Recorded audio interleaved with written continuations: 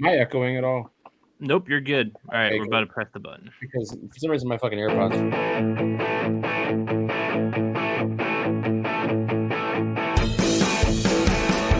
You're tuned in to the Foxboro BeatCast, a podcast for Patriots fans by Patriots fans. And here's your host, Kaleb McChesney.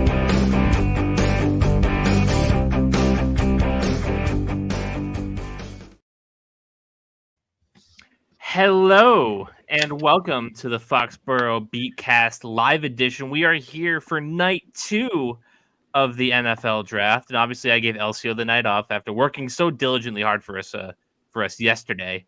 So I brought on two other of my friends here for night 2. We brought in BR, Broncos Howdy. fan. You guys remember him very Howdy. well. He's not happy with what the Broncos did yesterday, but we'll get to that a little bit later. We had Cam here, but his webcam is working diligently, doing its best. So yeah, welcome to the show, everybody. Come on, Will it go webcam. through? Come on, Will it gives me go time to through? screw this around, I guess. Hey, There we go. And know Cam, what who was that is. at the draft yesterday. Yes, I was.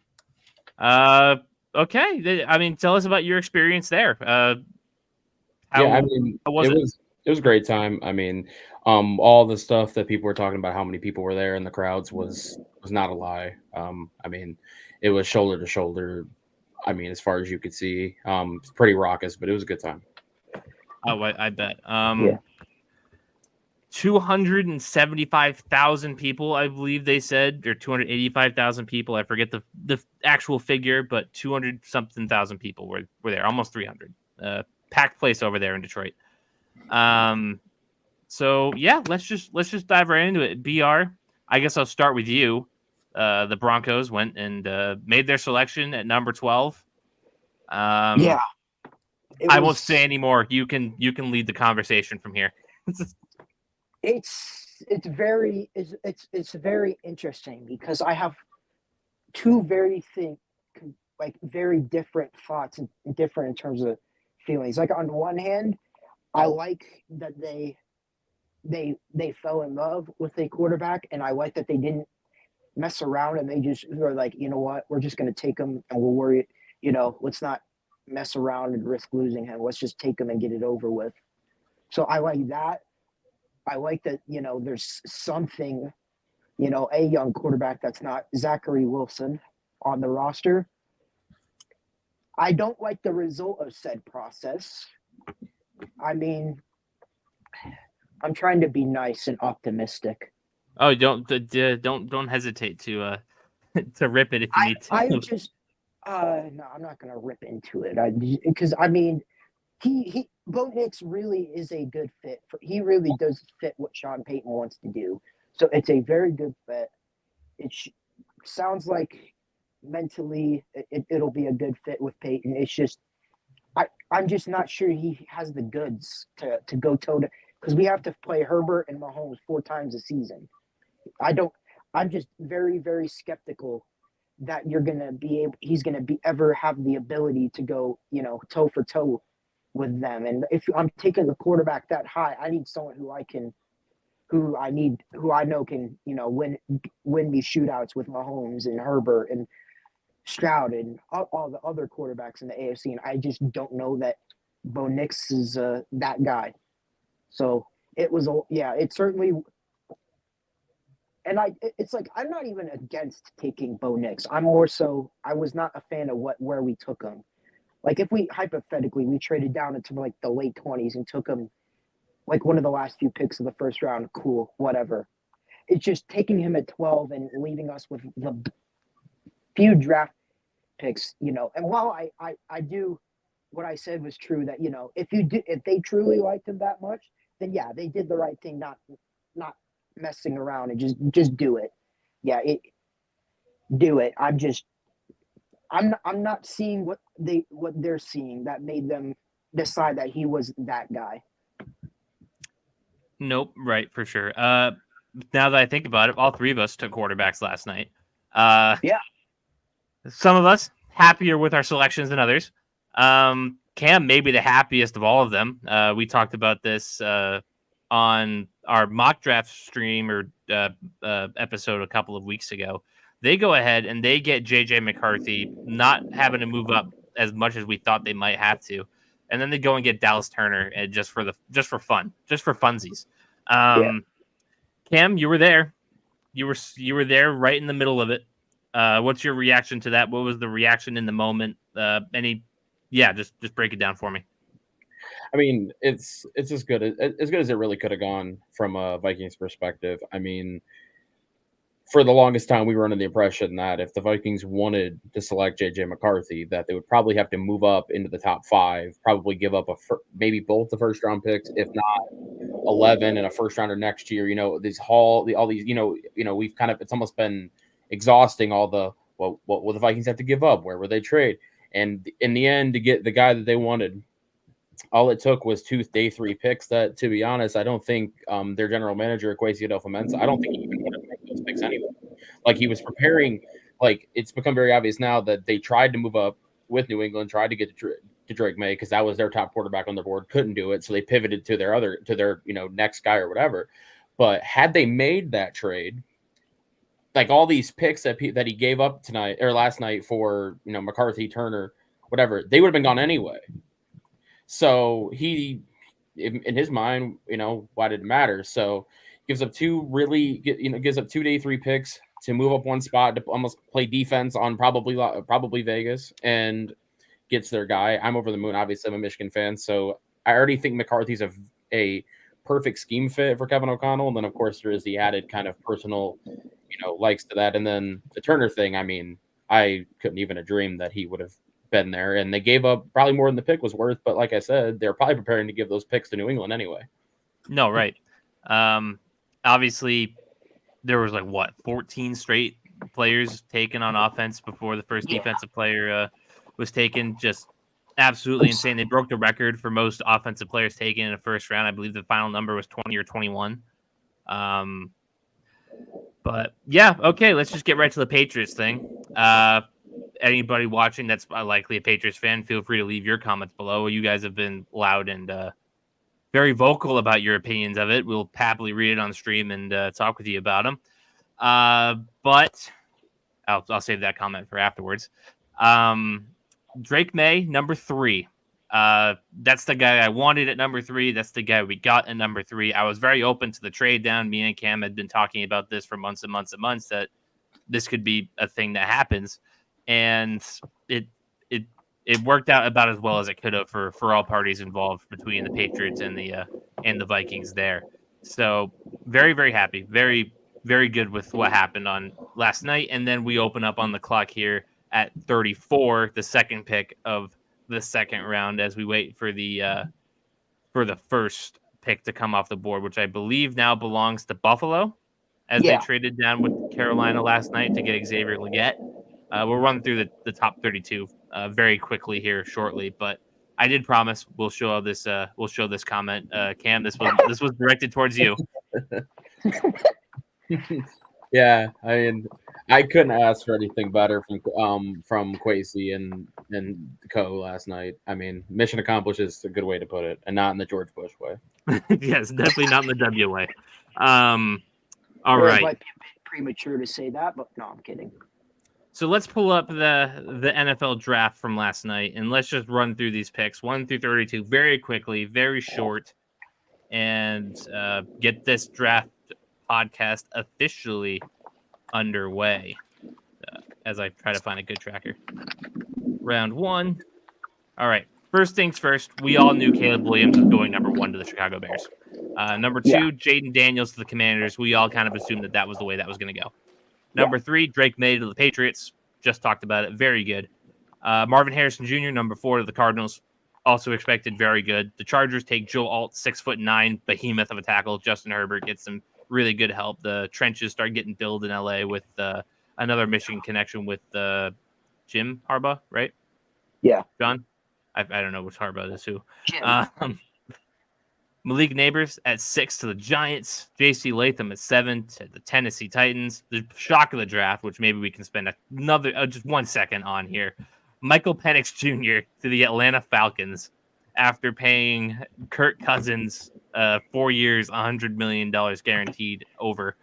Who wants to talk about it first? Who wants to rip into the Falcons first and foremost? So, like, this is the way I'll put it. Like, the only reason why the pick is so atrocious on the part of Atlanta is that it's not even necessarily that, like, Michael Penix doesn't necessarily deserve to be picked there. I can totally see how a team could pick him there. Like, if you look at his film, you know, if you think his medicals check out, if you think, the age doesn't bother you, I mean, I can understand it. But if you're picking at number 8 overall and your intention was to draft a quarterback who is 24 years old, why in the hell are you paying Kirk Cousins $180 million? Now, granted, it's really a 2-year deal, not a 4. I mean, only 2 of the 4 years are guaranteed. But, like, you were listening to Terry Fontenot, the Falcon GM, talk about it. He's like, he could sit there for 4, 5, 6 years. And it's like, you do realize you have to pay him after that time, right? Like, you have to give him another contract before you've even seen him play, unless Cousins were to get injured. And at that point, he'll be like halfway through his career at like 30 years old. He'll be like 28, 29. Yeah, and it's like, what is your end goal? Like, I understand drafting a quarterback of the future, but I mean, they didn't pay Kirk Cousins 3 years ago. They paid him like last month. So Seriously. It's like, you could tell by the look on Arthur Blank, the owner of the Falcons' face after that pick, that was something that front office kind of went rogue on, and that's all I got. I don't know how you explain how they explain that either. BR, you have anything to add? The one thing I really want to know is when did they just come to this decision? Like, had they paid Kirk and then they like turned on the film and like, actually, now that I see it, this might not be too bad, or like, did they just see like, we're gonna take him, but he's not ready? Let's pay Kirk now while he sits. Which if they only signed Cousins, or if they only drafted Penix, it would be fine. If there was no Kirk, or even if they just gave Kirk Cousins a 1-year deal, like if it was like, okay, he can be out. It can be an out after 1 year. Okay, whatever. Like, it's Kirk is there for 2 seasons at bare minimum, so he's going to be at the youngest 26 when he becomes a full-time starter, if not older. Like, rough sledding. And they say they want to win now. Then you take a player in the top 10 who does not help you win now. Like, if you want to build for the future, build for the future. But if you want to build now, I saw somebody say that they were trying to trade back into the first round after they took Penix for Latu, right? My question is, why would you not just take Latu at 8 and then move up for Penix? Okay, and even then, I think we'd still be ripping them for moving back for Penix. But I would, but then still, at least it's like, okay, they added an impact player. Now they just did it because they really liked him, But it's like, okay, the Raiders might take him.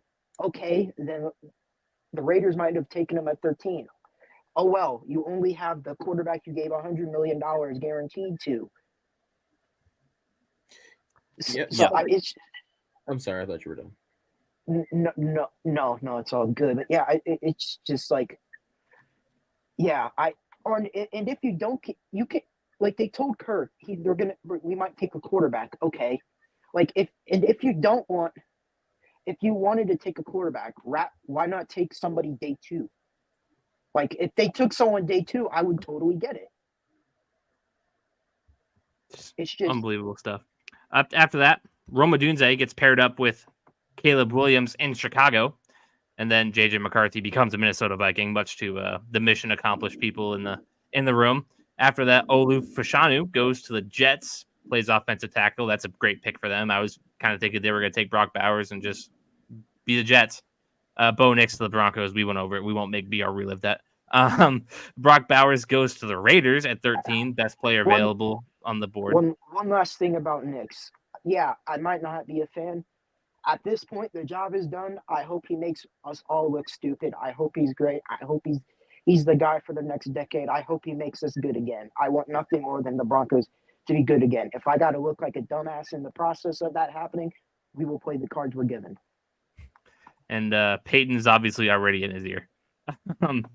Felice Fuaga goes to the Saints at 14. Latu goes to the Colts at 15. Byron Murphy from Texas, he defensive tackle, he goes to Seattle. Dallas Turner at 17 to the Vikings in a trade up. Marius Mims goes to the Bengals, offensive tackle. Jared Verse to the Rams as an edge. Troy Fatanu, offensive tackle, goes to Pittsburgh. Chop Robinson, Penn State, edge rusher, goes to Miami. Great, got to deal with that. Quinyon Mitchell, Eagles, cornerback, top corner on the board there. Brian Thomas Jr., wide receiver, LSU, goes to Jacksonville. Terrion Arnold goes to the Detroit Lions, and he felt the love, certainly, in Motown last night. Jordan Morgan, offensive lineman, goes to Arizona. Graham Barton, the center, goes to he went to Green Bay. Graham Barton goes to Tampa. Darius Robinson to Arizona.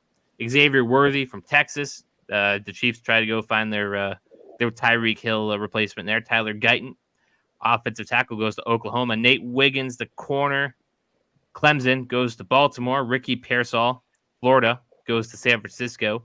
And Xavier Legette, wide receiver, South Carolina, sticks in Carolina. The Panthers trade up after the Bills trade down a spot. They'll be on the clock here at pick 33. And that is your first round, ladies and gentlemen. Let us know what you think. And yeah, we'll just go from there. Buffalo is on the clock, or just about, as Roger Goodell stops with the Dog and Pony Show. They're acknowledging the UM national championship team, I see. Yeah. And a bunch of flag football kids up front. JJ McCarthy still can't be bothered to show up in Detroit right now. Yeah, I mean, I will say, like, having been there, and like, you don't really realize how, because you were talking about the Dog and Pony Show, like, you don't realize how much random stuff they do, like, between picks until you're there.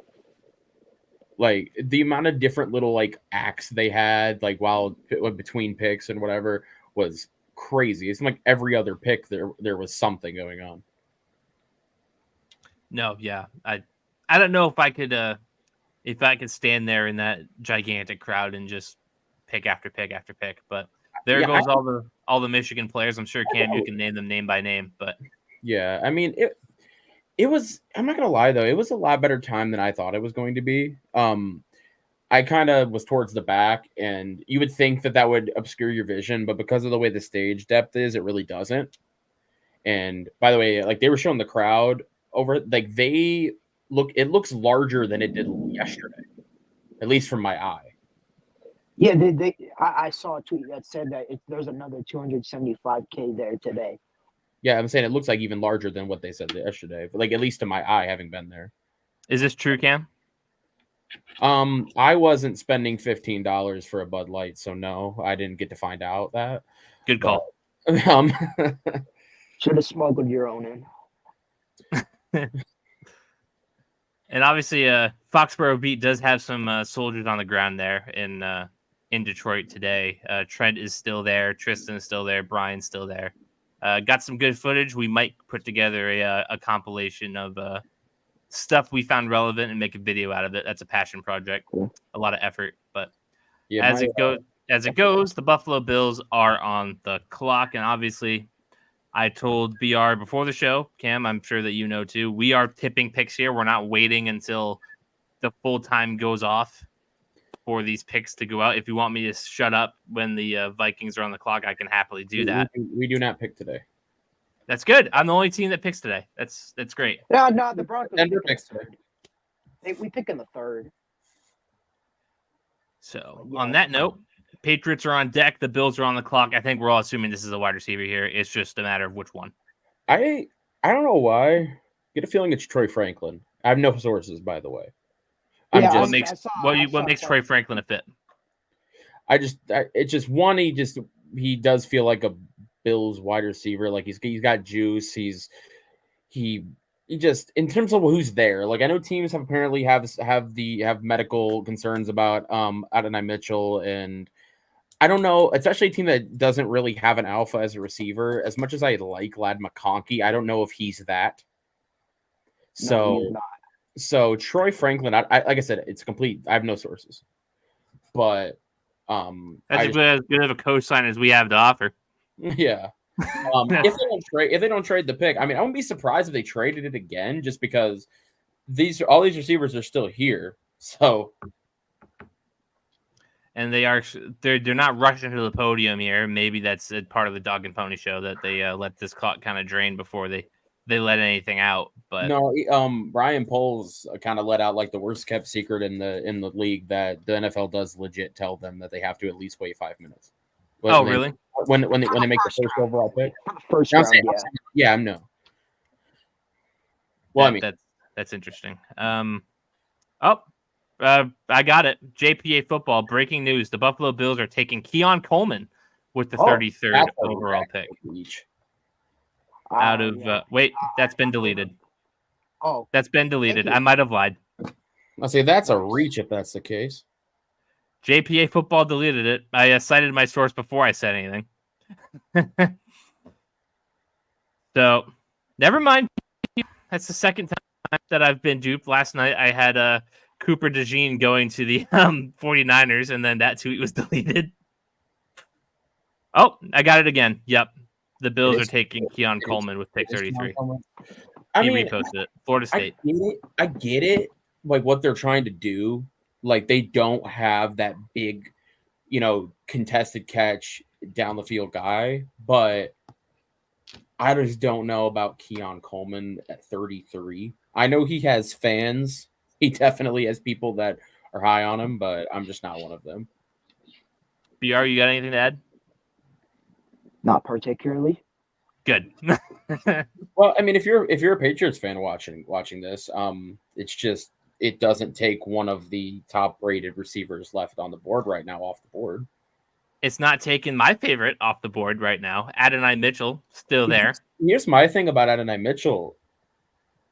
I mean, he was already going to go in like the back half of the first round, but when you start talking about medical issues, who knows what that means? Like, who knows what the drop is? The one I heard is, are you saying like how far it's going to cause her to drop, or what the issue is? No, how far? Oh, that I have no idea. Yeah, because I'm saying like once you hear medical issues, you all of a sudden you start seeing like Nakobe Dean stuff where they fall to like 67. Where I remember that, yeah. Where people thought he'd go like 25. Yeah. Or who's that one? Go ahead, Beer. Somebody who. I can't think of him. Like, it was an Alabama corner who went undrafted last year, like Job or something. Oh, Josh Job. Or I think it's Josh Job. Pretty sure his first name's Josh.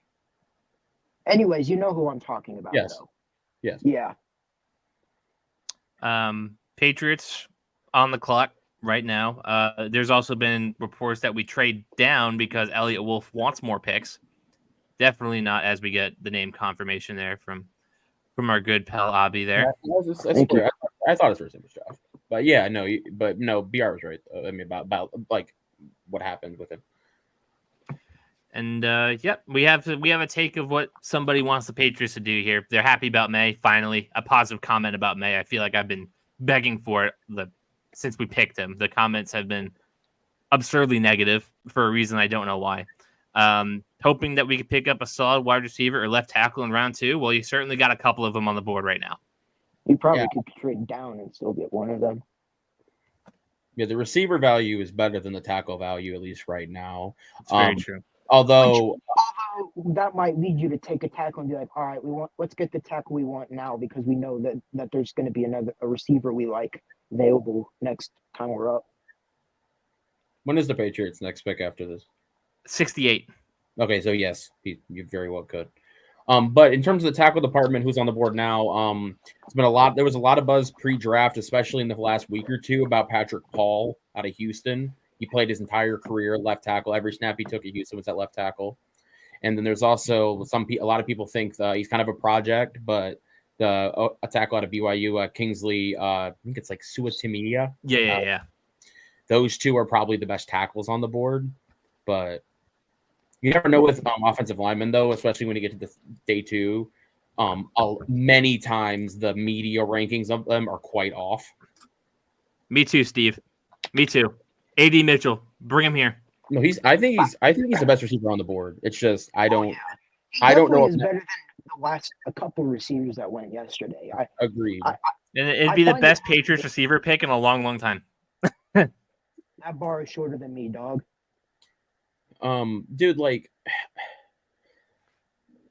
Buffalo is just weird, man. Like I'm not Brandon Beane's biggest fan when it comes to drafting. No. Like the Allen thing, great, and he's living off that. But I mean, what else? Like Trey White, like He's gone. Well, yeah, but I'm just saying in terms of he did draft him, and I'm saying like outside of that though, like, there's a trade. The Los Angeles Chargers are now on the clock. This got to be for a receiver, I would assume. Mitchell. Yeah, I mean, I know we make jokes about. I know we make Mitchell. jokes about Roman Wilson, but there's no way they traded out for Roman Wilson. Can you imagine? That would be something. I'm assuming it's either Franklin Mitchell or McConkey. Yeah, one of the three. I'll keep an eye on the compensation as I make the post we traded out. 37 to 34. Yeah. To the Los Angeles Chargers. So we're thinking it's going to be a receiver here. I just don't know what unless Derzon Newton or DeJean. Yeah. I mean, do they really need a DB though? No, not really. But I mean, unless they just think he's so much better than anybody else on their board. Yeah. But yeah, no, Johnny. I would. No, they took Darius Robinson. So I was thinking maybe Arizona would take Newton, but I don't know. It's a pick swap. Pats get 34, 137. The Chargers get 34, 137. The Chargers get 37, 110. So you move up 27 spots in the fourth round to move down 3 spots in the second. All right. Read those picks for me one more time. So that we're giving up 34 and what? 137 to get back 37 and 110. Got it. Thank you. Yep. No, I mean, you might as well. I do know that like a lot of like people have been saying like scouts and teams that there's a drop off after the first like 120-ish players in this draft. So if the Patriots subscribe to that train of thought, then it makes sense. Yeah. That was interesting. That was loud. Yeah, right. Hold on 1 second. I don't know why I did that. As I'm sharing this stream around, everybody feel free to comment what you think of that trade. Again, you're jumping up 27 spots in the fourth round, I believe you said? Yes. From the 5th to the 4th, technically. From the 5th to the 4th. Oh, right. That's true. Yeah. So we'll do that. We'll share it around. And the news is broken. So the Chargers, no news on who they're taking yet. Oh, yes, I do. Yes, they're taking Ladd McConkey. Okay. Wide receiver, Georgia. And that is a Jim Harbaugh wide receiver, if there ever was one that's ever existed, other than Roman Wilson. Why is that? I mean, if you watch any receiver that Michigan's ever had in college, they don't really care about being, these alpha, big body receivers. It's all about route running, being nifty, smart, good hands. Like with the exception of like Nico Collins, most of the number one receivers in the Harbaugh era at Michigan have not been those kind of big body types. So he is a Harbaugh receiver, and yeah, it makes a lot of sense. Now, I don't know if necessarily he should be the X receiver on an NFL team, but maybe they think they can resurrect Quentin Johnston. How does Quentin Johnston compare to the the Roman Wilsons, the Nico Collins of the world. In what way? Like in terms of Like as like play style. Like can Jim Harbaugh make Johnston work? Like is he anything comparable to Collins and Roman Wilson? in terms of Even in play style or anything. style, not really. Collins is closer than Roman is, but not really. I mean, Harbaugh though, the way he operates though, he's I'm not sure who the receiver coach is off the top of my head, but whoever that is going to basically be responsible for all of that. I mean, Harbaugh coaches men, but he isn't necessarily like going to be sitting there trying to specifically resurrect one person. But no, McConkey makes sense though. I mean, also I didn't understand why Chargers fans yesterday were so upset about Joe Alt. I'm like, you pick like immediately in the second round. There's a thought the Chargers still have Josh Palmer, so they may believe in him as a 1 with Ladd being the slot and Johnston being the 2. I have not once heard anybody say that Josh Palmer is a number 1 wide receiver. I've heard it, but maybe not the 1, but if he's like the X, Johnston's the Z, and McConkey's the Y, I could see it. Not necessarily one being a 1, but him being the outside X receiver in that trio, I could see. And just like that, the Arizona Cardinals are on the clock. Obviously, in the first round, they went and took Darius Robinson and Marvin Harrison Jr.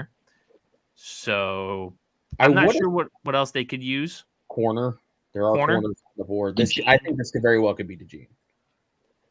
I had them taking DeJean in the first round. Or McKinstry if they like him. I mean, if they want more of a traditional corner. I mean, not the Cooper DeJean. Another trade.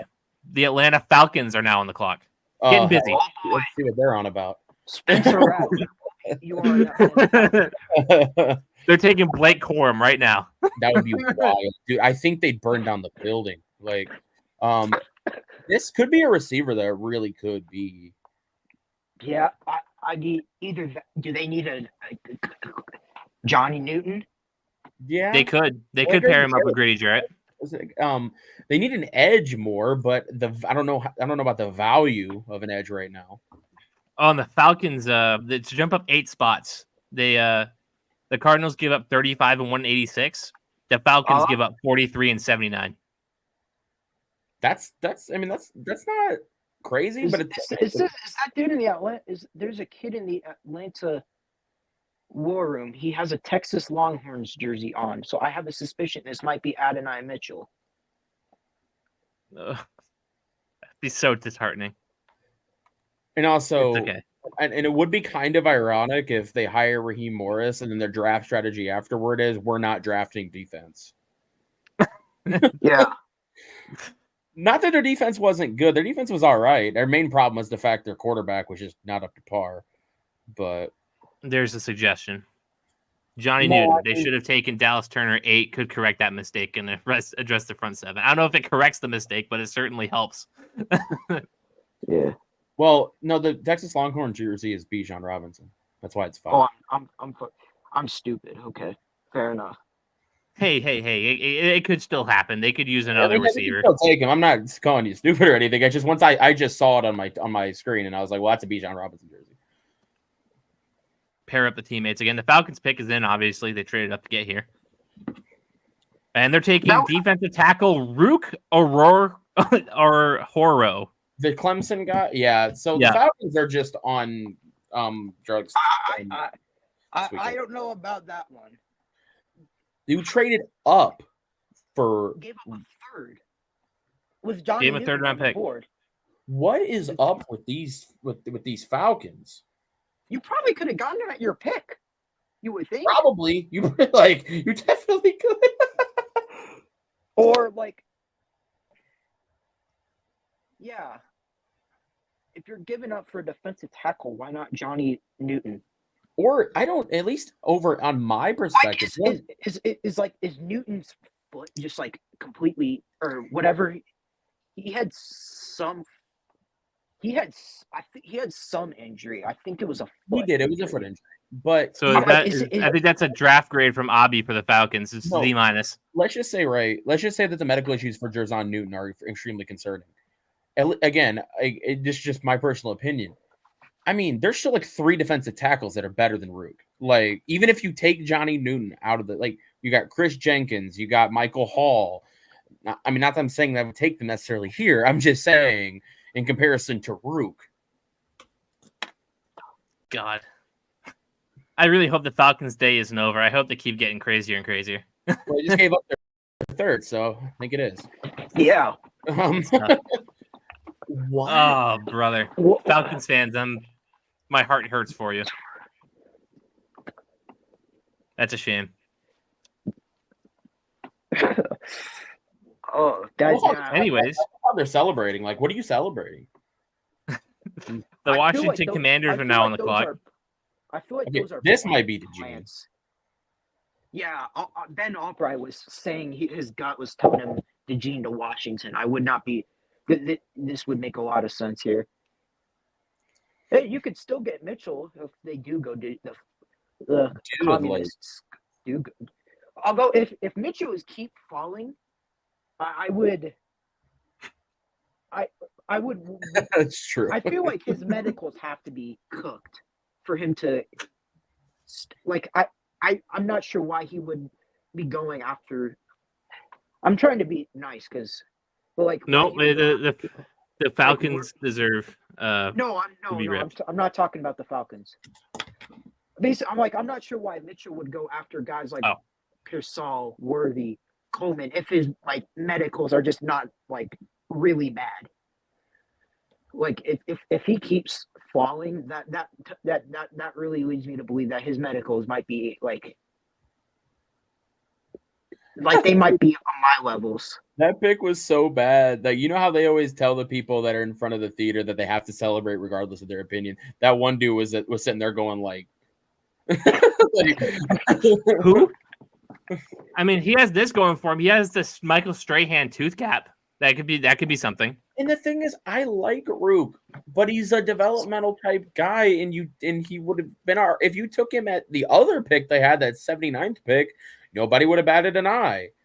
Heck, even if you take him at 43, they're like, it's a bit. The rumor was that Mitchell has bad diabetes. That was the rumor I bad heard. Diabetes? Yeah, well, I don't know how to explain it better than that either, because they say he has diabetes, but that didn't stop Mark Andrews or others. But I don't know if it must be a more severe. I don't know. It's harder to keep. I am not sure. Yeah, I'm not an MD either. Good pal, Big T. Chargers stay fucking the Titans over in this draft. I mean, there's on the board though. If that's your target. Yeah, I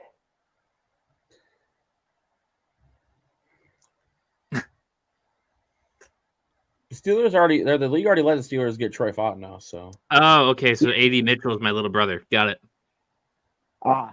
Oh, so he's so he has diabetes and he doesn't do enough to control it, I guess. Yeah, no, he's it's a personal issue. Okay, that makes sense. Yeah. Okay, that does make more sense. Doesn't take care of himself. That seems to be the story. If that's actually the case, though, who knows when he's going to drop to? Johnny Newton, his fall stops here. He's going to the commies. He's just I think he's just the best. He's just the best player available, honestly. Yeah, he's right up there. Him and DeGene are the two best players available, and I don't think it's that close. Well, and they go get their Montez Sweat replacement. I don't think that's similar, but no, he doesn't play D tackle. Never mind, I'm waffling. But no, the Commanders might just want BPA here, honestly. No, for sure, and that's a good spot for him. And like I said, the two top tackles coming into this day are still there, and the Commanders pick again in a couple picks. So, and the Patriots still have Adonai Mitchell there. They still have a couple of good O tackles there. It worked out. That trade down worked for them. Yeah, why not? Worked out exquisite, and now they are back on the clock. Already getting to a busy start. Oh. Don't tell me that tweet's already gone. I lied again. Nope. Okay. Johnny Newton out of Illinois. Do you think the commentators are going to start calling him Johnny, or are they going to calling Jerzon first? I wonder because I don't know what the actual story of that is because he was Jerzon Newton on everything. And then all of a sudden through the process, everything said Johnny. So my suspicion is he told people that's what he goes by. So.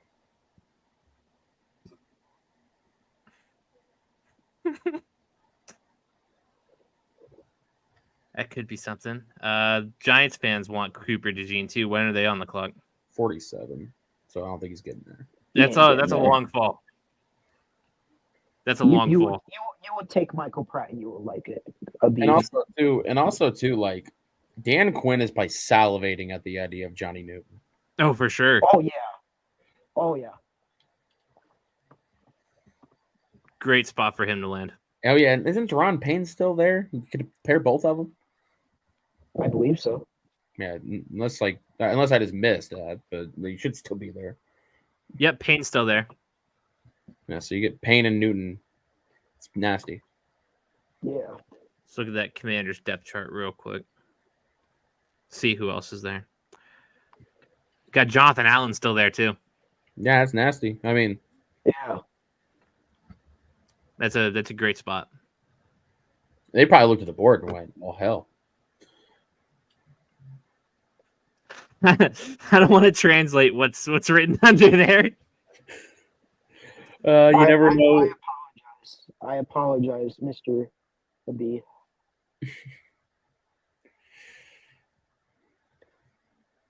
It's illegal for Giants to get 2 solid picks in a row. This is very true.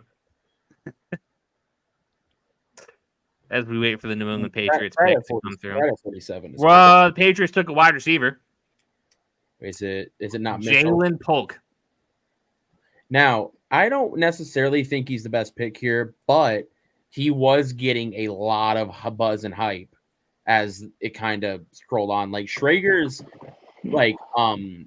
first to last mock, like the mock before his last mock, had Polk going 32. So Jalen Polk, a New England Patriot. At pick 37. I don't hate it, I guess. I mean, I don't think it's the best pick on the board, but I mean, hey. Select as I type this out. It's a capital L in Jalen. I mean, what you get with him is you get sure hands. I mean, you ran I think a 4.52 40, so he's not a blazer, but he's not slow by any means. 6'2", has size. He's kind of just one of those does everything well type receivers. You might not look at him and you go, "Wow, there's just a trait that I'm expounded by when I see." But he's one of those guys just does everything right. Michael Penix trusted him a lot. He was the number 2 in Washington, so I mean, yeah. I mean, should you be ecstatic? Maybe not, but I don't think you should be necessarily underwhelmed if that's the guy they like. You should be whelmed, not over or under. You should be whelmed. Right in the middle. I don't know much about him, but you guys have sold me pretty well. Yeah, I mean, it's not a pick you go running around the house celebrating about, but you go, all right. Not Tyquan Thornton. Yeah. God. No, it is. Why would you bring that up? Hey, Jaden's still holding on to his dynasty stock for some reason. So, God bless him. That penny stock gonna work out someday. I like that comp. Yeah, that's Tyler Boyd. Yeah, I like. Still a free agent, by the way, I believe. I saw people connecting him to Detroit. I wonder if they don't go receiver, if that's something that happens. I, as a person who doesn't want Detroit to succeed, obviously as a division rival, a player I don't want to see Ben Johnson get his hands on to is Malachi Corley. If Ben Johnson gets his hands on Malachi Corley, I will be very concerned. So Patriots' first 2 picks, they get a quarterback, they get a wide receiver. Offensive tackle is next. Yeah, you got to. It's the first year of a regime of the regime. You would in theory have time to build the defense. You need to surround this draft should be, how do we get May in the best position to succeed? And just be like, all right, we're gonna get May what he needs. We'll figure out the defense later. And also just make the offense passable. The defense is really is still pretty good. We're gonna have a top 10 to 15 unit. Also, a name you said you picked New England's next pick is 68. Is that what you said? 68. Guy to watch there, in my opinion, Roger Rosengarten, out of Washington. He has left tackle and right tackle versatility. Played a lot of snaps at Washington. Kept Phoenix clean most of the year. It just seems like a guy I think that New England would be interested in. And for a team that is basically rebuilding a whole offense from the ground up, a guy with that much versatility at that value, again, no sources. It's just a guy to watch, I think, in that range if that's where they're going. I would say a Colorado kid, but he went to I believe he went to Valor, and we don't acknowledge people who went to Valor other than the McCaffreys. Michigan State on my screen. Why? That answers our question about Johnny versus Jerzon. Huh. Interesting. I mean, I wonder like what he does prefer, because I've heard it was like all of a sudden it felt like overnight everything went from saying Jerzon to saying Yeah, I noticed that too. Yeah. So I wonder if that was him or. I'd like that if that was the case. If Drake May said, "Yeah, that's the guy I like." Yeah, well, to be fair, if he asked him, he would have said Tez Walker. So maybe not at this pick, but his first answer would have been Tez Walker. Well, Cam was talking about Rosengarten. Another fan in the room. New England at like 68. I mean, he may go before that, but I'm just saying that if he is there, I could definitely see that being their pick. Yeah, we're gonna get a Travis Kern reaction for this Titans pick here coming on up. They're on the clock. The receivers are there. I mean, I know Colson. I love Junior Colson as a Michigan fan, but if he's the first linebacker off the board, I'd be a little surprised. A shout out to Big Mike Onwenu on TV announcing the Patriots pick. Very cool. I don't know. Maybe I'm going to be overly surprised if Colson's first linebacker taken. I would just be a little surprised. Brandon Fisk, is he a defensive tackle? D-tackle. Yeah, DT. He's very raw. I've got all the athletic traits. Defensive tackle. What about him versus the Clemson guy? You're taking Fisk though. I would take Fisk. I mean, I think to where how many defensive tackles? Who was on the board? Newton, obviously. I think my next defensive tackle after that's Chris Jenkins.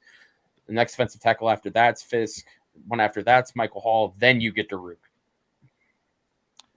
The Titans are on the clock, Jaden, at pick 38. 38 overall. But I understand, like, if someone were to take Rook over, Michael Hall. Got the pick. Wait, no. What?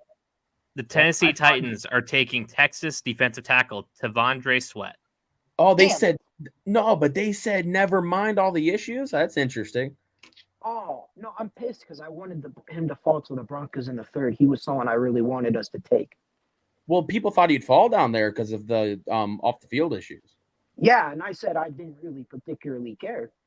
No, I don't mean you. I'm just saying. I understand. Yeah. No, I'm just saying in general. Like I'm saying, you had reason to be optimistic that he would be there because of that. Because his talent, he should go right here. Yeah. As we wait for Travis to get the news that Tavondre if he doesn't get in trouble with the law, the man is well worth this draft pick. Just get him a designated driver in the designated driver in his contract, and it'll be good. But you already got some condolences about Polk. I mean, I just don't think. Yeah, I don't know about all that. It's just it's calm. It's fine. But no, responding to what the comment pot up with Travis, like if there's no issues, this is a home run. Yeah. Lots of positive comments about this Tavondre Sweat pick. Sweat is a dog. He if he keep. Thank you, Jaden. But yeah, keep him away from that, and he'll be very, very, very good. I was telling Caleb before the show that he was my top, my dream option for the Broncos. I don't know about first 76. round. I thought he might fall. I don't know about first round, but he was definitely worth what they picked him. Yeah. And just like that, the Carolina Panthers are back on the clock. We got plenty of Panthers friends. on the show. Center, I think. Thinking center. We get to see it. All of them are there. It's just which one they want. Either Powers or Frazier. Yeah. If they do go center, I mean, I'm not saying that like I know. I just think it's very likely, or at least it's decently likely, I should say. Because they went receiver already, so that's off the board. So, Washington's up right after Carolina, so they could get Newton and DeJean. They could, but I just feel like they have to address that line sometime. Do they have third? I guess. I mean, none of the offensive linemen are really going. Yeah, no, I'm just saying though. At some point, they have to address it. Is all I'm saying. Yeah, at some point. Yeah, at some point, definitely. I'm just like, Still on the Johnny Newton pick that got the attention of all of us.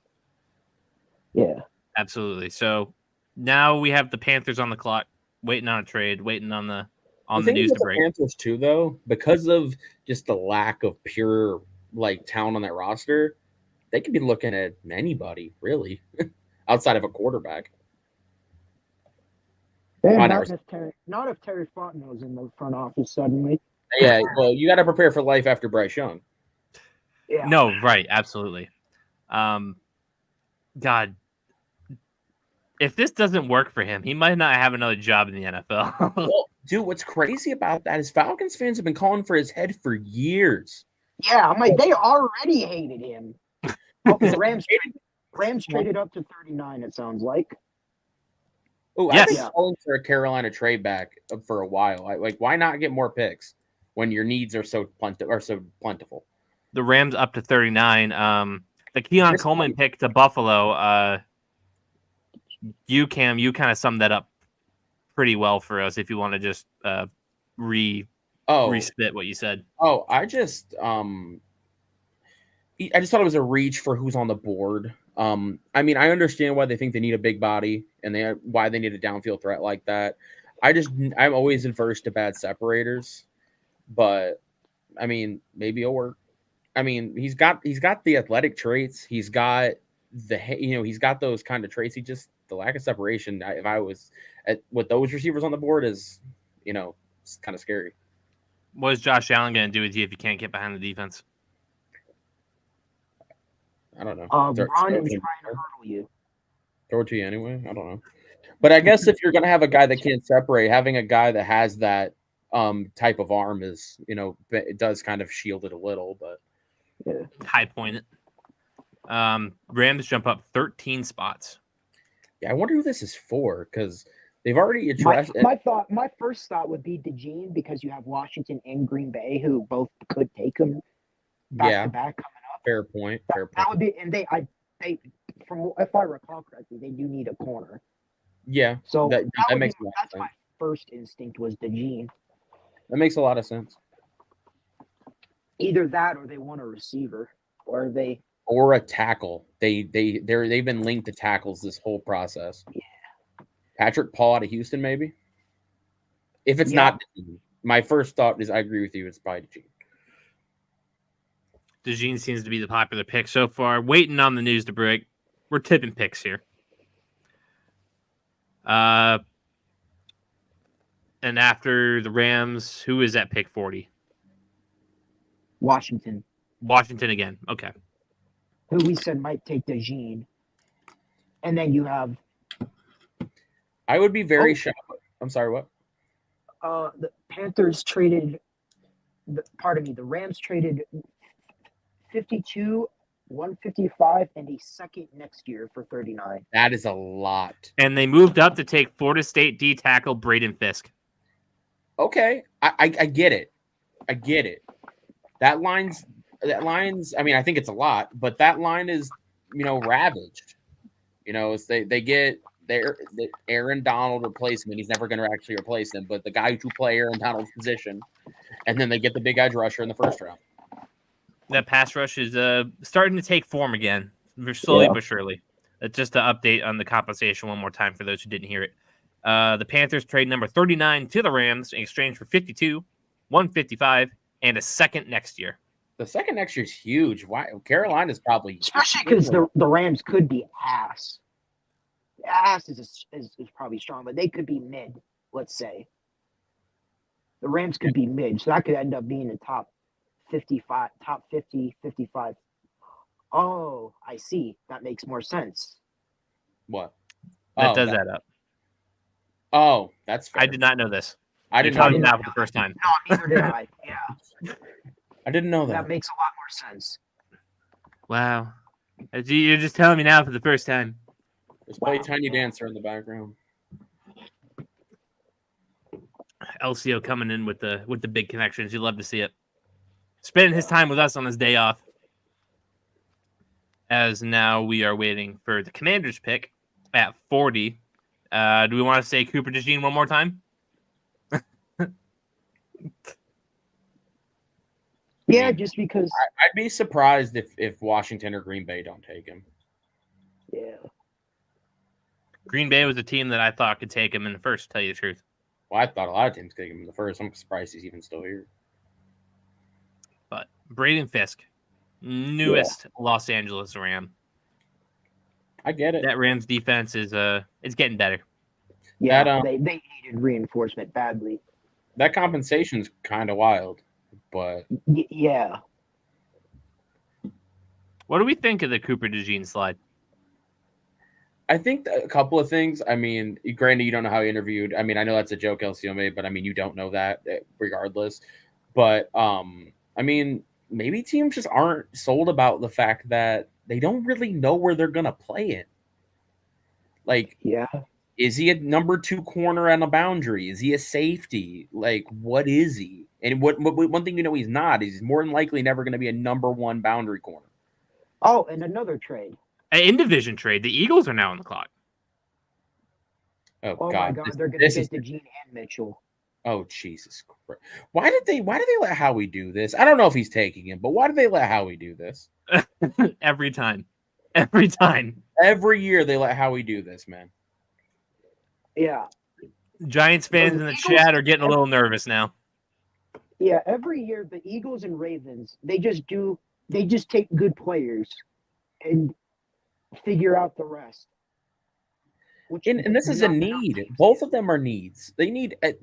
You could argue all 4 of the positions in the secondary are needs for Philadelphia. Like, yeah. And the Eagles are taking Iowa DB Cooper DeJean at number 40. Well, you just knew that was going to happen. That's Fonz's worst nightmare. That's what he was talking about last night, and it came through. What did Washington get to do that? Waiting on the compensation here. Haven't quite got it yet. Well, there goes that, LCO. Sorry. The Eagles, they trade 50, 53, and 161. The Commanders trade 40 and 78. yeah, I mean that makes sense. Not like a pick twice in this round. Yeah, fair enough. I you know what? Fairs. Yep, that's exactly what he was saying last night. Which is like, how do these teams keep letting Howie do this? Like, Eagle. yeah, they're definitely probably going to play him at safety, or he's going to. Or they think Slay is washed. But that's the thing with DeJean. If you're the Eagles, though, what I was just saying a minute ago, he may be dropping because teams don't know what position he plays. The Eagles probably think that's a plus because they can just move him around all the time. Yeah, especially with Fangio now running their defense. Yeah, very true. And with that, the Green Bay Packers are on the clock, probably like, damn, we were going to take him. Yeah, I mean, Kool-Aid? Giants fans want Max Melton. I like that for him if he's there. That would be. He should be there, but let me pull up the second round picks just so we can do a quick rundown of what's happened really quick for those who are just now joining us. Feel free to say hello in the comment section. We will pull up your comments. We will read them. We will interact with you as you interact with us. I do appreciate the Falcons for doubling down on us calling them dumbasses. Oh, Jesus. I'll wait to pull up that last comment there. He hit the LeBron. Here go another one for y'all. That's Atlanta. All right. Well, actually, he said another 2 more for y'all, so they got 1 more coming. Oh, that's true. That's true. So yeah, they got condolences, Falcons fans. You got 1 more season on the way. What are you about to say? Why everyone said okay? We were right about the trades, just off a round. There's another trade. The Saints are on the clock. Rattler, dude, be so funny. Oh my god. Rattler in New Orleans would be hilarious. They'd hate him The so Rattler bad. car QB room. I kind of want to see a documentary on that. Dude, a 9 would be pulled immediately. Like, It would. Just to recap what's happened so far. Keon Coleman, number 33 to Buffalo. Lad McConkey to the Chargers. Rook, I can't pronounce that last name. just call him Rook. Rook, the D tackle from Clemson. He goes to Atlanta in a trade up. The Commanders take Johnny Newton. The Patriots take Jalen Polk, wide receiver out of Washington. Tavondre Sweat goes to Tennessee out of Texas. Braden Fisk, excuse me. Florida State D tackle goes to the Rams, and the Commanders trade out to Philly. Philly gets Cooper DeJean, and now the Saints are on the clock. The Packers gave up 41. The Saints give up 45, 168, and 190. I don't know if it's a quarterback, but that would just be funny. Well, I mean, I'm not sure I see that. I'm not sure I see that, but I will say that Derek Carr is gonna walk. It's gonna walk up to that man and speak 3 times, and he's gonna be like, "Please get him away from me." Yeah, he does not follow my values. About that much. Now, I understand. Let me be clear. I understand that there is like no chance of this happening, but the Broncos need a receiver. It would be kind of fun to reunite Troy Franklin with Bo Nix. I mean, who knows, man? Like, if Troy Franklin starts dropping into the 50s and 60s, it's really not that expensive to move up. Yeah. No, Troy Franklin with Bo Nix again would be fun. It would definitely give them a chance to give him a real chance to succeed in a way that we didn't. They also need a center, so they could go get his center. Yeah. Granted, to be fair, we also have Alex Forsythe, who was Bo's center his first year at Oregon. So we already have a center on our roster who is familiar with Bo. Just a preview of what's to come. You got the Texans at 42. You got the Cardinals at 43. The Raiders at 44. And the Packers at 45. I got to imagine, considering how the quarterbacks went in the last round, that we see Rattler in this round somewhere. But it was not for a quarterback, it sounds like. The Saints. My line is saying Kool-Aid McKinstry. I have yet to see that yet. And there it is. Okay. Yep. Kool-Aid McKinstry. Saints. DB. I don't hate the value. Say that. Yeah. So the Packers said, "Screw it. We're not sticking around for Kool-Aid," and the Saints say, "Thank you very much." Although he does feel like a Saint. Kool-Aid does. Yeah. Just with the name. No, he just feels like cool. Sometimes it's just vibes. I thought Kool-Aid was going to go to the Lions last night at 29. That felt like a Detroit Lions pick. Alabama, position they need, is currently injured. Brad Holmes loves taking players who are injured for some reason. Well, like everything but the currently injured ended up right with the real pick. So fair enough. But no. Yeah, so that, the Houston Texans are now on the clock. Jaden, if you're still here, who do you want? Yeah, Jaden, tell us. Also, if you're Cooper DeJean, you're probably fine with this. Like what? Like you could have went to a bunch of organizations. You have to wait a day, and you end up in Philadelphia. Yeah, that feels like a play the cards you're given moment.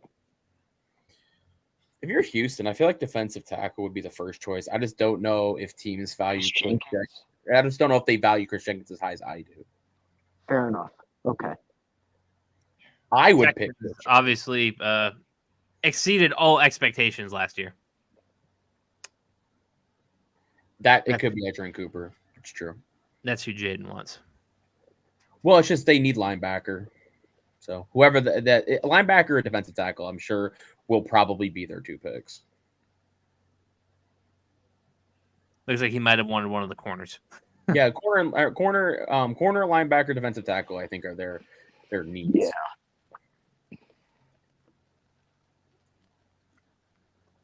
As we hit 42, thank you all for watching so far. We're about an hour into this. We are at pick 42. Make sure you like and subscribe and do all that fancy stuff I told you about yesterday. And we thank you for joining us here. Again, comment all your thoughts. Jalen Polk, obviously, we're a Patriots page. Let's remind you one more time. Jalen Polk, wide receiver from Washington, is your pick at 37 as we wait for the next round to come around at 68. But the Texans pick is in. They're taking Georgia DB Kamari Lassiter. That's a very good pick. Yeah, that's a good very good Texans pick. are, yeah, that's a good one, yeah. I had a higher grade on Lassiter than most, but he's still well worth this slot. Yeah. Any for Jaden here, can we break it down a little further? What makes Kamari Lassiter such a good player? What makes him a good fit with Houston? Anybody can take that question, run with it. I mean, when he was at Georgia, he held his own against some of the best receivers in the country. I mean, how many SEC receivers come out of there every year, and that he played in. I mean, it's an NFL defense that Kirby Smart runs at Georgia, and he was a standout. I mean, the guy's just he's going to be a pro, and Casario's I'm sure loved it when he loved the interview and everything like that, and it's just the value is great on it. Casario's done a really, really good job in Houston. And quickly, too. Yeah. I mean, granted, to be fair, the Browns getting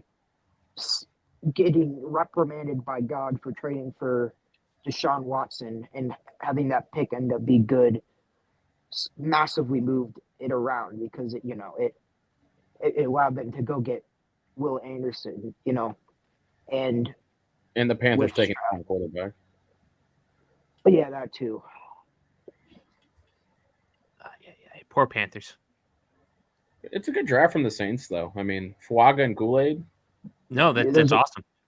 Yeah, that's a decent pick. Uh, Right. Cam, who do you think are the top 2 or 3 players left on the board right now? All right, let me just make sure I remember who's been taken. Like I said, I'm big on Chris Jenkins. A lot of people aren't as high as I am, but Adonai Mitchell, on talent, should already be gone. So I mean, there's that. Trying to remember, I'm trying to think off the top of my head without looking at anything, but I'm also learning these picks live like the rest of you guys. No, yeah. I'm big on core. Troy Franklin's still on the board. He's if something's wrong with Adonai Mitchell, Troy Franklin is the best receiver on the board. But no, other than that, we are kind of starting to get into guys that are truly second rounders.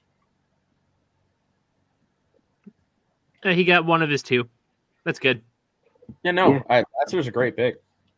And back to the Casario topic. Very good job by him in Houston. I was kind of skeptical because his work in New England, a lot of the players that he liked, that he reported that he liked, that we took, didn't pan out great, obviously, with a lot of the bad classes we've had. So maybe I was attributing the wrong players to him. Maybe he was on Team AJ Brown when we all went N'Keal Harry. And also, too, except for whatever Atlanta's doing, most of these teams I feel like so far have drafted well. I mean, I've not had too many adverse reactions to picks that people have made so far.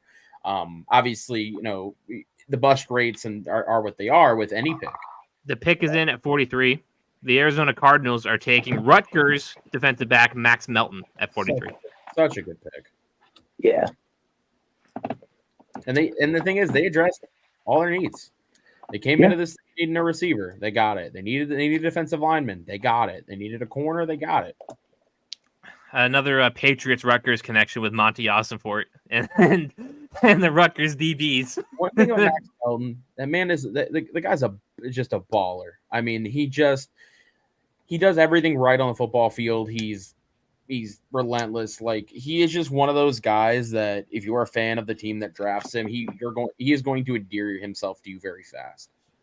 And I mean, the man played at Rutgers. Like, you have to work harder when you play for Rutgers than if you play for Alabama. The Giants contingent is not pleased that Max Melton is gone. But it goes to what I was saying earlier. Like, again, other than whatever the hell Atlanta's doing, these guys, these teams are generally picking well. Like, there's been very few, like, WTF moments. Like, obviously the bust rates are what they are, but in terms of just on paper, these teams have drafted pretty well. I don't exactly love what Buffalo did at 33, but if that's a guy you like at receiver, it's a guy you like at receiver. Yeah. And, like, even Bo Nix, it's like, what you see the vision, you just don't. I see the vision, I just wouldn't have taken that specific player. Yeah, like you see what they're looking for. You just not understanding what they found. Yeah. As now the Las Vegas Raiders on the clock at 44. Rattler? God, he's such a Raider. Yes, he is. He's such a Raider. Yeah, that would be. That's something. And it's as good of a consolation prize you can ask for them, because I'm sure they expected to take a quarterback last night. And let's be honest, they were. Sean Payton said something after his press conference that really piqued my interest. He said that after Penix went, that made them not certain anymore that they would get Bo, and I also heard right after the pick that from Albright that the Broncos were concerned that the Raiders were taking Nix at 13. Yeah. So my thought is the stuff with Penix to the Raiders was true, and a lot of the reason you heard the Broncos trading down was because they were like, oh yeah, the Raiders want Penix. He's going to be there. They're going to take him. We can trade down, and there's no competition anymore for a quarterback. And then when Penix went to Atlanta, then they saw, they're like, okay, they're like, well, and then you saw Vikings go get JJ, and they're like, well, a division rival is right behind us. We're worried they want the guy that we want, whether they should want him or not.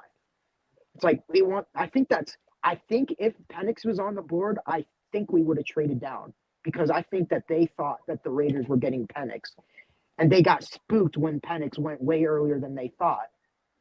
And that's why they ended up saying, okay, we're just not risking it. We're taking Nix at 12. No, it makes perfect sense. I mean, I think in their mind, meaning those teams in that little run, everybody I think they all kind of thought Minnesota's guy was McCarthy. Everybody thought the Raiders wanted Michael Penix. And so, they probably did. So, as soon as the Raiders guy was gone, if you're Denver, you go, well, if you were as much as they apparently were so big on Nix, according to Albright, like you said, they were quarterback 3 on their board. Regardless of your opinion on how Raiders pick is in, they're taking Oregon center Jackson Powers Johnson. Oh, that makes sense. Raiders pick weird. But no, what I was saying though is, like, if you're Denver, like, you can't, if you're that high on them, there's no way you look at the Raiders behind you and go, well, we're risking. Yeah, I think they would have. Yeah, that's. But yeah, because I saw Albright right after pick saying they were worried about the Raiders taking Nix. I'm like, why? And then during the press conference after the draft last night, he said that Penix only made them not certain anymore that they were getting Nix. So do I, LCO. That was Anyways, but yeah, I think that is why we went with Knicks when we did, is because they got spooked that the Raiders guy was gone, and now that the Raiders guy would become who they wanted. The reviews on Jalen Polk in the comment sections are they're split. Some of them are pissed that we passed on McConkey. Some of them are pissed that we passed on Adonai. I mean, I find it hard to believe that people would keep passing on Adonai if the stuff that we as fans don't know, are not privy to.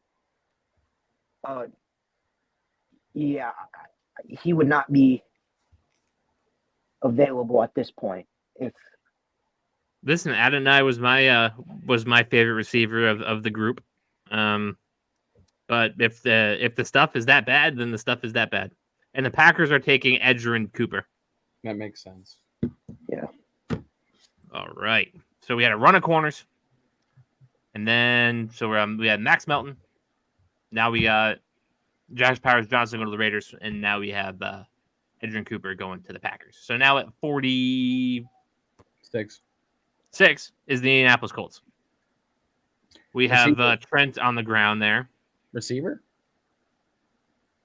It's true. They could go receiver. Or corner. They need a corner. The corners are we're kind of getting to a different tier of the corners, I feel like. Unless, I mean, they are a team that Kyrie Jackson's moved up on a lot of boards. TJ Tampa's there, but I feel like receiver's the better value.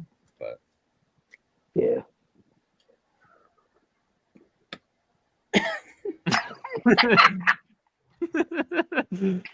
Unironically, though, like, even if it's not Mitchell, I mean, Troy Franklin's still on the board. If he gets all the way there, that'd be a heist for Pittsburgh.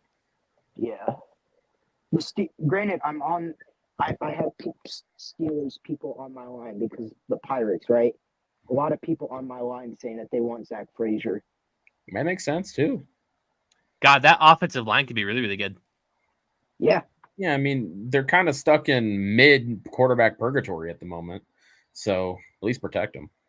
And Giants fans want Haynes from UConn.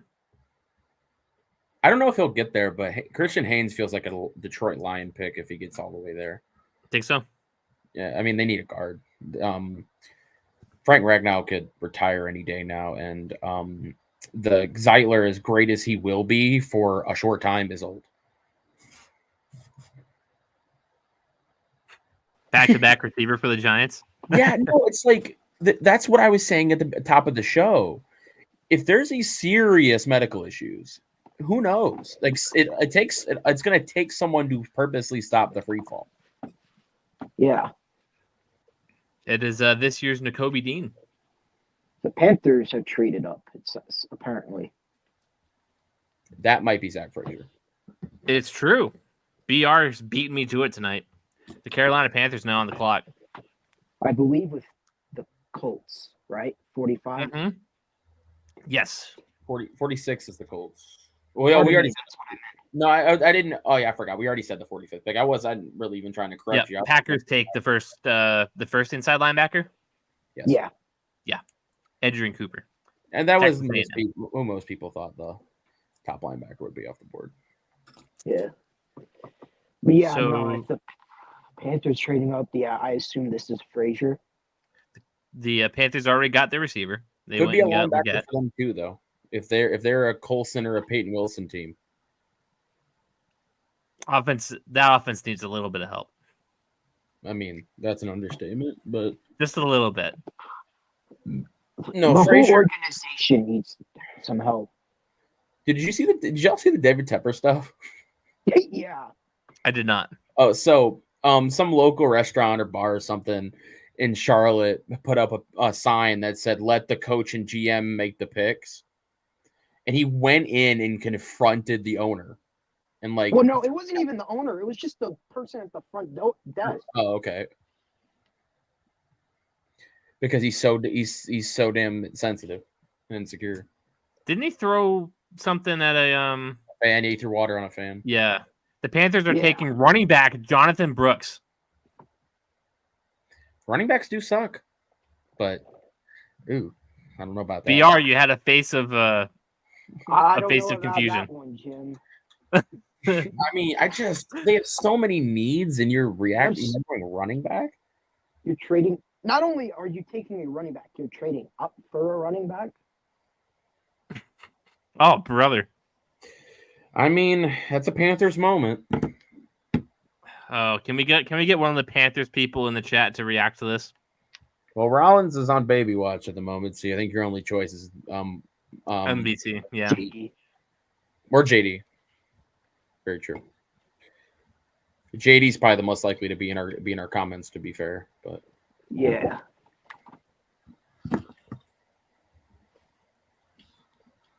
Oh boy. All right, Abi, who you want? yeah, I'll be in Fonz. Who do you want?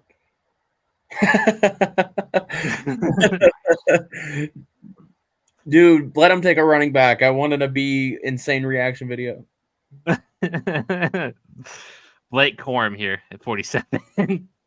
That's the thing about the running backs this year. They're so kind of like, okay, that like who knows what order they're going to go in. I think Benson's the best running back in the draft, to that comment, but Brooks is what most people thought their number one was, but like the league's number one, I should say. Yeah, Newbin out of Minnesota could be a pick for them too. Ooh, yeah. Big Newbin guy here. All right, that was something. That was something, and that was a Panthers moment. Yeah. I mean, taking a running back is taking a running back, but moving up, I don't know about that. Fonz with the cornerback thing. Tampa's definitely in play, but there was so much buzz around Kyrie Jackson coming up into the draft. I feel like somebody's going to take him in this round,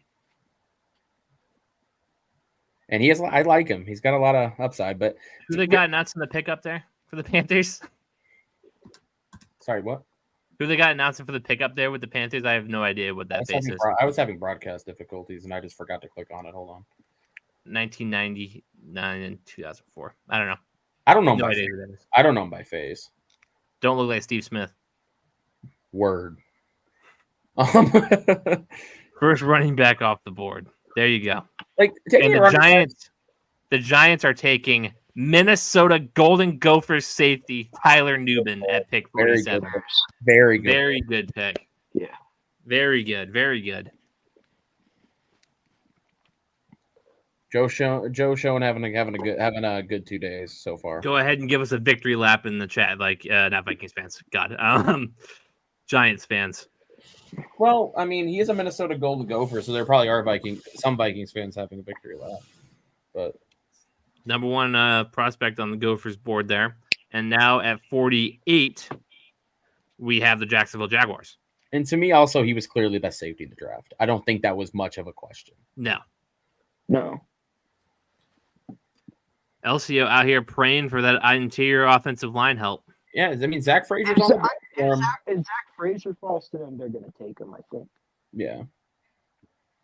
Jacksonville went receiver the first time. This could be a corner spot if they could be a Kyrie Jackson or TJ Tampa team, but I don't know. Trent Baalke is a weird human being. Yeah. The compensation for that trade up. So the Colts drop down to 52. And they pick up 142 and 155, 2 fifth-round picks. Not bad. Okay. Although Xavier Legette and Jonathan Brooks is the most Panthers draft I've ever heard of. Like, those are just Panthers players. Yeah.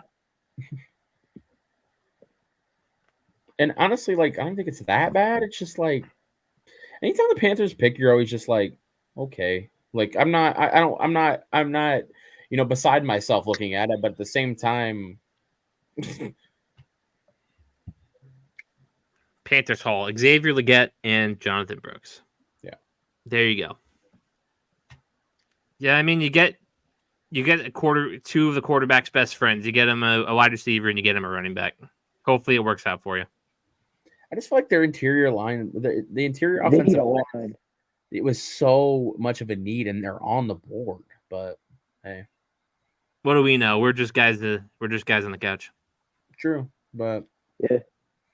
I mean, granted, no one's impressed by Chuba Hubbard and Miles Sanders, but it's still trading up for a running back. Yeah. Sure. This is a good time to run through what's happened so far. Keon Coleman, top of the second round, he goes to Buffalo. Lad McConkey from Georgia, he goes to the Chargers. The Falcons take Rook. I'm still not pronouncing that last name. The Commanders, they go and take Johnny Newton from Illinois.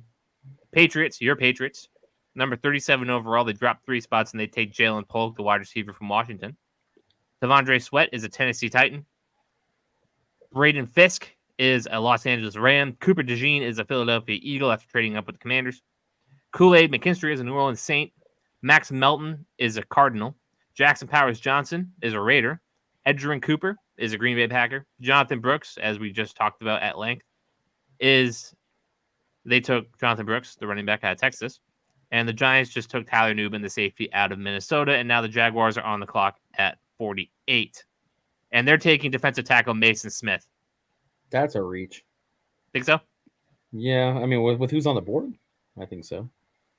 But he was, I don't know. I think BR was actually the person that sent it into the one group chat before the draft. Him saying that he was like saying he might be a first round pick.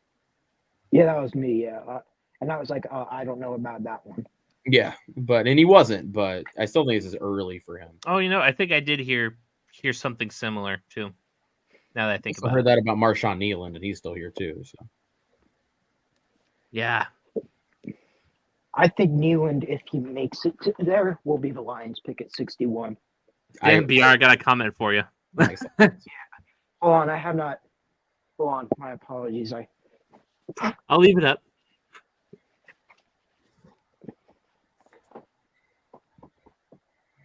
Thank you. Cam is just looking at this like, what is he talking about? I mean, I can understand what it's trying to say. I don't know who that person is. Tony Khan. Oh. I know who was. Like I could use context clues. He got attacked at a wrestling event yesterday or the other day. On Wednesday he ate a Meltzer driver from the Young Bucks to the loud chants of CM Punk. Patriots wide receiver Jalen Polk on playing different receiver roles. To be an elite player, you've got to be able to know how to move around and do different things. I think it's my job to know as much as I can to go out there and make plays. Well, I hope you do it because we don't have any receivers that can make plays. Well, that's the thing about him. What I was telling you when they took him is he's one of those Michigan man off the board, defensive tackle Chris Jenkins to the Bengals. Such a good pick for them. They need it, and I think he was the best defensive tackle on the board 15 picks ago. So awesome pick for them. Yeah, Bengals improving their trenches drastically. Getting Marius Mims. It reminds me of our friend Nathaniel Durfee's Nate Durfee's comment last night. As he's a Ravens fan, he's like, I hate how sensible the Bengals organization has become. God, every time I think of Nate Durfee, I think back to those weekend pregame shows that we did. Yeah. But no, Chris Jenkins is an awesome pick for them. Awesome.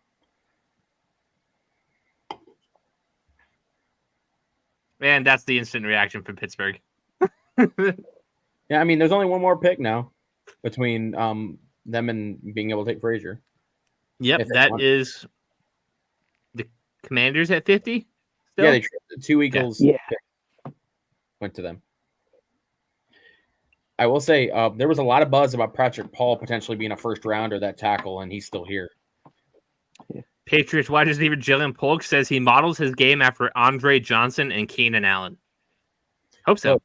Oh, what I was saying for that news broke with that pick is that what I was saying about Polk is he's one of those receivers that just does everything kind of well. Like he doesn't really have an elite trait, but he does everything well, and that lends itself to playing a bunch of different roles on a team that doesn't have a lot of weapons. Yeah. Giving Nate Durfee more flowers here. Mr. Long Paragraph on God. All right, so that leaves the Commanders on the clock. At this point, I think I've lost every player that like I have in my brain. I'm guessing a tackle. I mean, my guess either Paul or Kingsley Swamatemia. I don't know how to say it, but the BYU guy. It's BYU guys. Either they have an impossible last name or they're Mormons. Well, usually they're in this case both. Yeah, they're always Mormons. It's a matter of the Mitt Romney Mormon, I guess I should say.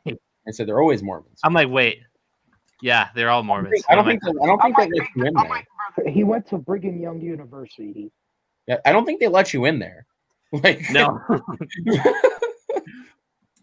I remember one time, way back when, I was doing one of those Road to Glories on NCAA, and I kind of just spun a wheel to see which school I would go to, and it landed on BYU. Yeah. I was like, "They gonna let me in there?" No, that's the thing too. Is like if you're not a Mormon, why would you go there? Like, no, right? It's a double-edged sword. Even if they let you in, why would you go there? You would just adhere to rules that you don't like subscribe to. Yeah. I think Zach Wilson subscribes to the code devoutly. Yeah, I wouldn't buy that necessarily, but I just think it's awesome how his like new beginning is to back up Bo Nix. No kidding. Yeah. Is he even gonna be the backup? That's that's an open question. I'm just saying.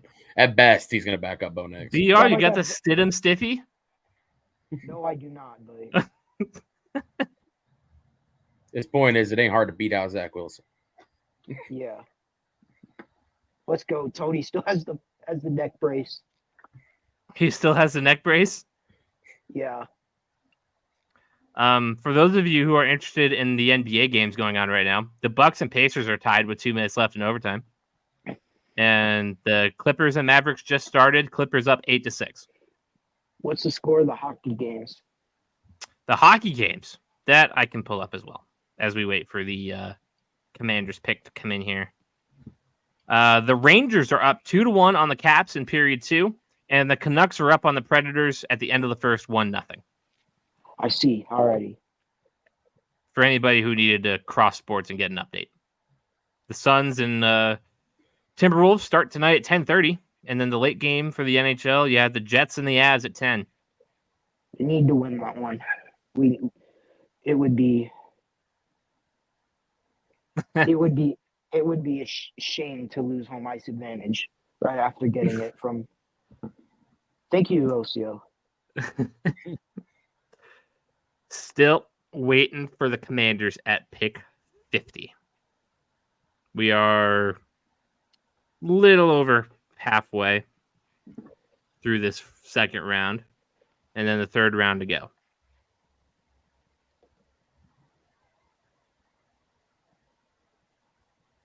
Jalen Polk has a similar body type to Keenan Allen, which does not mean the same thing as saying they will have similar careers. Thank you very much. Appreciate it.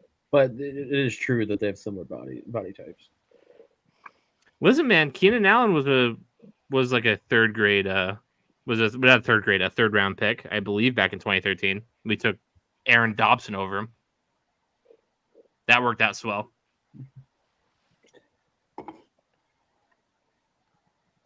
Listen, I said we don't even have the commies pick yet. Hold it. Pump your brakes. Zach Frazier and Troy Fontenot would be a home run for Pittsburgh as the first 2 picks. It would. Be some good old trench battles down in the AFC North. Well, no, and then also it's like, look, if your choices are Russell Wilson or Justin Fields, which is an unfortunate situation to find yourself in, at least protect them. At least you're not paying either of them. Sure. Yeah, who would do that? Who would pay Russell Wilson? Yeah, I can't name certainly nobody in here. Nobody that's represented on this end would pay him.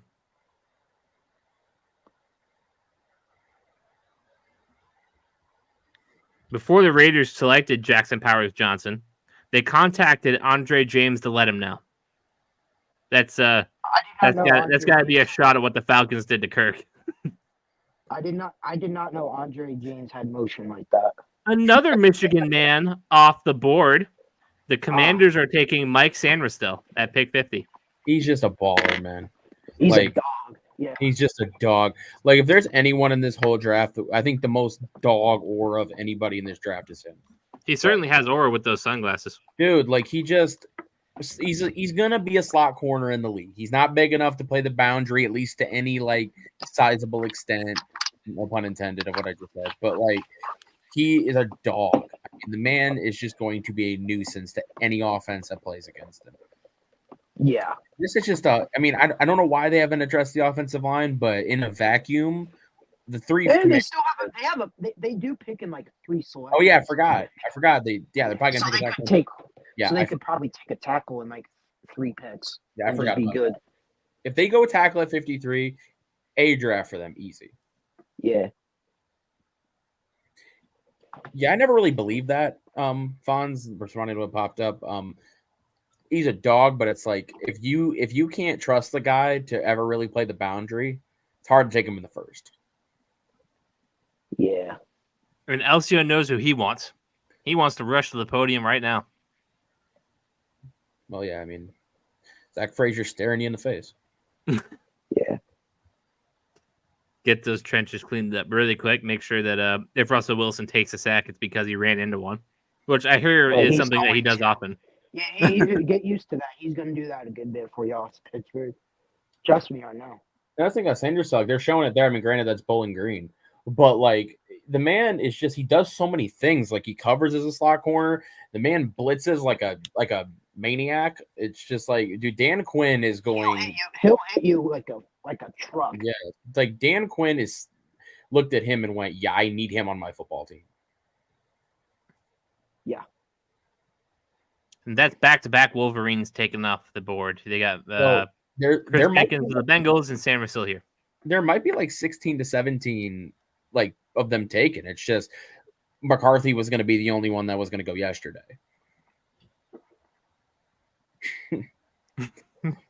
Or Fields, either one. It's the same idea.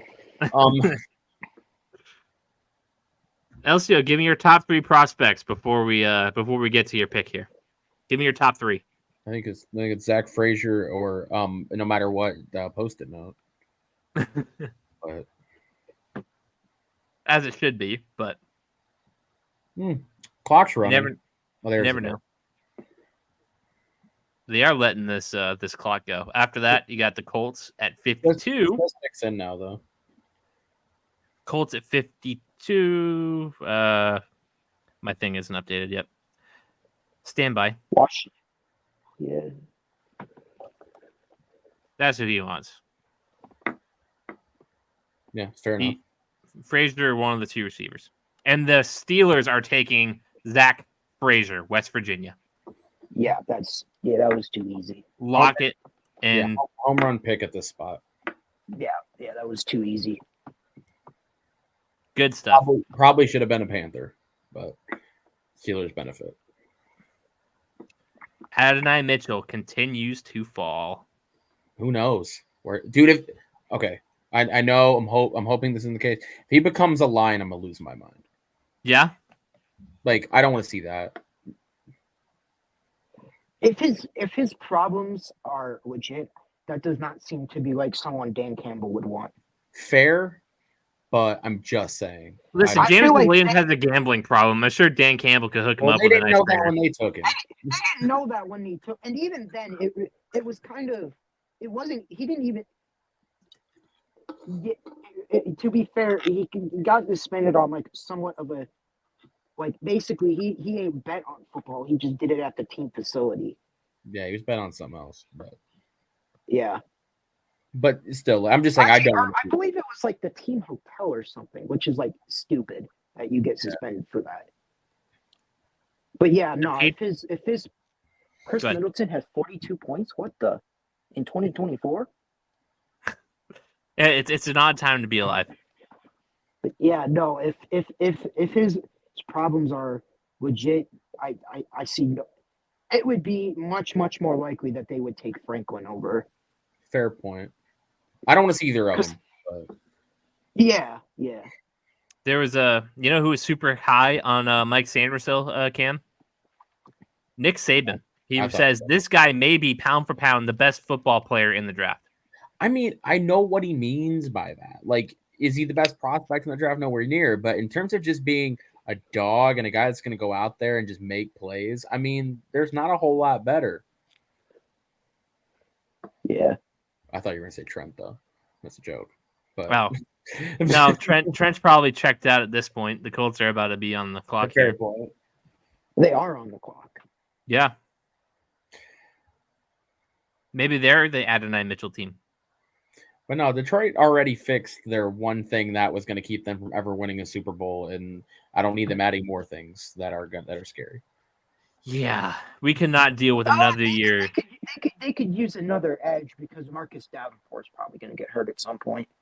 Yeah, the edge could definitely be the pick, or guard. The guards, I mean, the Haynes and such are still there. Yeah, like the first thought would be Nealand. Or Brad. I heard people link him Nealand to the Lions in the first. Fair. But no, it brings me no joy that the Lions are now have like an S tier general manager. Brings me absolutely no joy. You just kind of have to hope and pray that Dan Campbell does something stupid in the fourth quarter, or Jared Goff. That Jared Goff regresses into what we know him as. What's crazy about Jared Goff is like he's a very good quarterback, but the man every once in a while just has moments where you're like, and you never know when they're coming. What the hell? Why does he keep doing this? I'm sorry. I apologize why it's doing that. I'm like, is that a smoke alarm or it's a text notification? I've tried muting. There it is. The Colts are taking Adonai Mitchell with pick 52. Okay, thank God he didn't go to Detroit. But that is a steal. Yeah. That is a steal. Hopefully they can just keep him off the sugar. Yeah, I'm trying. I've D&D'd like everything, and for some reason my computer is still giving me those notifications. I'm trying to figure out how to stop it from doing that. Yeah, that is interesting.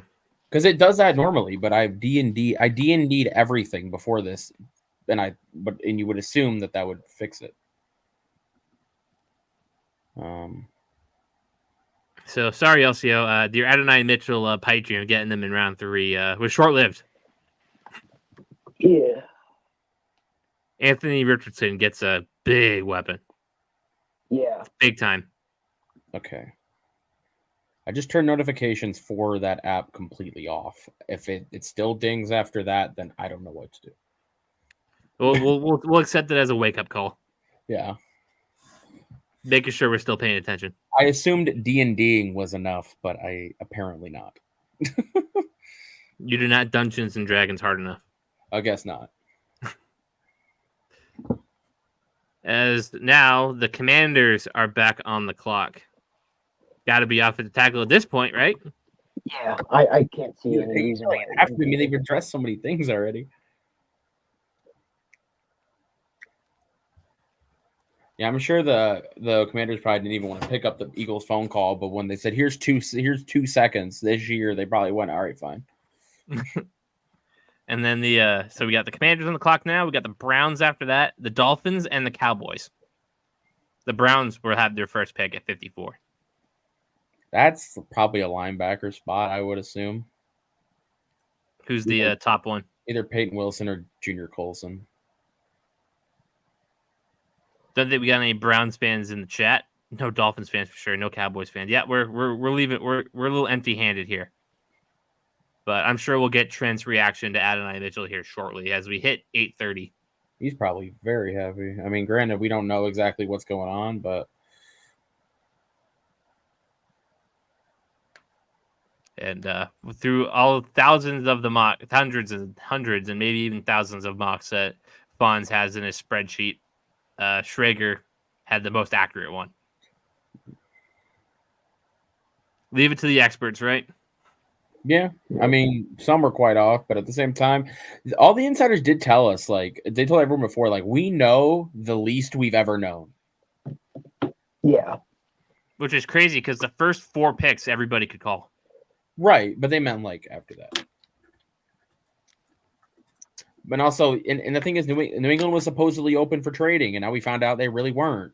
And Arizona, everyone's acting like they had a flashing sign telling people they were open, and their picking came in pretty quick. So you apparently came pretty close. I'm not sure what he means by shotgun approach. Okay, sending a bunch of them, duh, like spray. Yeah, okay. That Rapid fire. Look at me at first, but well, no, I get bored. I was about to ask him what he wants the Vikings to do, and then I realized there's not much you can do right now. And you're saying this, yeah. No, I mean their next pick's 108, so yeah, they could move up. It's not like it costs very much to go from 108 to like the 90s, but yeah. But three move ups in a row in the same draft, I don't really buy, especially since they're like out of picks.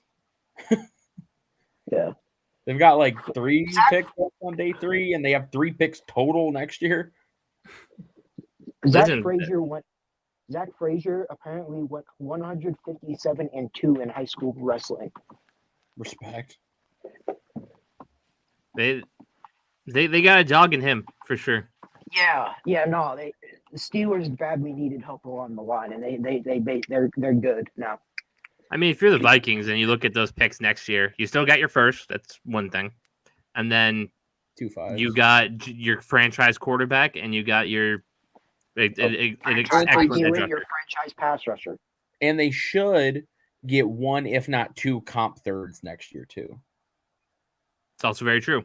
1 is almost definite. 2 is possible. Yeah. So even if they get 1 to be in third, they don't pick in the second. Oh well, they didn't pick in the second this year either. Yeah. They'll probably be a trade back candidate in the first round as long as they aren't atrocious next year. Can't imagine. Even if they are atrocious, they still probably be a trade back candidate because somebody, despite how bad that quarterback class is supposed to be, somebody's going to want one.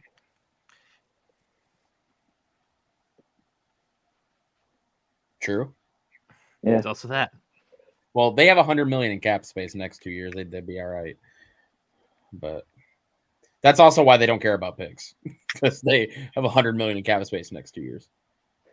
And for those of you wondering, the Indiana Pacers did win against the Bucks today, 120-118. Pacers are up 2-1 in that series.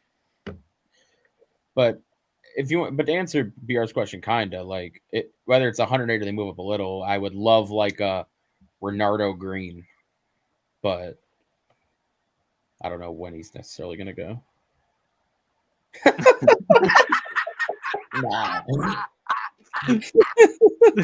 No. That's too good.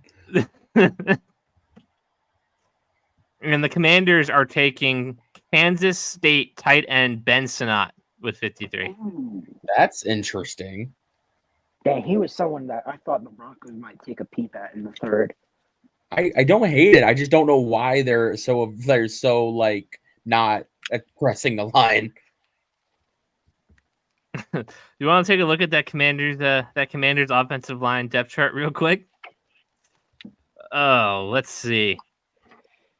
Who do they got on that line? It's Cornelius Lucas on the blind side. Nice. Nick Algretti at left guard. He's actually decent. They signed him from the Chiefs. He's all right. How do you pronounce Tyler Biazdes? I don't know how you say that. I'm not going to lie. He's been in the league for a while. Biazdes? I don't know. Yeah, they spent money on the interior, but Sam Cosmi at right guard and Andrew Wiley at right tackle. Yeah, that is very much not adequate when you're trying to protect a rookie quarterback. But hey, Jaden Daniels can run around. Yeah, and then get blown up. Hey, we'll get there when we get there. Yeah. Commanders draft so far: Jaden Daniels, Johnny Newton, Mike Sandersill, and Ben Sinnott. Yeah, I mean, like if you pretend that they don't desperately need offensive line help, it's a good draft. Yeah. Unless they are like, my only thought is, do they have like one of the first few picks of the third? My only thought would be is that they're like, all of these guys are the same. One of them's going to be there. Take this dude we want and just take whoever is available.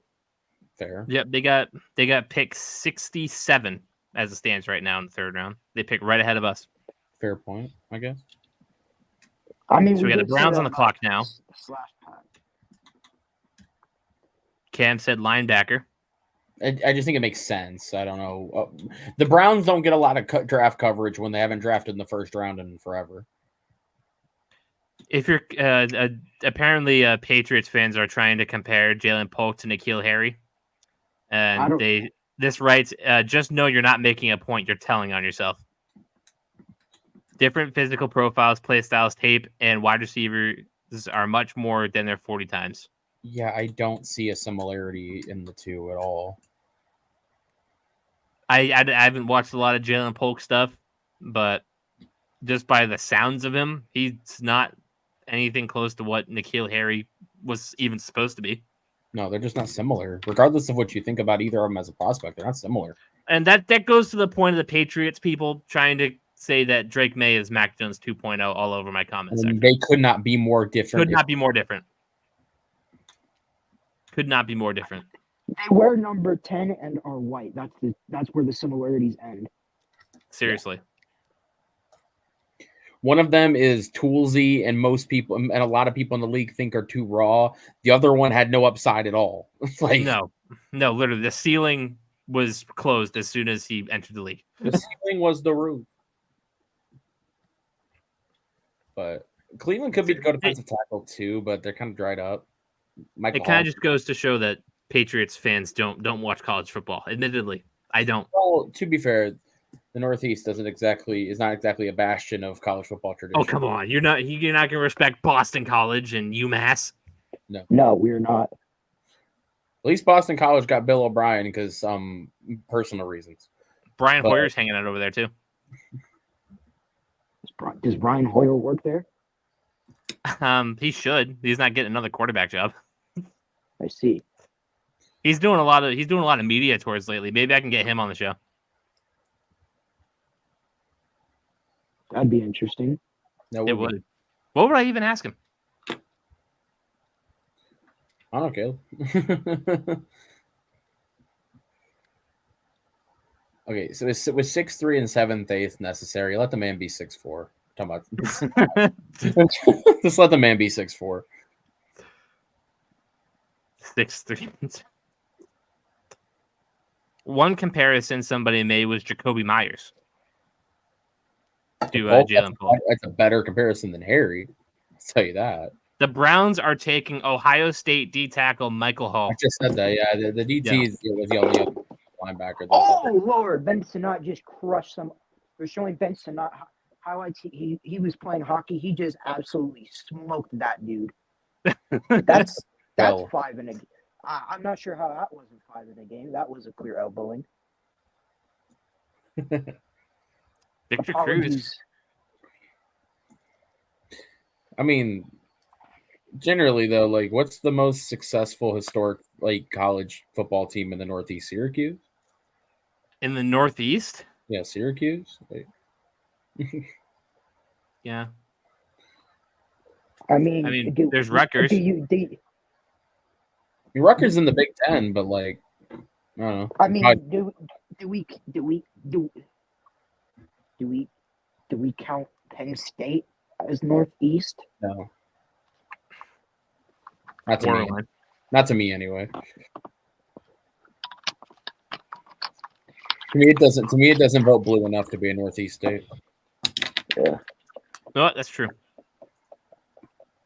The Dolphins are now on the clock. The Patriots kind of care about this pick. If you have coal miners, you're not Northeast. Let me put it that way.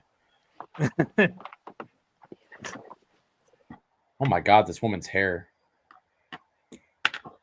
Oh, wow. She looks like the lady from 101 Dalmatians. You're not wrong. That's a pull. The Trevor Project. I know what that is. Yeah. Oh, I forgot they were going to let Carl Nassib do this. But I wonder what pick Sketch is supposed to do. Which pick? The Houston the what's that brother guy? Oh yeah. He's supposed to do one of the Houston picks. I don't remember which one. I don't know which one it's supposed to be. Well, they're up at 59. It could very well be that one.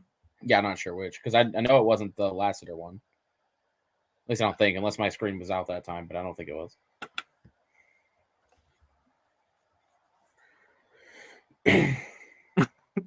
You have an opinion. Hey man, he's the face of your fan base, so get hip. It's true. Special teams, special players make special plays, or something like that. Bro, that dude's the buzz around that dude's nuts. They just had it. He was out there like working out with Diggs and Stroud, and he's some kid who streams. Didn't he like tear his ACL or something running the 40? Pulled his hamstring. Yeah, he was working out with the prospects, and Caleb Williams gave him like a game used USC jersey for his injury. Yeah, that's awfully nice of him. Well, he's a very decent guy. Just for some reason, the internet has decided he's Satan. No, right.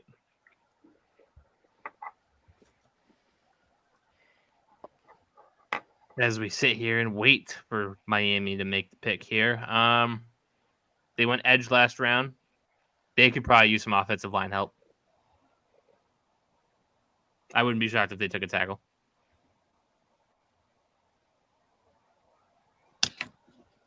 A little early for Tua's little brother.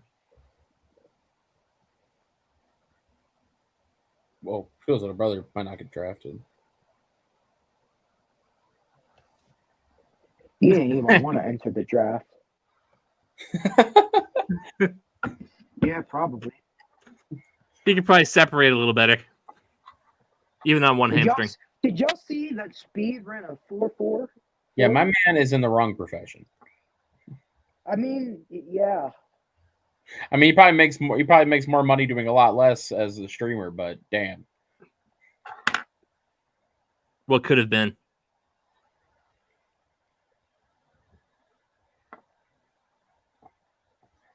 I like how NFL Network just has like a full panel of really smart people, and ESPN's like, how's Kuiper and Booger sound?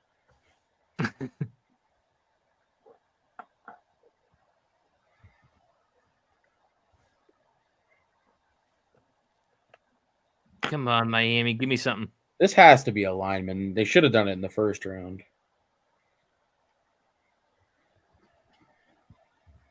Not sure which one at this point, but a lineman. And I can confirm Trent was huge on the Adonai Mitchell pick. I mean, how couldn't you be? I trust Chris Ballard to go look, bruh. He hated the Latu pick. I mean, I in terms of positional need, I understand. The But Dolphins are taking offensive tackle Patrick Paul with pick 55. Yeah, makes sense. Yeah, They needed Good it. fit. Good value. Yeah. I mean, there was, like I said, I've said it a couple times on the this stream that there was a lot of buzz that he was going to be a late first. And now Dallas at 56. First round, they went Guyton. right. They got their tackle help. Yeah, so now we're officially in Dallas can do literally anything territory. Because last year they took Luke Schoonmaker. Listen, they have to pay Dak Prescott. Maybe they get ahead of that. They get ahead of that, and they go and take Spencer Rattler. No, they're going to take Shadur Sanders next year. Trust me. God, that'd be so annoying. But yeah, I'd be pissed. They took Luke Schoonmaker in their second round last year, so we are officially in. We have no idea. Yeah, could be Trey Benson. No, if they're going to take a running back, I bet you anything. I could be wrong. Jerry Jones would look at Blake Corum scoring a touchdown in the Rose Bowl and never have to look at anything ever again. Seriously. And they did just sign Zeke Elliott today. Wow. Well, Zeke and Rico Dowdle are not exactly moving anyone, but no, I mean you get a solid mentor running back back there if it means anything. Zeke was more than fine for us last year when Ramondre was basically done for the year at the end. I think the Paul pick makes the Chop pick for Miami look a little better. Not that I have a problem with Chop. I just didn't understand the need, but the value they got Paul at makes sense. Yeah.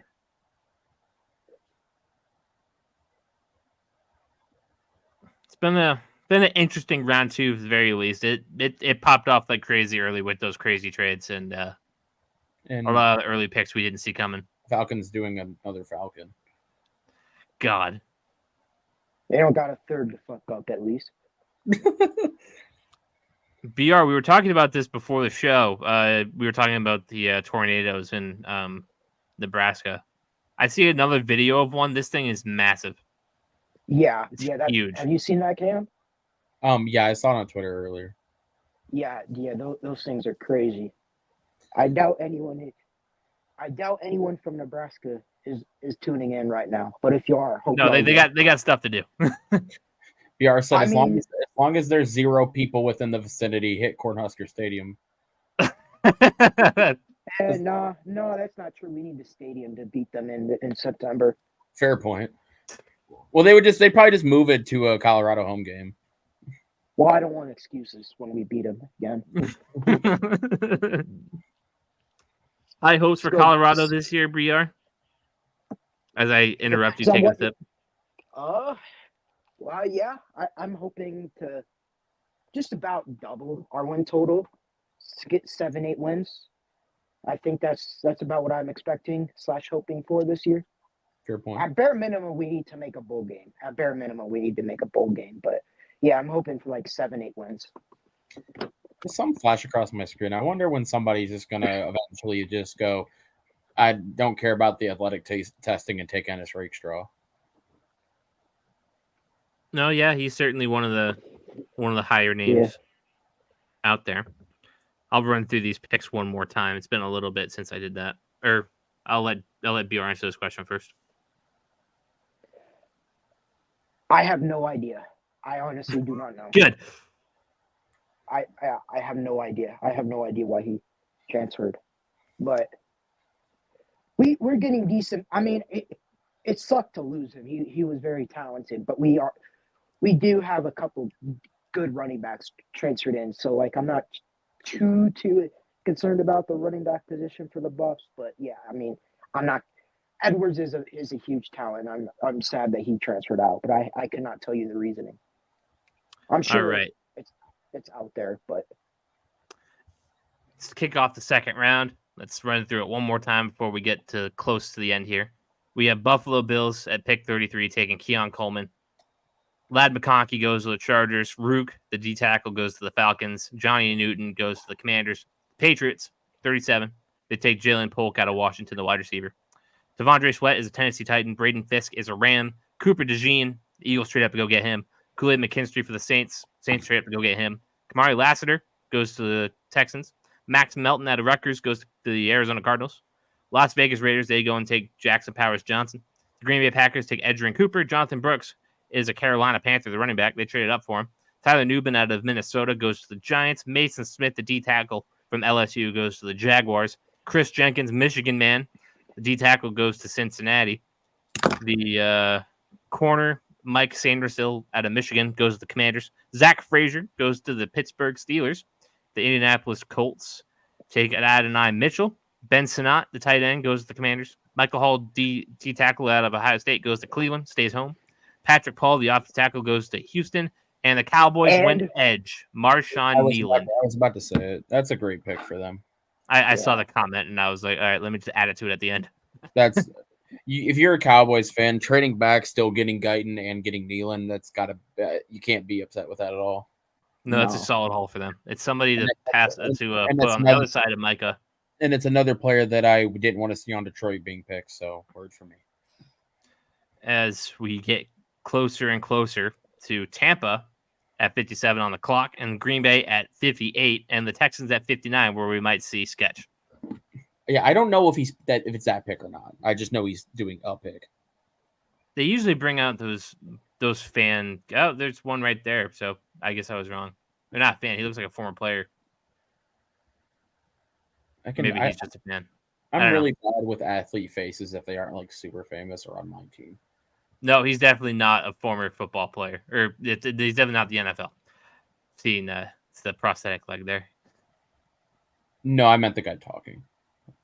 Oh, I thought that was Goodell. I just saw that suit and I just kind of disregarded it. Brad Hennings. Okay, yeah, I would have never got that.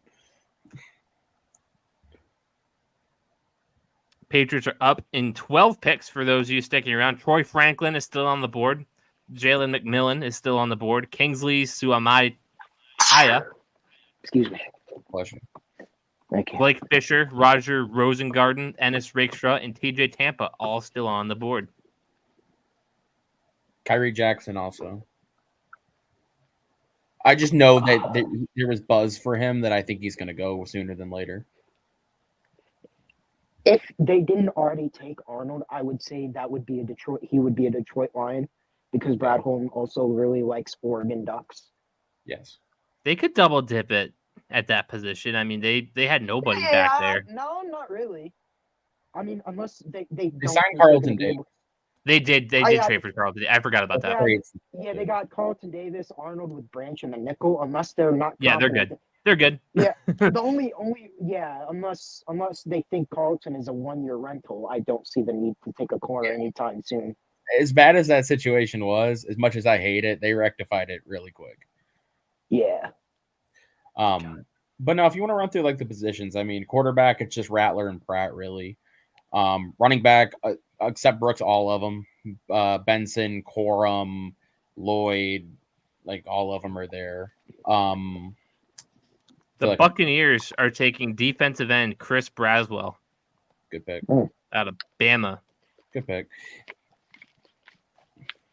They love themselves some pass rushers down in Tampa. They get another good one. He's a good one. I mean, his concern has always been a little bit of a motor issue, and also the fact that he's kind of always just been he just lacks production for what he probably should have, being never needing to ever catch a second blocker with all the talent around him, but he's got a lot of talent.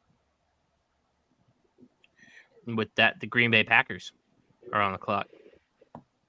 I wonder if they're the team that just says screw the Raz and takes Rakestraw. They still need a corner. Could be. Good show. Or Tampa. Yeah, it could be Rakestraw. It could be Jackson. I think some team might take Renardo Green way too early because I think Renardo Green's being very undervalued. But and then two of the three like viable linebackers are still on the board. Wilson and Colson are both on the board. Yeah. Edgewise, there's still a decent amount. There's still Trice started to fall, but he's there. Jonah Ellis is there. Adissa Isaac is there.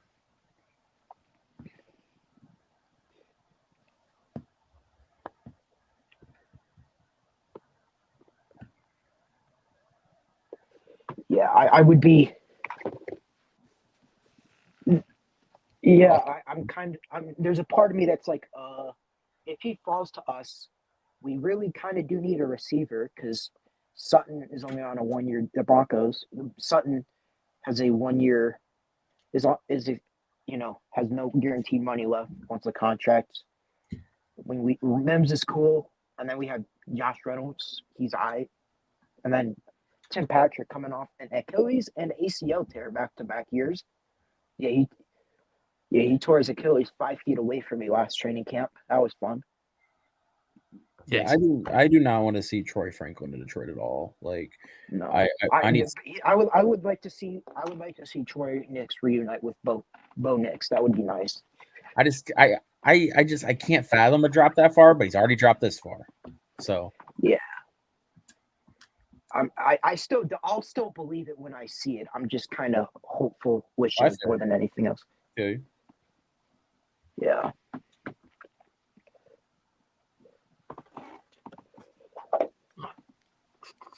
I would not be surprised one bit if the Lions traded back. I hope they do. Yeah, me too.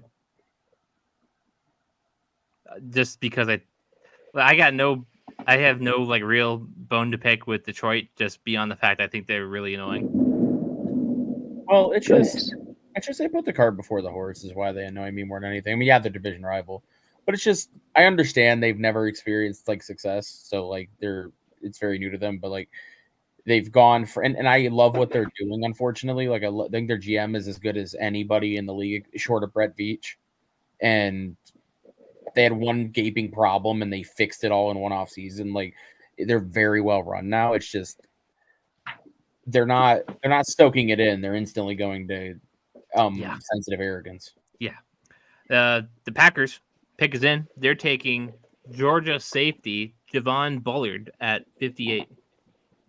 I mean, that's interesting. I mean, they do need someone opposite McKinney. There is nobody there. Like they spent on McKinney, but there's nothing on the other side. Yeah. Which brings who Houston. is aboard? Houston. What's up, brothers? This would have been a receiver spot if they didn't trade for Diggs. No, right. I mean, to be fair, he's a free agent after the year, so I wouldn't be surprised if they take one just to be safe. Fair, but it's hard to feed all those mouths when you have Diggs, Dell, Collins, him, and then re-sign Noah Brown. Yes, they did. So, Noah Brown is not changing your draft plan. No, I'm not saying I'm just saying it's just another guy in the room, is what I'm saying. I don't know. I'm not saying that's going to change. That's a lot. Texans at 59, the Bills at 60, the Lions at 61, the Ravens at 62, the Niners at 63, and the Chiefs at 64. Hypothetically, can you imagine the scenes in Ken's house if they went Wiggins Franklin?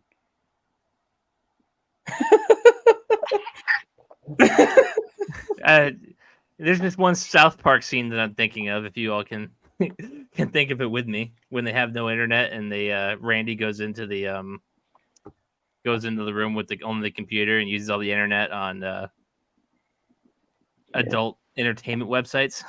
Yeah. Jaden's uncle. Oh, for those that don't know, Jaden's uncle is like a guy you see at the barbershop that's just talking, and you just hear you're gonna hear it in Japanese. Yes. But yeah, could happen. No, Jaden's uncle is a good way to know, like if you were a betting man, just to bet against what he says most times. Yeah. I forgot the Texans went and got Jeff Okudah. Wow. I hope that Brad Holmes is not a Troy Franklin fan, because there's not really anyone in between that's going to stop them. No kidding. I'm hoping they go guard. Or trade down. Yeah.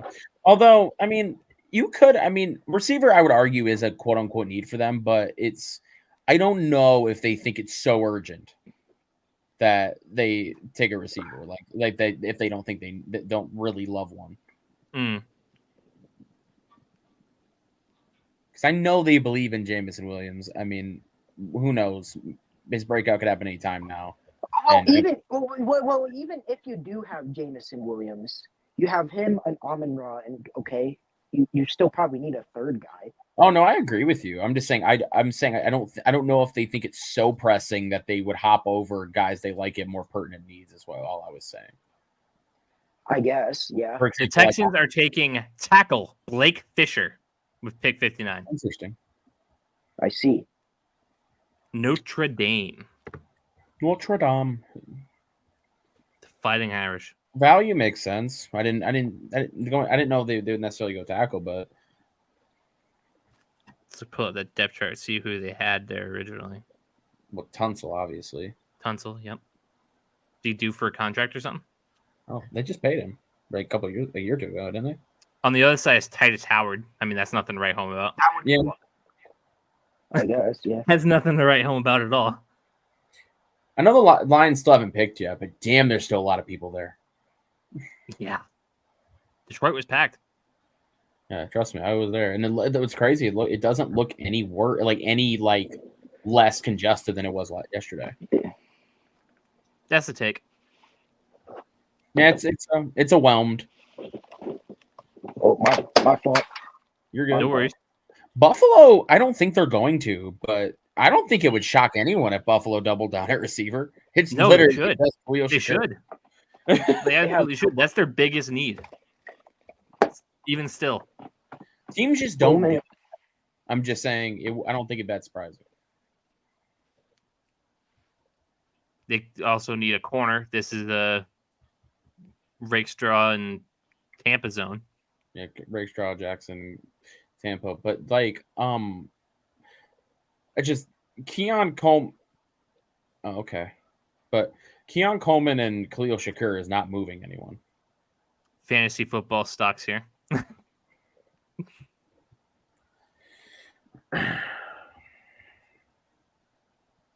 We are approaching the end of round 2. And the Lions... Wait, why does it say the Lions are on the clock? Did the Bills pick come in? Or did I have it backwards? Buffalo 60, Lions is 61, yeah. Mm-hmm. Did they jump one spot or something? No, it sounds like the Bills picked somebody. I just don't know who it is. The Bills picked somebody. I just don't know who. Can't imagine they jump one spot in the second round. Give me a break. No, they did not move up one spot. No, they're on at 61.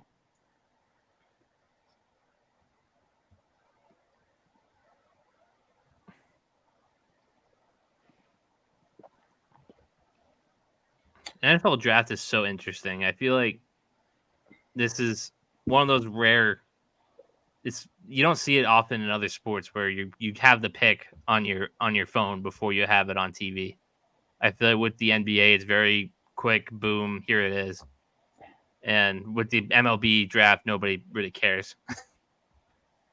With the NHL, I can't attest to, but. Oh, here comes the ESPN talking about, his sister died when he was like 11. I will understand it when they do it about Michael Pratt. I don't really remember the details. I just remember reading it going, that's really sad. I did not know that there was a story behind Michael Pratt. The details are escaping me. I just remember reading it and going, that was very sad. Like, especially sad. Yeah, the Bills pick is in, but... Yeah, I don't see it anywhere. I saw one random person saying Cole Bishop, but it was just a random account, so I don't think it's... Cole Bishop? Yeah, the safety. Be a little bit of a... Did they lose one of those safeties? Yeah, Poyer, right? That sounds right. I know they lost one of them. I can't remember. Both gone? I'm pretty sure. I think both are gone. Yeah, Cole Bishop with the 60s pick. Okay. Out of that looks like... I want the double whammy. I want Detroit to not take Franklin, and I want Franklin to go to Baltimore so we get Ken off his ass happy. Because it's funny when he does that.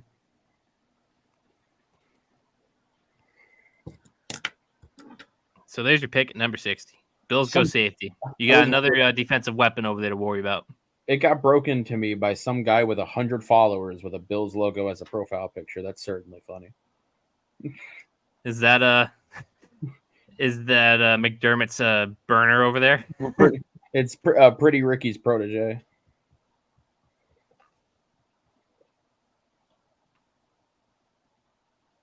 Man, the Steelers are not going to compete with Baltimore regardless of who they take at 62.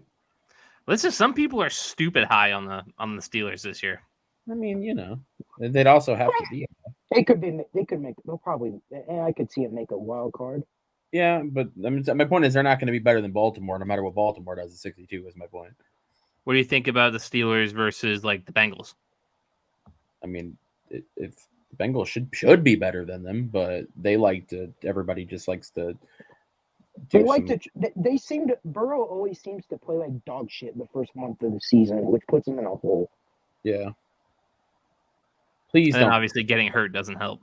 I hope this isn't Troy Franklin for Detroit. I'm going to be very upset. Oh, they're saying Ennis Rakestraw for Detroit. That's what somebody said. That's what somebody said. I don't know if it's true. NFL Draft Diamond said that. I don't know what that. See if anybody else picks up on it here. NFL Draft Diamond has 105,000 followers, so that's a good source. Doubling down on corner would certainly be a choice, but I mean, Caleb did say it, but I don't know. Yeah, but I said that with forgetting that they had Carlton Davis. Yeah. I mean, maybe they'll move him back to safety or something. I don't know. If Rakestraw's athletic testing is to be believed, and they put him at safety and want him to have range, good luck. Yep, somebody else, Connor Hughes. Connor Hughes is very reputable if he says Rakestraw. He says Rakestraw. Yeah. There you go. Lions doubled down on corner. Interesting. Now the Ravens are on the clock, and Troy Franklin's there. He's right there.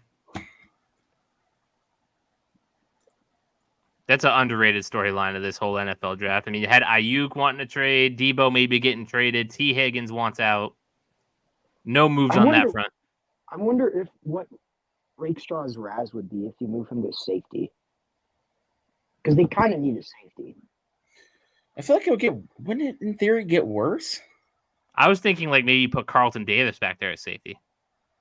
I think he played a little bit of that in Tampa. Yeah, but why do it then? You know what I mean? Like, yeah. Just add a safety if you're gonna. That's your plan. Yeah, that's weird. I'm just glad it's not Troy Franklin. That's true, but I don't know. I don't hate it, but I don't understand it. I'm just glad it's not Troy Franklin. I don't want to deal with that.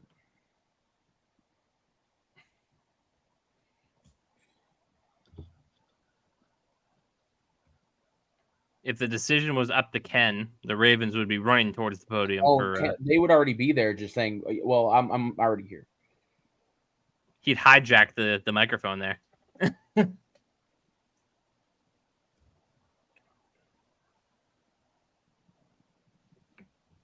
What we got? Ravens, Niners, and Chiefs to end this round. I wonder if Brad Holmes, because this is one thing he does, is that he's very fond of doing. He just had Rakestraw so much higher than everybody else on the board. He said, "Screw it." Like, for whatever reason, it may be one way or another. No, right.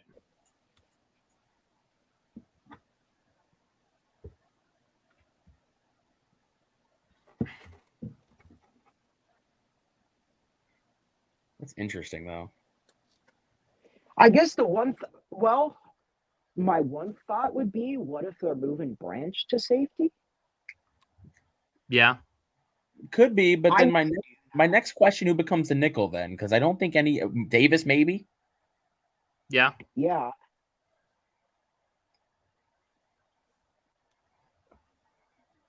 But then I arrive back at my original point, though, because then you once again go, why do it then? But hey. Patriots writer writes that if the Patriots were going to take a defensive player on day 2, Cole Bishop would have been a fit. Makes sense. We do need a safety. Devin McCourty is gone.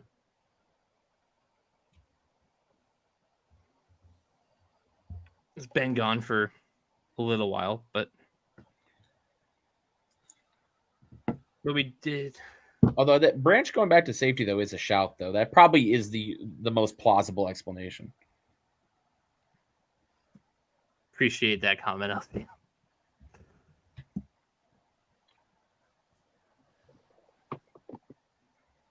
The Ravens are taking Roger Rosengarten at 62. It's a good pick. I think it would have been funny to see Ken if they took Franklin, but Rosengarten's a good pick. Good pick. Solid. I just can't believe Franklin's still here. Yeah. Patriots double down. I mean, look, would it be so bad? No, not at all. It'd be good. Although usually most years there is usually one receiver that always falls farther than people think they're going to, and I guess he's the guy this year. Yep. Oh my God, the Super Bowl ring on your head. You've never had one of those. There's a bunch of Lions fans with Super Bowl rings on their heads. I mean, granted, I can't talk, but it's just funny.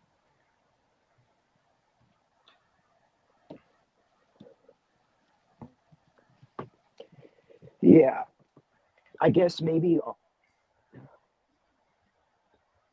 Branch going to safety, I think, is the most plausible explanation. Yeah. Which one of them ends up the third corner is a different conversation. My gut would say Carlton Davis. Because I think he has that slot ability. Would be Rakestraw. Yeah. Could be. I get it. I mean, look, one thing you can't hate about it is that was the thing that was going to keep them from winning a Super Bowl. Like there was one thing, except for Dan Campbell going for a 4th down in the 4th quarter at the end of the game or something. The one thing that was going to keep them from winning a Super Bowl was that secondary, and they went, well, let's figure this out. The Niners are on the clock. The Chiefs will end it after that. And we go to round 3. The Niners round 1, they went Ricky Pearsall. Yeah, that was interesting. I thought that was a reach, but then again, I'm not one to ever question Shanahan picking. No, literally, he's going to be a superstar for at least 2 weeks of the season next year. Also, too, it's like he's just going to absorb targets, and that's all he cares about.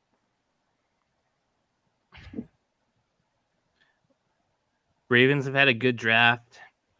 The Lions have had a pretty good draft.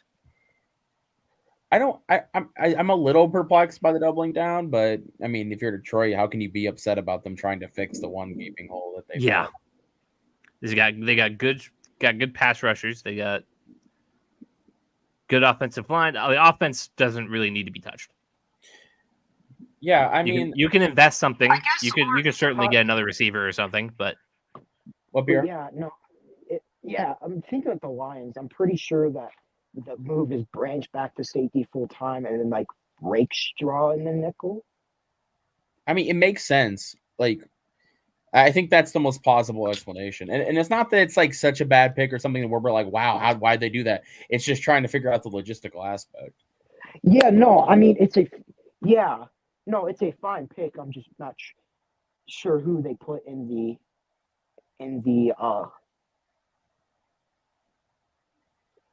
and I guess if he's in the nickel, you can maybe hide his athleticism issues a bit more. One thing he can do is tackle. Yeah. Kaleb was someone who's had good drafts. I mean, you can't go past Chicago. I mean, maybe I would have taken a tackle over. Sorry, Kansas City is on the move. They moved for one spot. I wonder for who. Who they drafted? They drafted Worthy first round, right? Yeah, it might be for the BYU guy. The tackle, yeah. Kingsley. Maybe. Who would Tim want at this spot? I don't know, because Tim doesn't like the Worthy selection just because of tape, but I don't think sometimes you got to see the bigger picture of Mahomes going, yeah, I want that guy, and go word. But Chuck I don't know. He might have wanted Blake Fisher with the Notre Dame thing, but he's gone. So now we got no idea. But they moved up. They thought somebody was worth it. Well, they thought somebody was worth it, but I wonder, did they think San Francisco was gonna take their player, or did they think that or did they think someone was gonna jump them, or what? The Chiefs get 63 and 211. The Niners get 64 and 173. 40 spots in the between the 5th and 6th round. Well, give or take. They must think they really need to do this. Not that really the Chiefs probably care, but like booting back in the D3, I'm sure they don't really care. That wide receiver core now, they got Rashee Rice. They got Rashee Rice. Worthy. Well, yeah. I say that with confidence, but I don't really know. And Marquise Brown. And Hollywood. Yeah. I mean, Burners and then Rashee under like as a middle of the field target. I mean, Mahomes is going to feast if they all play. The Chiefs are taking Kingsley Suamataia. That makes sense. Got it. Yeah, that's an awesome draft for the Chiefs. And we beat Elcio to it. Awesome. We beat him to it. Great pick. And the thing is, if you're a fan of, if you're someone who has a vested interest in the Chiefs, not winning again, you better hope that Xavier Worthy is Mecole Hardman and not Tyreek Hill. Tyreek, yeah. Or at least closer to Mecole Hardman than he is Tyreek Hill. And not that you want to wish players to go to jail, but Rashee Rice would also help. I don't know what's going to go on with that. That's wild. Yeah. I mean, I don't think he'll... Mahomes is going to get Worthy a fucking Prius to make sure he can't be doing none of that shit. I don't know, right? He would. But like, just out of preemption, he's like, yeah. As we sit here, the Niners, last team on the clock here in the second round before we make that transition. And the Carolina Panthers will take the first pick of the third round. followed by the Cardinals, the Commanders, and your New England Patriots, pending that there isn't a trade down. I'm assuming that there's going to be another trade down because Wolf said he wants more picks. This is like the last spot where you're going to get some extra picks in the trade down. And that's because you're going to be dropping a lot of spots. So we'll see. Who's the best offensive tackle on the board, just so I can kind of prep myself to what could be there at 68. I'd have to think about this. Now? Hell. Okay, let me run back through in my head who's gone. Because Rosengarten just went, right? Yep. Yes. So I think who's else gone. The TCU guy, Brandon Coleman. There's Kieran Amagaji, the Yale offensive tackle. Those are probably the best two. That would be my first thought, is the Yale guy. Yeah. The Coleman guy from TCU had like a really late rise, though. I don't know if he's a guy New England would like. I have no way of knowing that. I'm just saying.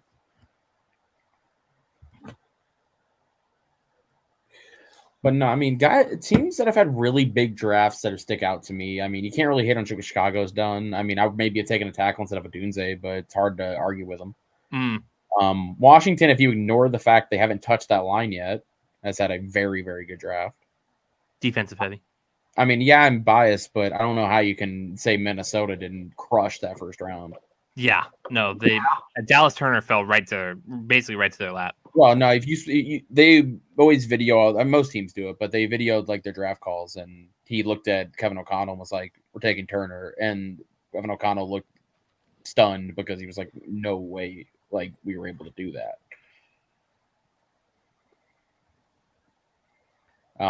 The Chiefs, I think, I mean, Xavier Worthy and Kingsley, they could easily taken him at 32 and no one would have blinked at him. Yeah, nobody would have thought anything less. And then they get X2. So a lot of Patriots guys are like, "Damn, that's the tackle we wanted." Yeah, that's fair. Who? Kingsley. Oh. And the 49ers are taking Renardo Green, the DB from Florida State. Such a good pick for them, man. They were eyeing OT, but all the guys left. Well, why'd they trade though, then? They must not have liked him. That's fair. Kingsley, they must not have liked him. Fair. But Renardo Green's going to be awesome in San Francisco. Yeah. I think he's one of the most underrated players in this draft. I don't know why he didn't get more hype than he did. And now we transition into round 3. Do a quick recap. Deion Coleman for the Buffalo Bills at 33. It's another wide receiver you guys got to deal with in New England. Ladd McConkey goes to the Chargers, pairs up with Justin Herbert. Rook, the D tackle from Clemson, goes to Atlanta. Atlanta doing Atlanta things. Johnny Newton goes to the Commanders as they jump for joy. Your New England Patriots at 37. They went and take Jalen Polk, the wide receiver from Washington. Devondre Sweat is a Titan. Braden Fisk is a Ram. 2 D tackles right there. Cooper DeJean and Kaleb McChesney at 40 and 41. Cooper to Philly. Saints go ahead and get McKinstry. Kamari Lassiter goes to the Texans. Max Melton goes to the Cardinals. Another back-to-back D tackle. 4 straight DBs, excuse me.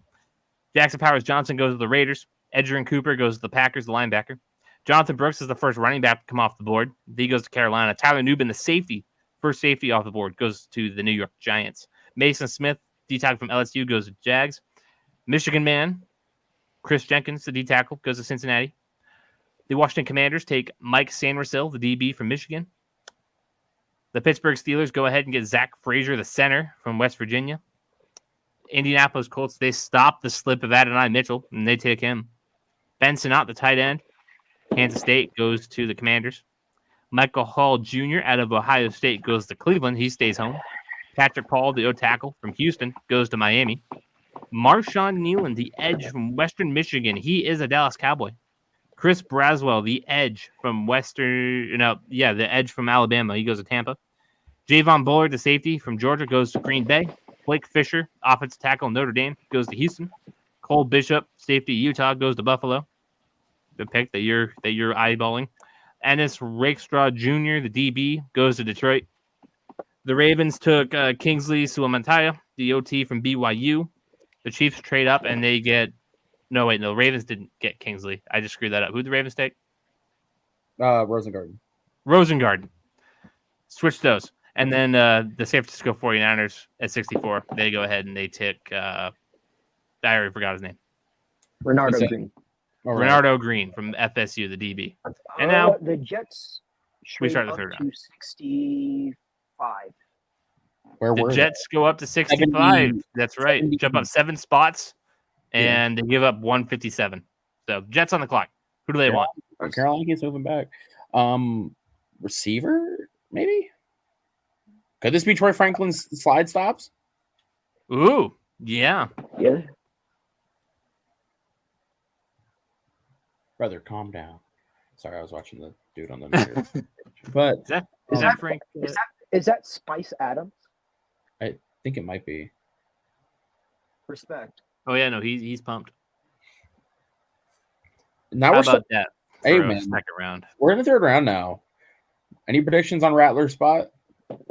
The Jets. Raiders. That'd be wild. I think Rodgers and Rattler would kill each other. Oh my god.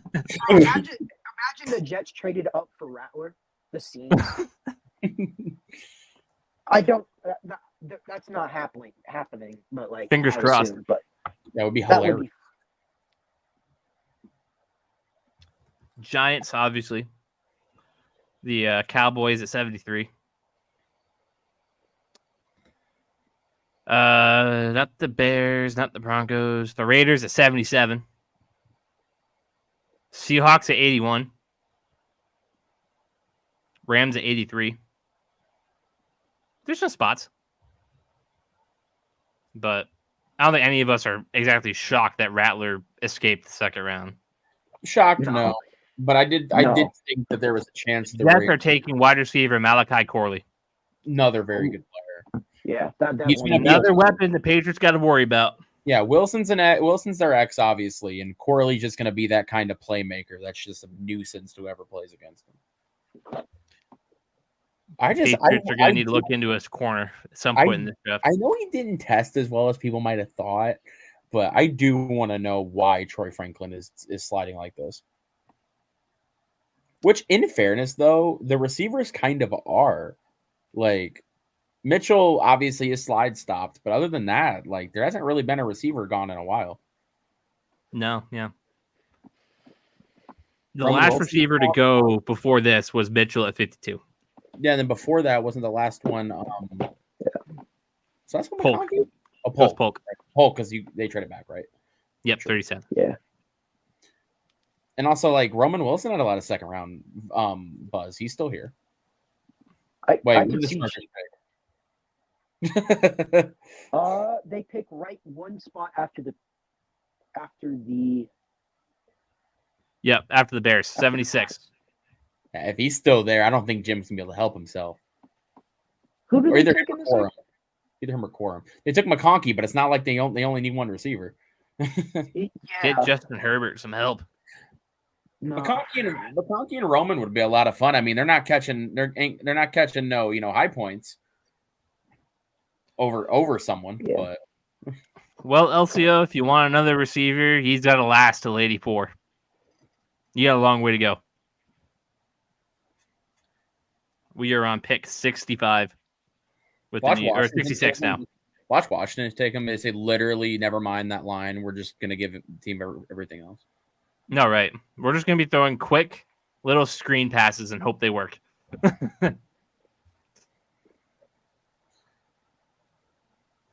Oy. Oh, Third round, everybody. Corley's is gonna be so much fun with Rodgers though. If he lasts more than 4 snaps, Like, you might not have that much fun, but I won't know. everyone watching us neutral will. The Patriots are going to want another corner in this draft at some point. Or we want to call up Stephon Gilmore right now and say, what do you want? The corpse. The corpse, yeah. He was still Yeah, fine in Dallas. He wasn't the elite Yeah, it's just CB1 like- anymore, but It's like shelf lives of like chemicals or something. Like once it starts falling off, they fall fast. Yeah. He's certainly right on the edge there. You were waiting for it, but he's better than the second guy we have right now. I mean, Jonathan Jones is fine. He's a slot guy. Christian Gonzalez, at least we hope that he's just going to return to form and just be that animal he was last year before he tore his shoulder. I think it was his labrum or something. Right. But I've been saying it. That's been a sneaky need for the Patriots. TJ Tampa's still here. I can't believe Joe Juan Williams. Yeah, how did Joe Juan Williams pan out in Minnesota? I don't think he really even sniffed being suited, really. But healthy scratch. That's his best. That's his best play. I'm sure he probably played a snap. That's what I'm saying. Shout out. Speaking of former Patriots Day 2 picks, shout out to Ronnie Perkins. He played some snaps he played at the end of the season for the Broncos. Did fuck all but commit one very bad roughing the passer penalty. I forget which game it was, but it was really stupid and it really screwed us. But other than that, he was there because we needed 11 people on the field. God, that the Patriots draft classes 2016 to 2021 need to be studied. Those were bad. Okay, so I have the official stats for Joe Juan Williams for you last year. Okay, he took 43 coverage snaps, had a 49.4 PFF grade, allowed 2 receptions on 5 targets for 127 passer rating and 35 yards per reception. Oh, I thought you were saying 127 yards. I'm like, that's 60 yards a catch. No. It's 60 yards a catch. I mean, to be fair, he still averaged 35 and a half a catch. So he's bad. He was bad. Yeah. Oh, bro, I forget which year that we took him. I think it was 2019. And he was like, oh, yeah, no, good height, weight, speed guy. I'm like, yeah, just no talent. And the Cardinals are taking running back Trey Benson at 66. Well, James Conner's got to fall off at some point. It's most annoying fantasy player to play against.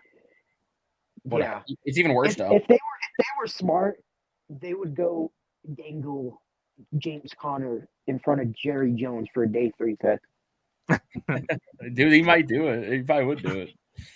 I'm like, yeah, I'd go off for Jerry Jones for James Conner for James Conner and a 7 for a 5th. You're like, yo, he could be yours right now, Jerry. If the price is right. James Conner for 73. What do you think? You never know with Jerry, man. And the Commanders are now on the clock at 70. No, not 70. 67, excuse me. But no, talking about Joe Juan Williams, dude. That defense with what Minnesota did with the pass rushers, Brian Flores might break his own records for blitz rates. Dude, I'm so happy he's working out so well for you guys. I hope the NFL I'm being blackballing him. Yeah, I don't mean it actually. I hate that happened to him, but man, such a great coach. Whatever team hires him as a head coach in one of the next couple of head coaching cycles, they're not going to regret it. I don't know. He might end up Ben Johnsoning the whole thing and just going, I like what we're building here. I don't want to deal with that. That and he'll be just super picky about where he goes because why would he leave such a good spot? Yeah. And the thing is, what's awesome about it too is Kwesi is their general manager. He is so committed to just getting Flores whatever he thinks he needs. As you should. Now, do they still probably need a number 1 press corner? Sure, but everybody's looking for those. Yeah. I mean, if you don't already got one. My team it finally has something that y'all don't. True. I mean, you got some most of the league don't. I mean, yeah. Yeah, I agree with that, man. You could make a genuine argument that, I mean, outside of Kansas City and San Francisco, there's not many places in the league with a better set of top 3 coaches than Minnesota. Yeah. Yeah. I can't even think of it. Because you got O'Connell, you got Flores, and even if you move over from Wes Phillips, because he doesn't really have a whole lot of direct responsibility because O'Connell calls the plays, and you got McCown as a quarterback coach. The Commanders are taking offensive tackle Brandon Coleman. Okay, yeah, that's TCU guy. Yeah. They finally addressed it. Okay. Now that they've addressed it, yeah, I mean, dude, that draft's really good. Yeah. Yeah. It looks I like the like what they're doing Patriots there. are gonna. I'd like to think that they're looking to trade down at that point. You should give the Broncos a call. They should go get Franklin. Troy Franklin, yeah. Yeah. They don't necessarily need a receiver. There's a lot of things they could do, but I doubt they are. But it would be fun. We got another Patriots comment here. That QB pick means nothing without skill players. I mean, I took Polk. He's not even going to play right away. no, No, wouldn't expect Drake May to play until Halloween at the earliest. No, I think Thanksgiving really at the earliest. I mean, that's semantics, obviously. It's only a few weeks difference, but you know what I mean. Like, why rush him at all? What are you going to do? Win games? Like, I don't mean to be an asshole, but like, no, you're right. You're absolutely right. They signed Jacoby Brissett for a reason, and it was to take the ass whooping that Drake May doesn't need to. That's what, I have maybe a break on the Patriots here. Yeah. Mike Giardi, grain of salt. Caden Wallace is the pick for the Patriots. Offensive tackle from Penn State. I guess I don't really. And Doug Kai's on it. That's the pick. Caden Wallace, 68th overall, Penn State. Once you get in the third round, though, once you get third round and back with these tackles, it's who did these guys look at? Let me put it this way. They announced Brandon Coleman as a guard. Oh, well, maybe they think he's going to play guard. I don't know. Well, Cole Strange sucks, so we need to fix that. But no, the Coleman, not. Oh, Coleman. Sorry. But sorry, going back to saying that, once you get past like round 2, though, like even early round 2, it's literally when you start drafting linemen, it's who did my OL coach think he can fix? Basically, yeah. And I remember I saw Albright say that, especially this year, that after like the first like 50 picks, it might not have been Albright, it was somebody else. It was like somebody said that like after the first, like once we get to the third round, it's just going to be a complete. It's just a complete crapshoot that some people are going to take people that somebody has third round, sixth round. So like, especially this year, it's going to be a crapshoot. As I get that post up, that's the pick. Nail it. Hopefully he can move over to left. All right, which Michigan player is going at 69? Roman. Could be Corum, but I might guess it'd be Roman. Oh, we got actually Corum would make sense. It makes sense. Reggie is going off here in the comment section here. Oh wait, no, never mind. This is all caps. What happened to the Debo trade from Jason? Nobody wanted him. Yeah. That either wanted too much or nobody wanted Debo. I don't remember who I saw it from, so please don't take this as news. But I saw someone talking about how like the best offer they got was a 4th. Yeah, that sounds about right. They already paid him. He's dinged up. To me, Debo's value goes significantly down when he's not with Shanahan. Agreed. Yeah, so that's the reason is nobody really wants him that bad. That's why. Well, the Patriots, they went QB, wide receiver, OT, just like I said that they should from day one. I will pat myself on the back. Oh, we were wrong on what Michigan player it was. Junior Colson. Ah, I see. Makes sense, too. They don't really got much there. There was no way Jim Harbaugh was going to make 3 picks without taking a Michigan player. Like, there was no way in hell. Makes sense.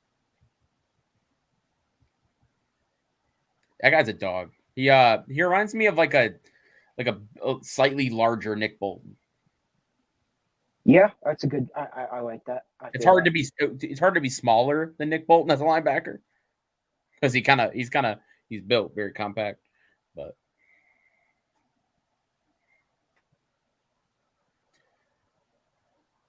Well, Broncos are pretty soon here, BR, unless they move back. I would not be surprised if they move. They have a decent amount of day 3 picks. Yeah. Caden Wallace started 40 games for Penn State, all of them at right tackle. So what do we do on the blind side? Do we move Mike on Wenyu over there? Maybe. You just I admittedly only know about Caden Wallace from watching Penn State like live, not from watching film. I don't think I watched anything on Caden Wallace. So If you didn't notice him, I guess he might be pretty good at his job. I mean, I noticed him watching Penn State because but it's not like I was going, man, what's he doing? You know what I mean? Yeah. So Nick wants TJ Tampa here. He said we want that, but he says the Chargers might go CB. You said the Chargers pick is in? Yeah, it's Junior Colson. yeah, it's a linebacker. With the Giants, Tampa or Kyrie Jackson makes sense. Yeah. For the Broncos, I would like a pass rusher, a defensive lineman, or Troy Franklin. There's a lot of edges on the board if that's where they go, because you got Isaac Ellis, the other one, Booker. Yeah. Dorless is not really an edge rusher, though. Well, we do need interior defensive line too, but that's more so like a nose tackle than 3 tech. They still run the Fangio scheme there, more or less. I'm asking. I legit don't know. Yeah, we can do a little bit of fan service here real quick. Jalen Polk, that was our second round pick at pick 37. Cam, I think you had the best words on him. Want to repeat it one more time for the people? Oh, good. I mean, look, he's one of those guys that he does a lot. He does most things well. He's one of those guys that you're not gonna watch his film, turn it on, and go, wow, this guy is amazing. He's a second round pick for a reason. You don't usually find that. And what he is he does everything well. He's 6'2". He's got size. He's got a good profile. And for a team that doesn't have a lot of weapons, having a guy that could really line up anywhere, I think that lends itself pretty well. And I don't remember who in the comment section, but told us that his the Patriots wide receiver coach has a connection to him too. Yeah, Elcio wrote that. Okay. Washington wide receiver coach. Yeah. So, as for the Patriots getting an edge rusher, we kept Josh Uche, and we still have Matt Judon, and we have Keon White. So I'm not with that at all. I think edge rushers are the bottom of our needs, unless somebody just fell to us that shouldn't be there. Then sure, but Giants are taking Andrew Phillips, cornerback, Kentucky. Interesting. I believe his name is actually Andrew, but it's for some reason it's spelled Andrew. Oh, I apologize, Andrew. No, you're good. It's just he has a really funny name. I don't care what more. I don't care about. Troy well, in fairness, considering what's gone on so far, teams might too. Fair enough. Yeah. Anyways, I'm not. I don't care about Mel Kiper in Big 2024. It's fair, but the reason I asked you about the scheme BR was I just meant that if they were still running a scheme like that, then I don't know about Dorless as an edge rusher when you don't really have a good one. No, we went more towards what Joseph ran in the second half of the season. Fair point. At Arizona, and so no, it's more of a I would hope / I believe it is the more of the Joseph scheme, which is kind of somewhat like but they tried to run a Fangio scheme to start the system, but start the season last year, and I think everyone knows how that went, and so they kind of changed up personnel and said, okay, run what you want, run what you're used to. So no, We do need a nose tackle. Our 3 techs are fine, but no, as an edge, no, we need more of we definitely need a guy who can stand up for edge rusher. Yeah, I mean, you got Ellis on the board, you got Isaac at Penn State on the board, but considering the way it's fallen, a receiver makes a lot of sense. Especially considering who that receiver could be and the connection to who we took in the first round, it makes a lot of sense to me. Yeah, unless there's something that we don't know, which is obviously quite possible. But if they do take him, I mean, I feel like you almost have to start feeling just a little better about the Bo Nix thing, because it's like, you're giving him every chance. To be honest with you, I felt better about the Knicks selection after hearing Peyton talking about him in the press conference, I was, hearing Peyton talk about him and how he gushed over him. Whether it ends up being correct or not, but I think that line about him viewing Knicks like Mahomes might not be too far off. No, Obviously, that's quite insane, objectively. right? Like we all think he's a mental patient for that, but it's good. I think he genuinely, right? He genuinely believes that. So it's hard, and it's hard not to have. And I mean, at this point, what else can I do? I can either be miserable about it or be optimistic. And right, and the thing is, for better or worse, the entire regime is put on him.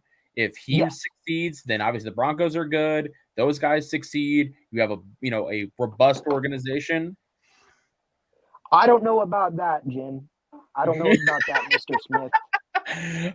I mean, if Drake May fully busts, maybe, but I will agree that Bo Nix's floor is probably higher than May's floor, but that's about it. But no, I would not.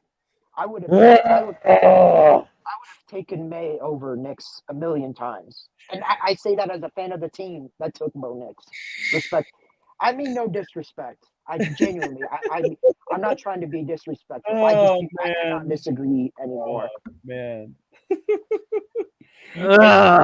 Caleb just had a brain aneurysm on live. Can I? I'm just gonna ban him from the page if I can from this fucking screen. I can't. And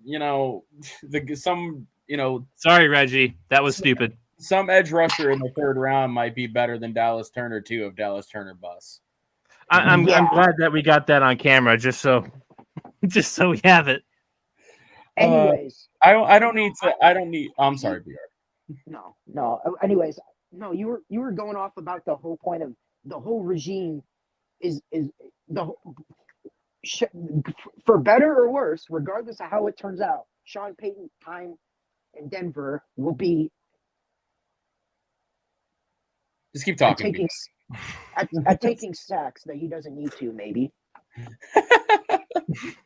Anyways, whether Bo Nix is elite, he's mid, or he's awful, our regime is the whole Peyton era and the whole Peyton regime is going to revolve around this selection.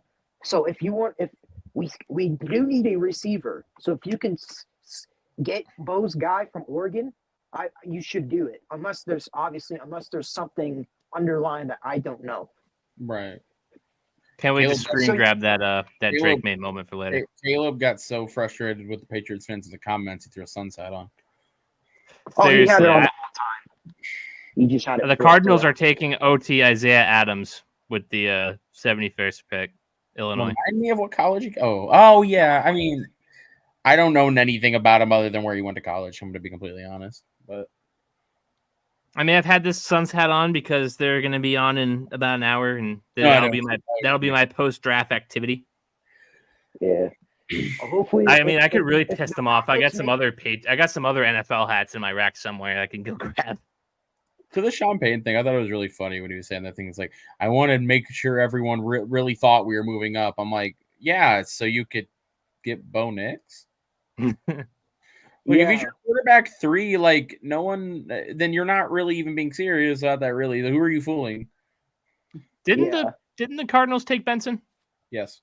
Yeah. So they got Benson and they went and got this tackle. They got both. They're picking twice. They're picking twice. LCA. They have a lot of picks. Thank you, Houston. Yes. All right, let's run through this third round. Also, I have a feeling that that Reggie's going to come for me in my DMs, and it's going to be bad. But all right, third round. Jets kicked it off with Malachi Corley after a trade up. Then the Cardinals took Trey Benson, the running back from Florida State. The Commanders took Brandon Coleman. It's going to be a guard at TCU. New England Patriots at 68 take Caden Wallace, the offensive tackle from Penn State. Junior Colson, Michigan, goes to the Chargers. The Giants take Andrew, what's his name, Smith? Andrew Smith? Are you talking about the cornerback? It's Phillips. Andrew Phillips. Yeah. The corner from Kentucky. Thank you. And the Cardinals just took Isaiah Adams, Illinois. Isaiah Adams, OT, Illinois. My brain's fried. That Bo Nix comment just gone. Anyways, the Abs are about to start, so assuming the Broncos don't trade down, I'm probably gone once we make the pick. This is a big game for us. I understand. We thank you for spending the better part of 3 hours with us. Yeah. Yeah, I did not think my back had it in me to get that done, but we play the cards we're given, and for once, it was good cards. What is the obsession of people in your comment sections of Bo Nix, bro? Like, how does that? I don't understand. I've thought about getting one of these jokers on the show just so I can pick their brain, but I just think they're dumb. I really just think that they don't watch college football. They recognize the name Bo Nix and they watch the highlight reel, and he's a memorable name. He played in the Pac-12 and looked awesome. So there you go. I mean, it probably would have been a Belichick pick. I mean, they see a guy who isn't going to screw things up, and like that's his job. Like, I can understand if it was a fan base of a team that wasn't picking at 3. They don't understand value. They don't. So here's the thing: they thought that they could trade down, get more picks, and get Bo Nix and even a really, really good wide receiver. Like they just chose not to. In dream scenarios, they thought that they could get Marvin Harrison Jr. and Bo Nix, or something along those lines. Because they thought, remember, there was a brief time where we thought that Bo Nix could be a second-round pick. The Cardinals announced Isaiah Adams as a guard. Okay, there we go. The second time that's happened. Well, like I said, I don't know much about him. All I know is what college he went to. But I don't understand. I think Belichick's kind of tricked Patriots fans into trying to find the best value instead of the best talent. So they look to trade down and get, because we're smarter than everybody else, and we're just going to take better players at less of a cost and get more picks and all that. And I don't know why they keep calling Drake May Mac Jones 2.0. They could not be more dissimilar if they tried. No. And I'm not even saying Bo Nix is like him because he's not, but he's closer to Mac Jones than Drake May is in terms of style. No, for sure. But I also don't think they're similar. I'm just saying in terms of like proximity. So I don't know. I don't know what their obsession with Bo Nix is. I've ripped them on it. They really hated it. Nobody ever gave me a good answer. Mm. I mean, they point to, oh, look, he beat Caleb Williams and he beat Washington in the Pac-12 when they played. So that means he's better. Like when they say Patrick Mahomes can never be the greatest of all time because Tom Brady beat him in the Super Bowl. Like they look at that head-to-head and think it matters. Max Duggan beat J.J. McCarthy. Is he better than him? Some Patriots fans might tell you that. Although, then again, Max Duggan was the only person that ever beat J.J. McCarthy. No, right? No, I don't understand the Bo Nix thing. I never will. I wonder Oh my God, this comment's stupid from 5 hours ago. Mac was unquestionably better in college than Drake May. I mean, his team had better luck Success. Or better winning. The Panthers pick as Trevin Wallace, it appears. Let me The verify. linebacker from Kentucky. Yep. Yeah, I'm trying to. Okay, you're seeing it too. Okay. Yep. Gotcha. Is anybody else a big Slovis guy back in the day? I wasn't. I knew you were.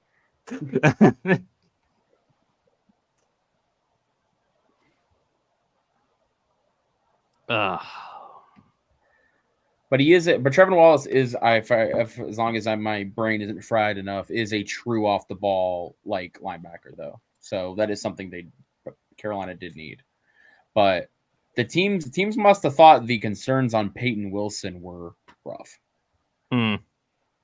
What was his issues again? I don't remember. I thought it was some like people saying like he it was like an effort thing or something, I thought. Like I didn't care about football enough type thing, I believe. I could be wrong on that, but I think that's what it was.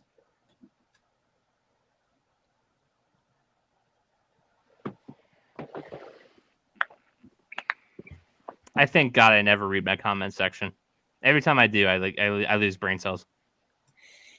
I need to get off Facebook. I need to get like an audience elsewhere. I don't think they get better, to be honest. No. You don't think the Twitter Pats fans are better than the Facebook ones? You mean the app formerly known as Twitter? I still call it Twitter. Everyone does. Everyone Yeah. does except an official. Yeah, the only articles people, and such. or either that or the people that are just like corporate and like we have to say the name. Or Elon Dick Riders. True.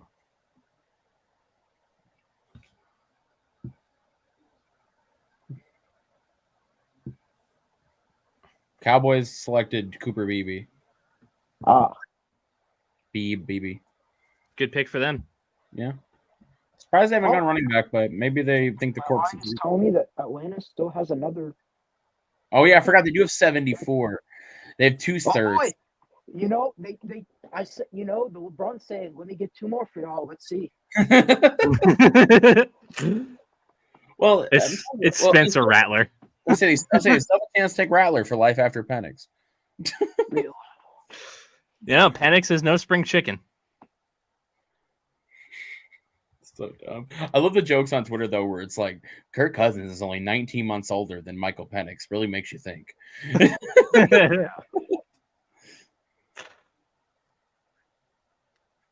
I would have loved Penix in New England. Not as much as I would love May in comparison. Well, I mean, we've been over this though. I mean, you love May, but you would also loved 3 extra first round picks, probably 2 mid-round picks, and Penix. Yeah, no, absolutely, I would have. But it worked out. It all worked out the way you and I have been in these trenches together this whole process, and it all worked out for the best. Is this the most aggravating draft process that we've had?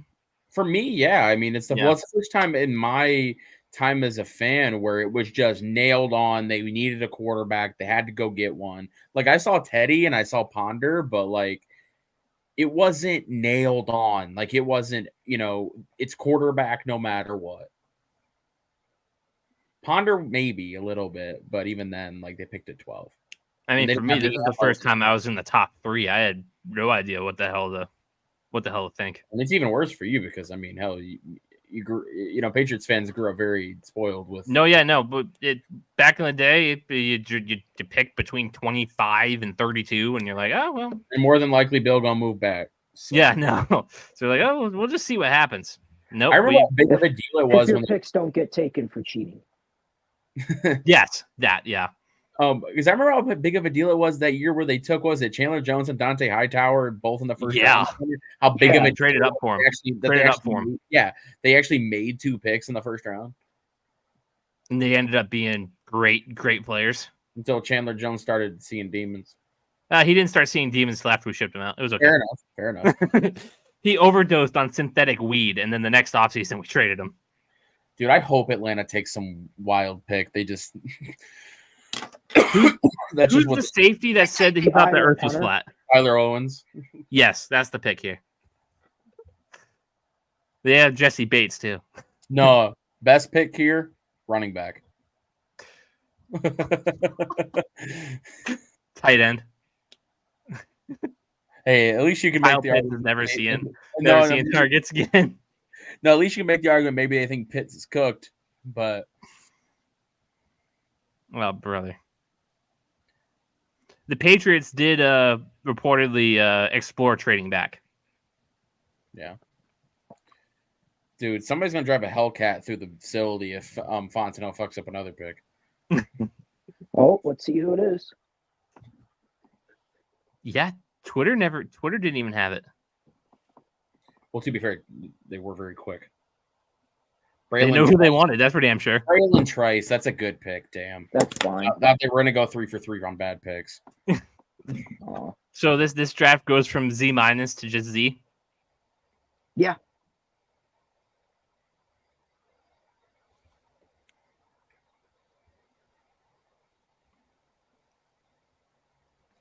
And Braylon Trice is good value here too, and it is their biggest need. Now they should have addressed it somewhere along the damn line. Oh, and Christian Haynes is still on the board. I just saw in this one group chat too. I'm surprised. Elliot Wolf also says the Patriots planned to pick Polk at 34, but moved back based on the intel that they had from other teams. So, but they moved up 40 spots in the 5th round or whatever the hell. Yeah, to take the player they're going to take anyway. Makes sense. Good deal. To me. All right, 2 picks into the Broncos. I could see them taking Jatavion Sanders, the tight end out of Texas. We do need a tight end. Obviously, Franklin, could use a developmental tackle. We haven't taken an offensive tackle in like 5 years at any point in the draft. Yeah, I hope they don't trade back just so we can get your reaction to the pick. Yeah. Yeah. I'll stay on if we trade back. Hey, I'll stay on anyways I just might not. I mean, bro, if you react to something that happens in the Avs game, it's not going to bother us. All right, well, we will be here, but if I yell, it's probably because of hockey and not round 3 of I mean, it's not my podcast, but I can't imagine Kaleb would care. No, at this point, we're pushing through to the end here. So, all right, Foxboro beat country. Let's ride. Absolutely. I would love. Again, I just flash on the screen. I'd love to see who takes Zach Center because somebody's going to take him, and he's going to be so much better than his draft slot. People are just scared because his leg snapped in half. Zach Center might be the best true guard in the whole draft. His leg just perished. True guard. Bears, Broncos, Raiders. Yeah.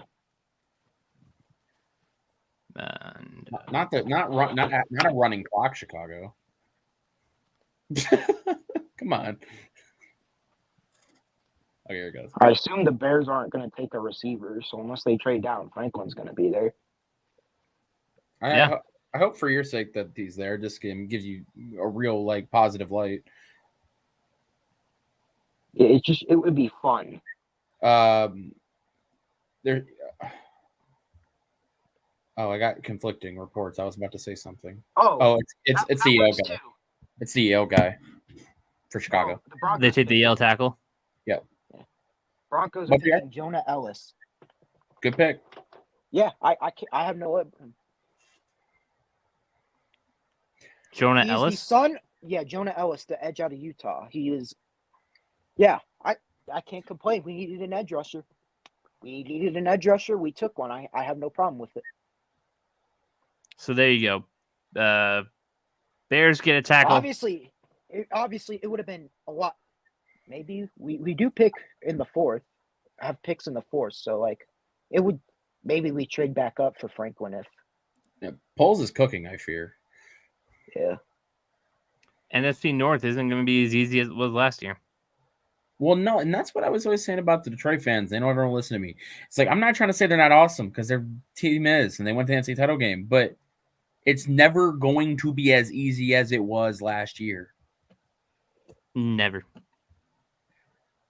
Especially since the conference was bad, the division was down, and they literally teed up a divisional game at home against Baker Mayfield. Yeah. And had a 21-point lead in San Francisco and blew it. Or 17-point, whatever it was. It was 17. Yeah. I wonder if there's something going on with Troy Franklin. I know he didn't test like people thought, but there's no reason he should still be here. Well, Roman Wilson's here too, I guess. So Raiders could take him. Raiders could use another weapon. Dude, that feels like a Roman Wilson spot, though. Eagles, nope. Cardinals, they could double dip. Bengals, Bengals. To be fair, you can never say nope to Howie Roseman. He'll just take someone. He don't care. I know he just spent $170 million on 2 receivers. He don't care though. LCO is sick of the offensive line picks. Oh wait, no, he wasn't. He said I wouldn't violate it. No, he'll just hate it with no repercussions to others. I wouldn't violate just a little hatred. I mean, that offensive line has to be pretty good right by now. Yeah. They had Broderick Jones last year. They just picked up Zach Frazier. They got Troy. That's 3 quality starters. Who do they got in at the other spots? I see why you guys are calling him the Yale guy. I wouldn't pronounce that name either. Yeah, his first name's Kieran. That's all I got. The Yale guy. Kieran. Oh my god, I like that. I like that pronunciation. Elcio, go ahead and check out your offensive line depth chart and let me know who's there. I'm actually very curious. Give me the left to right. I'm sorry, what? I was telling Elcio, give me the left to right of your offensive line as it stands today. Believe it's gonna be Botino left tackle. Kenyon Green, Yeah. Kenyon, Kendrick. whichever one. I think Kenyon's in Houston. Kenyon's a Yeah. Texan. Yeah, Kendrick Green at left guard, Frazier at center, somebody at right guard, Broderick Jones at right tackle. That's a good line. Yeah. Yeah. I mean, I'm not sure who their right guard is, but yeah. I really like the Jonah Ellis pick for Denver, though. Yeah, I'm people on my line wanted Franklin, and I mean, I did too, but I can't say it was a good pick. We need a position we badly needed. Works for me. I have no problem with it. I guess his dad. Watching this left-handed Yale quarterback throw the slowest balls I've ever seen in my life is amusing me. Yeah, Jonah Ellis. Apparently, his father, Luther Ellis, played for the Broncos and was also the team chaplain when we won Super Bowl 50, which is interesting. So, yeah, it's a good pick. I have no. I mean, I'm not jumping up and down, but I'm also perfectly good with it. So.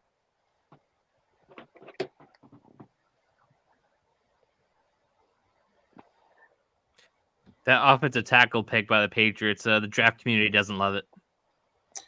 They don't love the player. I don't know much about him, so the summary that I got here: Caden Wallace is sizable and long, but lumbering, average at best athlete.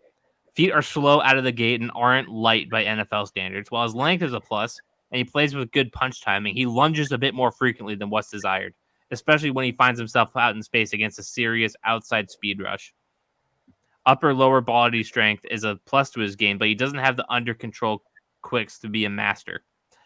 Master quick setter at the next level. Best when getting downhill and climbs to the second level with calmness and accuracy once he's there. His size profile and experience are at the top of his draft resume, but I have serious concerns about what his ugly wins in college will become in the NFL. Yo, the Broncos draft hat's fire. Sorry, that's random, but I just saw it. Yeah, if I didn't have 50 hats already, I would be. Texans are on the clock now. Oh, they trade up with Vegas? Yep. When's this sketch pick happening? That's what I want to know. Probably day 3. Yeah, but they don't usually announce picks on the podium day 3. Yeah, they do. James Daniels was the guard we were missing. Let me rephrase. Oh. They're not. It's not every pick. Pardon like me, sometimes they let people announce them, but like it's not every pick. Is what I'm trying to say. Sure. Wait, we missed something with the Raiders because they say they trade up with the Eagles at 78. Oh, then we must. Yes, we missed something with the Raiders. We must not saw the Raiders pick. But the Texans are moving up. I just saw the compensation somewhere. They gave up 86 and 123. Okay. So no idea the Broncos have also been seeking pass rushing help on the trade market. Trey Hendrickson, you are a Denver Bronco. The Raiders got Delmar Glaze, guard out of Marshall. I'm sorry, Maryland. Sorry. I don't know why I said Marshall. Good stuff. That offensive line needed some help. Yeah. Cool. I mean, another potential spot for Rattler come and gone. Still no Haynes, though. I'm surprised that he's fallen, considering they just took a guard. And still no Troy Franklin, a guy that we thought could go back in round 1. I mean, I thought he was the Bills pick of 33. Yeah. So, this is going way back at this point. But you know how Cam, you're saying that Brad Holmes just will take someone who's clear BPA regardless. Mm-hmm. He said that Rakestraw was their CB2 behind Arnold, and that they had a high grade on him.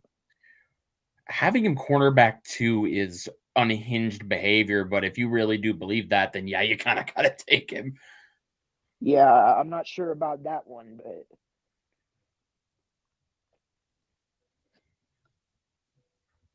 anyways, so yeah.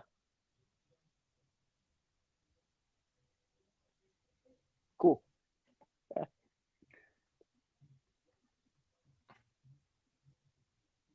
I just got a Bleacher Report push notification that Caitlin Clark signed an ultrasound for somebody. Thank you.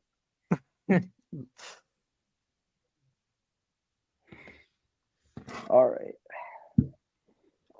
Ask Cole for the rundown on Caden Wallace. Hopefully he gets back to me. Because if there's anybody that's anybody that watched him, it's him. Yeah. I'm not one to question Brad Holmes, but how in the world do you watch at least Quinyon Mitchell and go Rakestraw's better than him? Yeah, I'm not sure. Yeah. I mean, there's other corners I can say this about, but at minimum, Quinyon Mitchell.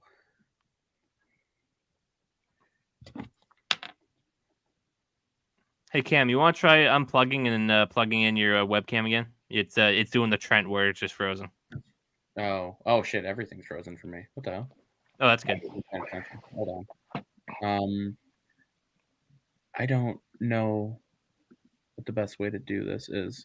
Wait, did my whole fucking computer freeze? What the hell happened here? I can still hear you, so that's interesting. No, it's weird. Hold on. I don't know what's going on with this because I can move the window. So maybe just the tab is frozen? Yeah, hold on. Let me make sure I have the link. I may have to just back out and go back in. Hold on. The Colts are on the clock. After alrighty. we don't know what the Texans did.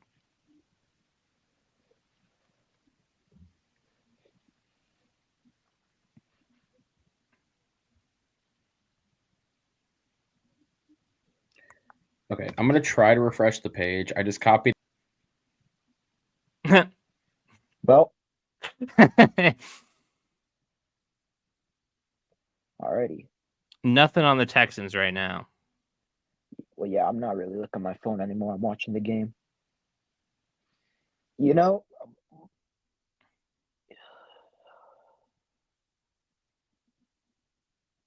Feeling good about that series?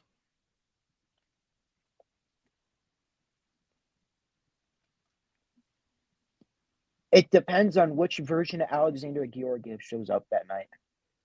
If game 1 Georgiev shows up, we have 0 chance. If game 2 Georgiev shows up, then yes, I do. Ooh. So Indy gets 79. Arizona drops 3 spots, and they take one, and they get 191, a 6th rounder. I see. Okay. I will be back. My AirPods are about to die. I need to switch headsets. Sounds good. I will man the ship.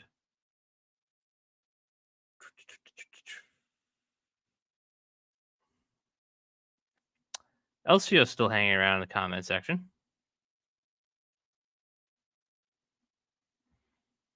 As we sit and we wait for an update on what the Texans did. Not quite sure.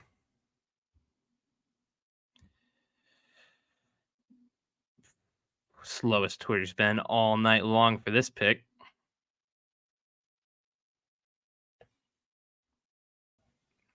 Bring you back up here. Very nice. Okay. I don't know what happened with that. Whatever. This Yo, software has done us mic really work? well for 3.5 hours. I don't think it was the software. Mike. I think it was my Mac. But Yeah. BR sounds good. All right, cool. So we had the Colts trade up 3 spots, give up a 6th. We still don't know what the Texans did. Twitter is selling tonight. yeah, usually the picks are tipped like immediately. Kalen Bullock, DB out of USC. Fake USC. Yeah, it's safety. Alrighty. Whatever Jaden thinks about that. Hopefully he likes it. It's a Kalen Bullock, right? Kalen Bullock. Yeah. Yep. Yeah. Interesting. Is Troy Franklin going to be like a Kelvin Harmon situation where he drops like the 6th round? I would hope the Broncos take him like round 4. Yeah. Like Shit. we have our pass rusher. Shit, dog. If he's there, the Vikings take him at 108. I got no qualms. Yeah. And obviously, for those watching, I am not doing a stream for day 3. That's a lot of work. Oh, And good save, Georgiev. And it's also like impossible to keep up with. Also, like No, yeah, they come in a mile a minute. Yeah. Best I can do is give you the Patriots picks as they come. So that's what I'm going to do. Well, Cardinals trading their pick to the Colts. Yes. Oh yeah, I forgot. He already said that, huh? Yeah. Sorry, I was having technical difficulties. We had that before the Texans pick. Like technical difficulties. But what was I about to say? But no, yeah, day 3 is hard to keep up with. But did y'all see that Florio report where he's talking about how he heard the Vikings were trying to trade it from elite neighbors? I did see that. I don't buy that for 1 second. Well, yeah, I don't buy it either. Number one, because you would have to trade 11, and then considering what happened, how do you have got a quarterback?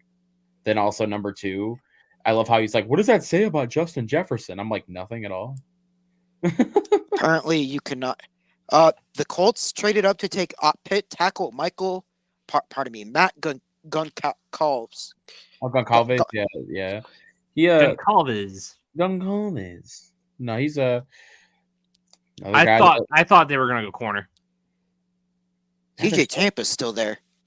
The thing is with TJ Tampa, and I liked him as a prospect. I know why NFL teams don't like him because his best traits are hitting people and making tackles. Like he covers all right, but like the main thing that pops up the tape is he hits the hell out of people and wraps up. Move him to safety. Yeah. Does he have the athleticism for that? I don't know. Actually, if he tackles well. I don't recall his RAS that well. So and the Bengals are taking Alabama wide receiver Jermaine Burton at 80. He's very good, but I heard there were some character problems. Yeah, there was is he focused on football problems, I believe. He does kind of look like a head ass. There might have been. I think there were like actual off the field things, but it was all tied into like he pays attention to everything but football when he's off the field. I see. But so is it in terms of is it a case where the NFL just doesn't like when someone has an interest other than football, or? No, I do think he is, as Caleb would put it, a head ass. Also, I understand. Like I think he because I just remember what it was. He appeared to like strike a Tennessee fan one time, like a female Tennessee fan when they played Tennessee. Thank you. I knew there was something like character wise. I knew there was the focus on football one, but I knew there was also like an actual event. I just couldn't think of it, and then I finally thought of it. Yeah. I guess he like appeared to like slap a female Tennessee fan or something. Oh, that's good. All right, thank you. Surprised Jerry didn't take him. But talent-wise, he might be dangerous there. Yeah. That could be their Tyler Boyd replacement. He looks like a little dude. Might be a T. Higgins replacement if they get rid of him. I think they would have got rid of him by now if they... He requested a trade before the draft. Yeah, like a week. I'm like, I have a feeling that if they were going to find a trade that they wanted for him, it would have happened by now. Fair. Unless they want 2025 picks. I'm not sure why you would. Get something for him instead of losing him for nothing, I guess. Well, you also get takes 2 to tango also, though. Yeah. Christian Haynes to Seattle is what LCO is seeing. That's an awesome pick for them. He shouldn't still be there. Yeah. By the way, speaking on their first round pick, giving Mike McDonald Byron Murphy is a scary proposition. Yeah. I don't got to worry about it, at least in my division or anything, but I don't got to worry about it in my conference. No one. I'm the closest to worrying about it, but being a Michigan fan and watching what Mike McDonald did at Michigan and then did at Baltimore, Byron Murphy is going to be a problem. Yeah.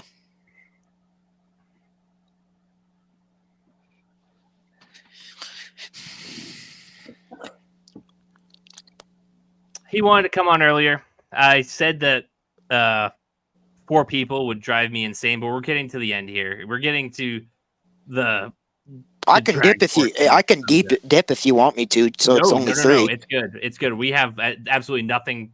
I don't want to say nothing interesting to say at this point, but we've said it all. We're just waiting on the picks to come through. Yeah. Abby's going to give us a little more energy, I think. So. Yeah. Hey. How y'all doing? He's Good? entered the room.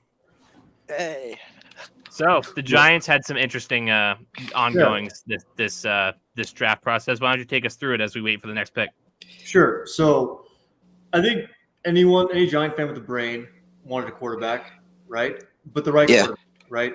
You can't make the same Daniel Jones mistake and reach for an inferior prospect, which is why I didn't want J.J. McCarthy or Penix or whatever. So I'm happy that even though we tried to trade up, they made an attempt. They just stayed and took the best player available, which is Neighbors. And I think Neighbors is going to be electric. He can play the Z. I think he's a Z receiver. I think he can play the Z really well. And he has like the natural quickness and twitchiness to be a good releaser off the line to play the X. He played, I think, most of his snaps in the slot in college, but he's got like that size, frame, and quickness to kind of operate as an X, Y, or a Z. So I think he's the perfect fit. He's like our Stephon Diggs, pretty much, who basically runs all the routes. He can win deep, he can win middle, short, whatever. He's going to be the glue keeping this receiver core together. So I like that pick. I think it's a unanimous decision that all Giants fans like the pick. The only disappointment we have is that we haven't really upgraded our quarterback. And unfortunately, we'll probably have to wait a year for that anyways. So that was a good pick. I enjoyed that pick. Second round, we really wanted one of the corners to fall to us, more like Kool-Aid or Melton or one of those guys, especially Melton. I thought he was a really good fit for our defensive coordinator scheme. Unfortunately, that did not happen. But we're happy with Nubin. I think Nubin is a good fit. To me, he reminds me of like McKinney. Like, he's not the best athlete. He's not a guy that's going to have a 9 RAS score, but he's got really good instincts. He's a sound tackler. He knows how to take good angles. He doesn't need to have like 4.3 speed to where he needs to get there quickly. He'll be able to kind of predict the route, predict where the ball carrier is going, get there, even with this like 4.57 speed. So I think it's a good pick. He's like not like an A+ pick, but I think he's a solid B+. So A, B+. Third round, I don't know what the fuck we did. Okay, third round, I don't know, man. Like, we need an outside corner, right? Because right now we have Cordero Flott. Cordero Flott was a fit for our last defensive coordinator scheme, Wing Martindale, who runs a lot of cover 0, cover 1, man-to-man, right? So that's why we drafted him. We thought he was raw, 20 years old. We can develop his cover skills. We can make him a better tackler, and he'll be our outside corner or slot, whatever it is. Unfortunately, he did not develop into that. So we really needed like an outside corner to play beside Banks because we did not have that talent, okay? And our secondary is really weak. So Andrew Phillips, to me, he's a slot-only nickel guy. I know Shane said that, we put him outside. Sometimes we'll play him inside. He has versatility. I think he's going to be mostly a slot guy. I think if he's outside, he's going to get mossed a lot. He's like, 5'10", 190 pounds, whatever it is. He's a good tackler. He's kind of like the anti-Cordero Flott in many ways. Like, Flott's kind of like an athletic, kind of very silky smooth in coverage. This guy's more kind of get your nose into the dirt, make plays, tackle, kind of reckless abandon type of play. So the plan for him is maybe just put him in the slot. But I don't know. I thought TJ Tampa would have been a better pick. I think Tampa has that height, weight, speed that we look for in outside corners. I thought like Cooper Bebe would have been a good pick too, because we do need a left guard as well.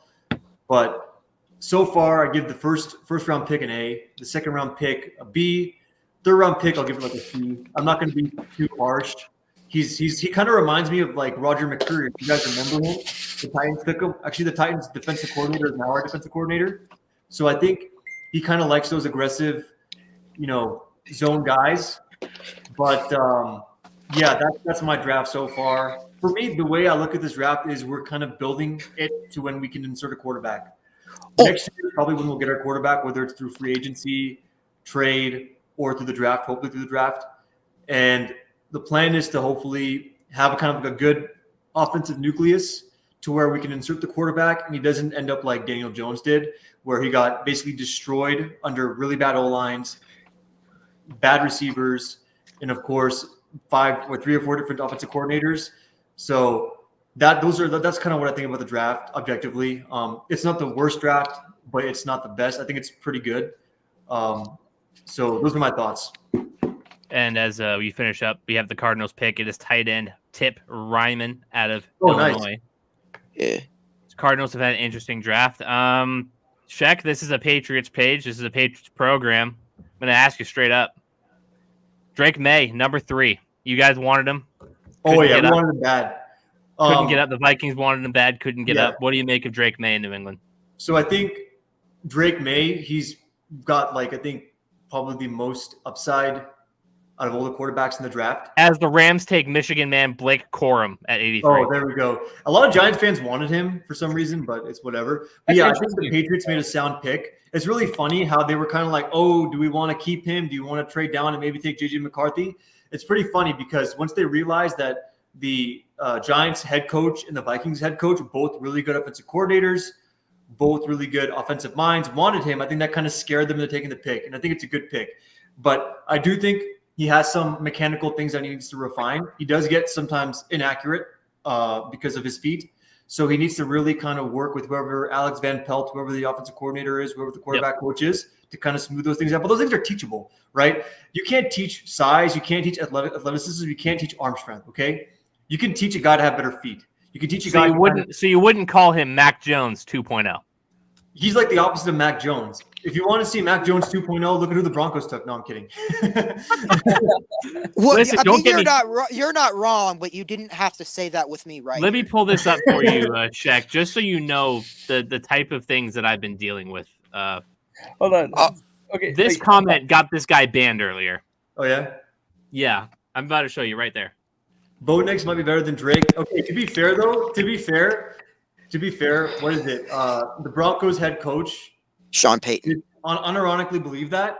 So yes, and apparently we were not the only team to believe so. Well, they said it wasn't the only team to have him quarterback 3. I guess in theory they could have Drake May in the top 2. No, Albright directly said that we were not the only team to have Nix over May. Oh, I'm sorry. Then you're right. My apologies.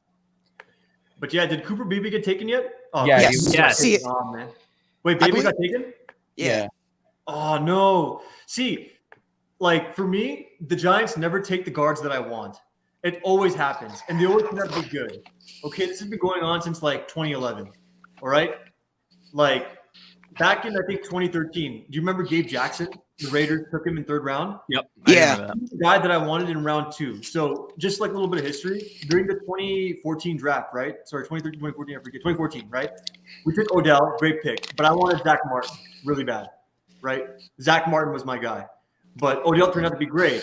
And the guy that I wanted in round 2 was Gabe Jackson, right? But we took Weston Richburg. And Weston Richburg was a great player.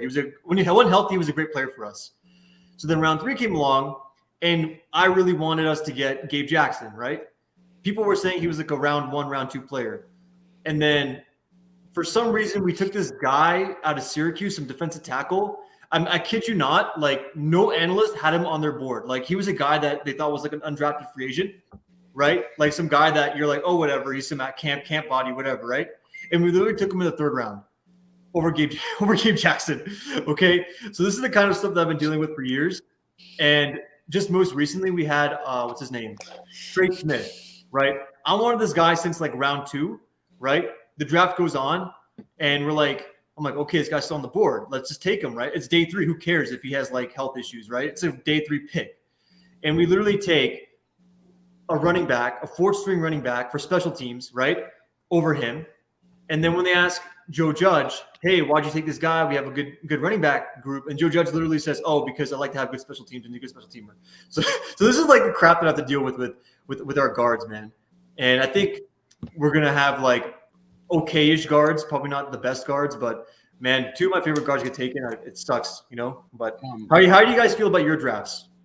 Well, let me comment on what just happened real quick. First of all, the Rams took Blake Corum. I find very interesting because I don't think him and Kyron Williams are all that different. I wonder if they just don't want to pay. They're just not going to pay Kyron Williams when it's time. Yeah, they're a smart team. They're just going to another Michigan guy off the board. Roman Wilson to the Berg, man, dude, he is a really good receiver for Russell Wilson's kind of play style. Yeah. That's a really good pick. Steelers country, let's weld.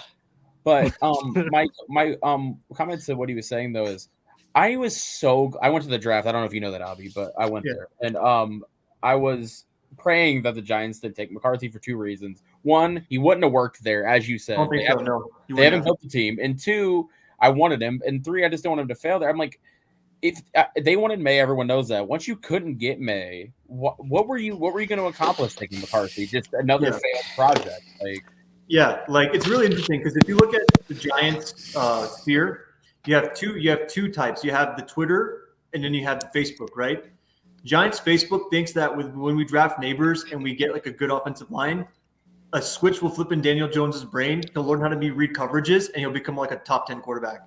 That's like one side of it, right? Then you have the other side, which is Twitter, which is full of Zoomers, and they all think that, Daniel Jones is like the worst quarterback in the league. He's going to turn Malik Neighbors into Darius Slayton again. He's going to basically ruin our offense no matter what we surround him with, right? And I think like both sides are too extreme. I lean more towards Twitter because I don't like Daniel Jones, but at the same time, you cannot repeat that mistake and take a prospect who's not ready or who's not a good fit for your team at the time, okay, and then ruin him too, because that sets you back another 4 or 5 years. And knowing the Giants, it's going to be 6 years because we do a really bad job of moving off of bad players.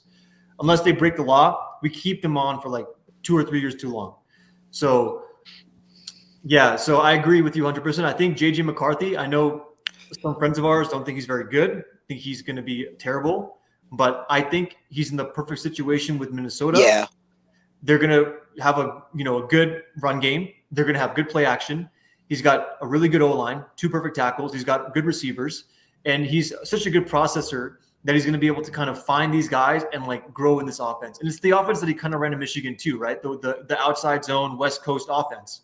So he's going to do really good, I think, in Minnesota. He's got the best chance to succeed there, in my opinion. Yeah, and he also he even said like Harbaugh was talking about it because I asked him about it. Like apparently he obviously talks to JJ all the time, and he's basically the entire process. He's like, if I have to be drafted in round 5, this is where I want to be. It didn't matter. So is he ever going to be Joe Burrow or Josh Allen? No. But if he can be Kirk Cousins, who moves around a little better on a rookie contract, then it's a huge win. Yeah. Yeah.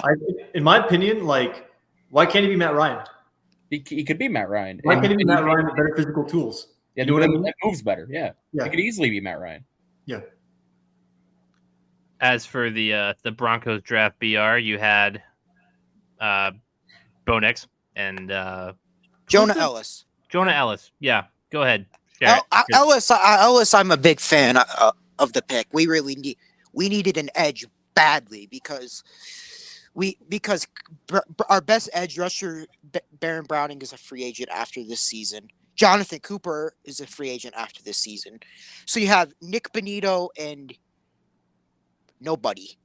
So we needed an edge rusher. So for Bo Nix, on the one hand, I kind of like the process of if you regardless of how insane, my opinion on your thoughts on the player, right? Whether I think it's insane to have him above Drake May and such, right? But regardless, if you love him that much, you did the correct thing, not fucking around and just taking him. Because if you genuinely believe he's that guy, no day 3 pick is going to be worth risking not getting him.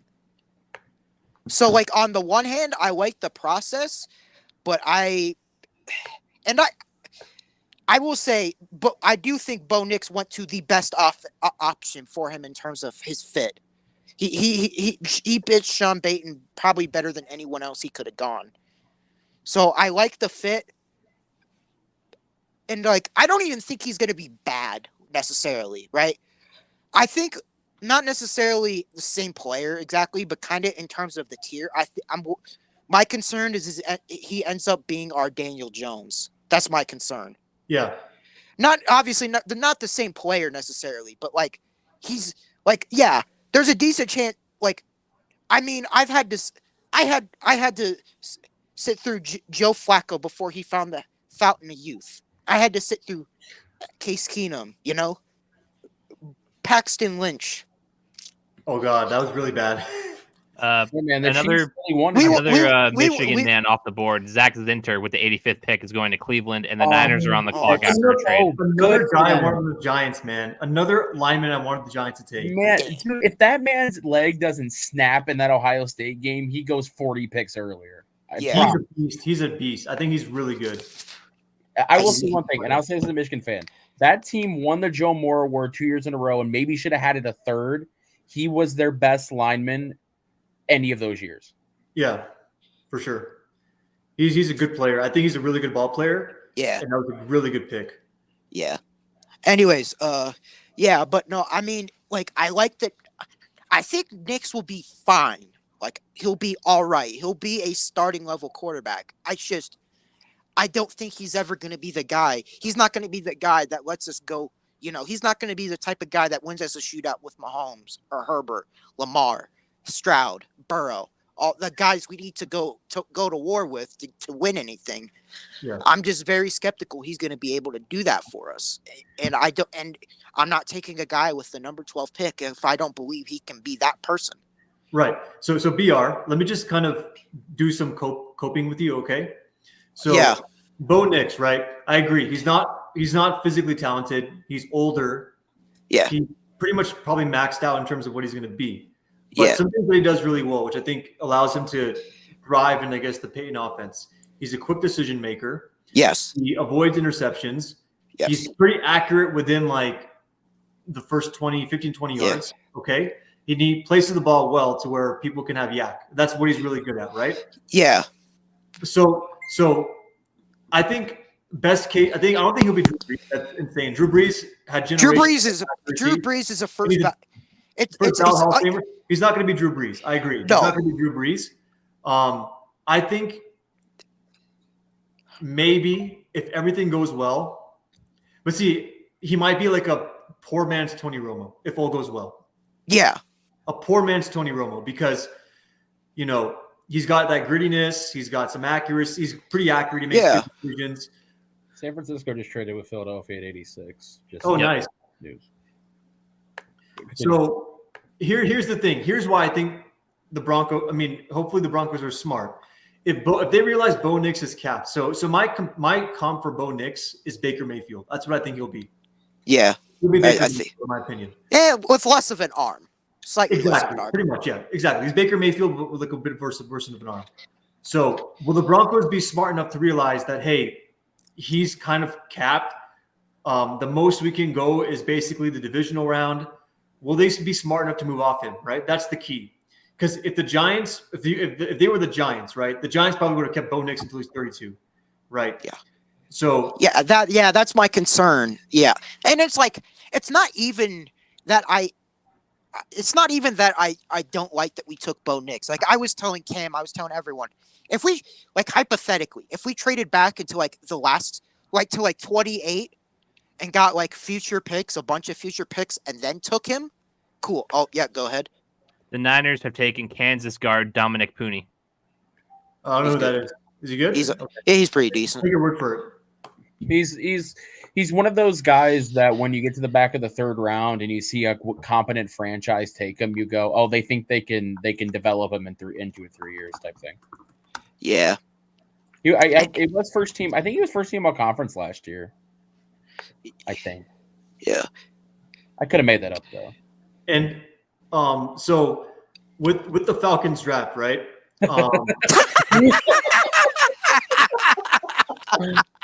He said, so let's just go straight into a disaster. Let's talk about it. Okay. Now, I feel like this draft hinges on one player. And we all know who that player is. Okoroka. No, I'm kidding. Real. No, but so Penix, right? I feel like if Penix was like 21 years old, I would have actually would have liked the pick. Dude, seriously, like, if he was 21, I would have loved the pick. If he was 21, he would have been the Giants pick, okay? Or if they just didn't have Kirk Cousins. Oh, dude, if Michael Penix was 21, he might have been the Commanders pick. Oh yeah, 100%. Oh yeah. Like, but this is what I think, right? I'm not sure how does the Kirk Cousins contract have an out? So After 2 years. Yeah, Okay, perfect. 2 years, right? It's like this. It's like this. It's the first 2 are guaranteed. The last 2 are, if we want to keep you, we'll pay you. It's literally exactly like that. Okay, so here's my thinking, right? If everything goes perfect, right? This guy, he fixes his, issues with touch over the middle, whatever it is, because he's a very good deep ball thrower. He throws very good outside the numbers. I think it's kind of like in between where he struggles. And to be fair, that was the strength of the Washington offense. They had, a really good outside receiver in Rome Odudze, so might as well throw him like go balls all day long.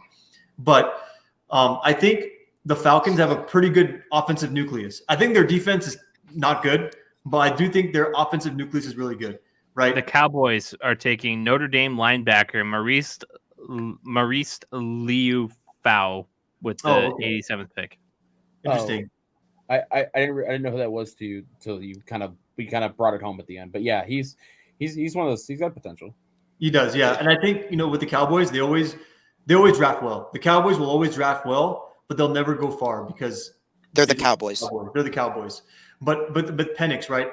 I think their best case scenario is if this guy has the intangibles that meshes with his, like, he's got a pretty good arm. If they mesh together and he does well for like 2 years and becomes like Matt Stafford or whatever, then that's their best case scenario, in my opinion. But I don't know. That's like best case scenario rarely ever happens. Okay. So I don't know. So this is what I'll say about it is I've been on record talking about how I don't understand it, because if you're going to pay all that money, you're trying to win now while you're taking a quarterback. But if we just look at it in a vacuum, this is the way I look at it. First of all, I wanted McCarthy. Everyone knows that. But there is a part of me that would have loved to see Penix with that like almost irrational arm just pushing the ball down the field in O'Connell's scheme. There's a part of me that would have loved to see that. But this is why I look at it. Like, I think the dynamic is almost as more of a problem than the pick, because Cousins is rehabbing an Achilles. Yeah. So the team around him is not going to see him throw very much in the offseason. Yeah. They're going to see a guy they just gave $180 million to, and they're going to see this rookie they took it at number 8. For better or worse, whatever you think of as like on the field tangibles or whatever, he's going to be throwing rockets through their entire practice facility the entire offseason. And then you got Cousins going, so you pay me $180 million. And everyone knows Kirk Cousins is a little bit of a sensitive person. Yeah. And you're going to go, you just paid me $180 million. And you sold me this, like, this whole thing about we're trying to win now. We hired Raheem Morris. We got these Rams coaches. We're trying to win. It's an easy division. We're going to contend. And then you go and take my replacement in the 10. Before I've even done a practice without telling me. Yes. I think the dynamic is as bad as the pick. The pick I don't like. Enough. He's 24. You took it. I hate the Jordan Love comparison. You took him 18 picks. It's not Jordan Love. No, they took him 18 picks higher, and he's 3 years older. You know what it reminds me of? It reminds me of when the Giants took is when the Giants had Kurt Warner. And because remember the time Kurt Warner, was kind of like injured, kind of, declining a little bit, right? Yeah. And they took Eli Manning. But that's the thing. Eli Manning was a far superior prospect, right? Yeah. So I don't know. This is unique. I think this is a very unique situation. I think Colin Cowherd said it the best. He thinks like it's an insurance policy, which is, again, it doesn't make sense. But an eighth overall pick insurance policy, man. Those I don't know. But I think it's because Kirk is like thinking is approaching his mid-30s. He's coming off a pretty serious mid-30s. He's 37 this year. He's 37. Oh wow. Okay. He is much older than I thought he is. So he's older, right? He's coming off a serious injury. The Achilles injury is pretty serious. It's a serious injury, especially for older people, right? I'm sorry. It's 35 turning 36, not 36. Fair enough. The point is, so I think what they're thinking is we'll probably get 2 years out of Kirk, right? We have a really good offense, right? I think we got some good receivers. Pitts is a good tight end, right? We got a really good O-line, right? Let's have this rookie that we're going to kind of work on his middle. We're going to work on his touch passing, whatever it is, his middle game for 2 years. And then we'll get out of Kirk, and then we'll have a rookie quarterback with 3 years on a rookie salary behind this amazing offensive line with 2 dynamite weapons and an elite running back who's also a weapon. I think that's what they're thinking. But again, it made no sense because, you paid Kirk for 4 years. You gave him like $160 million. They should have taken an edge rusher. You know what I mean? They needed to really fix that defense because that defense sucks, and the NFC South sucks. The NFC South can be easily won by them. You know what I mean? Right. And but the thing is too, though, in theory, you're right. But when they asked Terry Fontenot about it, he was like, if he sits 5-6 years, we're good with it. That was stupid. I'm like, dude, what? Like, he's going to have to be paid. Yeah. I think he's saying 5-6 years just to kind of placate Cousins. Because if he says, yeah, we're going to have Cousins. I mean, that's fair. We're going to have Cousins play for 2 years, and then we're going to give this guy the shot. And then. So my other theory, I don't know if this is true, just something I've speculated, is what if there was just one of these players? The Packers are taking USC running back Marshawn Lloyd with the 88th pick. Oh, he's a nice player. It's just interesting because it's like they just paid Jacobs all that money. They have Dylan. Like, I guess he could be like a third. Oh, yeah, I forgot that. Yeah, or they could just get rid of Dylan. I guess. Yeah, that's what they do. He sucks. But back to the other point, I wonder if Atlanta, maybe they were delusional, right? But maybe they thought one of the players that went top 7, and they were just committed to that guy, whoever it was. Maybe it was Neighbors. Maybe they thought the Giants were taking a Dunze. Yeah. And they thought Neighbors was going to get to them, and then he didn't. And they went, and then they almost like panicked, and they went, well, Penix is really high on our board because apparently he was a quarterback 2. He was their quarterback 2. That's what they quarterback 1. Caleb, right? I would assume it's. I think, or no, it was Oh, no, I remember. I'm sorry to cut you off. No, he was quarterback 2, not including Caleb. I think Daniels was 2. Okay, fair enough. Anyway, they probably looked at the board and thought he was so much higher than everyone else. And then somewhere along the line, they had this thought of like drafting his successor. And once someone was off the board, it's just speculation. But I wonder if that's what happened, where they almost panic picked him. I think so too. I think you're correct. And I think there were rumors going around that the Seahawks and the Raiders wanted to take Penix. And there was there was another team. Saints. Yeah. Saints. Yes, Saints. I will say that is it's interesting how much his stock was kept from the public. Oh, I agree. I mean, if you would have asked me like 10 minutes before the draft where he was going to go, I would have said to the Giants, maybe in the 40s, if lucky, because apparently the Giants liked him too. The Giants actually liked him quite a bit. They liked him in the second round. But I would have been really curious if we would have got to 10/11 and both of them were there for the Vikings, which one they would have taken. I think it would have still been McCarthy. Yeah. But I would have loved to see the decision. But I agree. It was bizarre. I think they did a really good job of, like, you know how most times in drafts they always kind of gas the quarterbacks and then they go much lower. The Bucs selected Tyke Smith. Continue. Right. So you know how, like, in most drafts they'll say, "Oh, this quarterback's going to go like super high. Make sure you buy stock in him." Then he ends up going like 2 or 3 rounds after. I feel like this draft was the complete opposite, right? We thought that, okay, there would be 4 quarterbacks going in the first top 15 picks. But everyone was saying, oh, but Nix and Penix, they're too old. They're too this, too that. They're probably going to go day 2 or 3, right? That's what we were being fed by all the media pundits. I truly believe that McCarthy was going to be top 5. Me too. Me too. Yeah, for sure. The reason why as of like the last few days before the draft, I started thinking he wasn't going to be, is because all of a sudden, did you notice in like that, every pundit, every insider flipped on him. Like every single mock went, started mocking him at 11. Like the Vikings not even moving.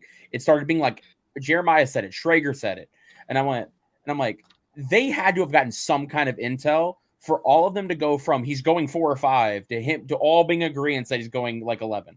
Yeah. So I came into the day with the dream scenario of going, well, hopefully they can get McCarthy and they can still keep 23.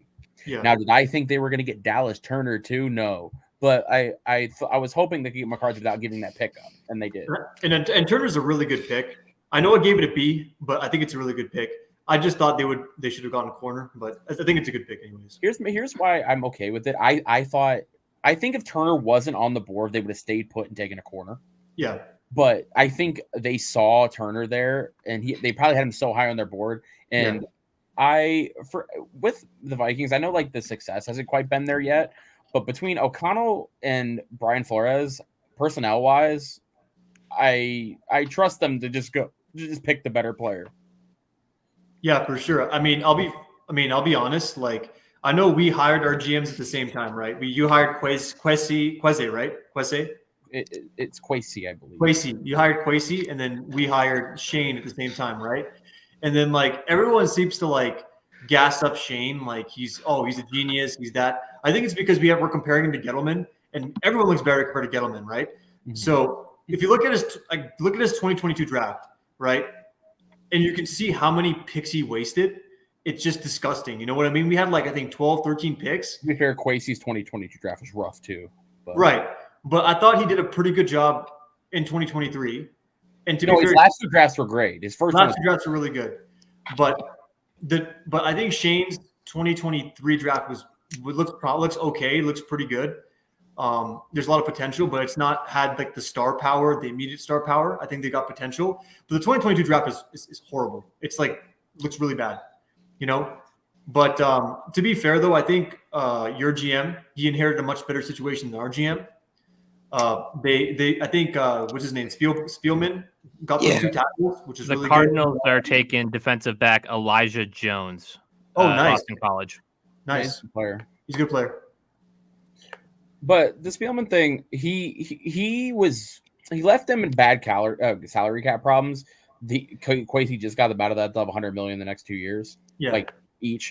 But what he did do is, like you said, he on the way out, he gave them two all-pro level offensive tackles and Justin Jefferson. Yeah, so. for sure. But yeah, I think the Vikings have a good future, and I think JJ is in the good situation. If he has to become a good quarterback, I think that's the place he should have gone, either there or the Rams. I think those are the 2 places I thought he would have been a good fit for. Giants definitely not. I thought I don't know if they were ever going to do it. I never really bought it, but me neither. Yeah. Okay, but if Seattle, nobody's thinking of Seattle. I think he would have worked there, especially with the familiarity with McDonald. Right.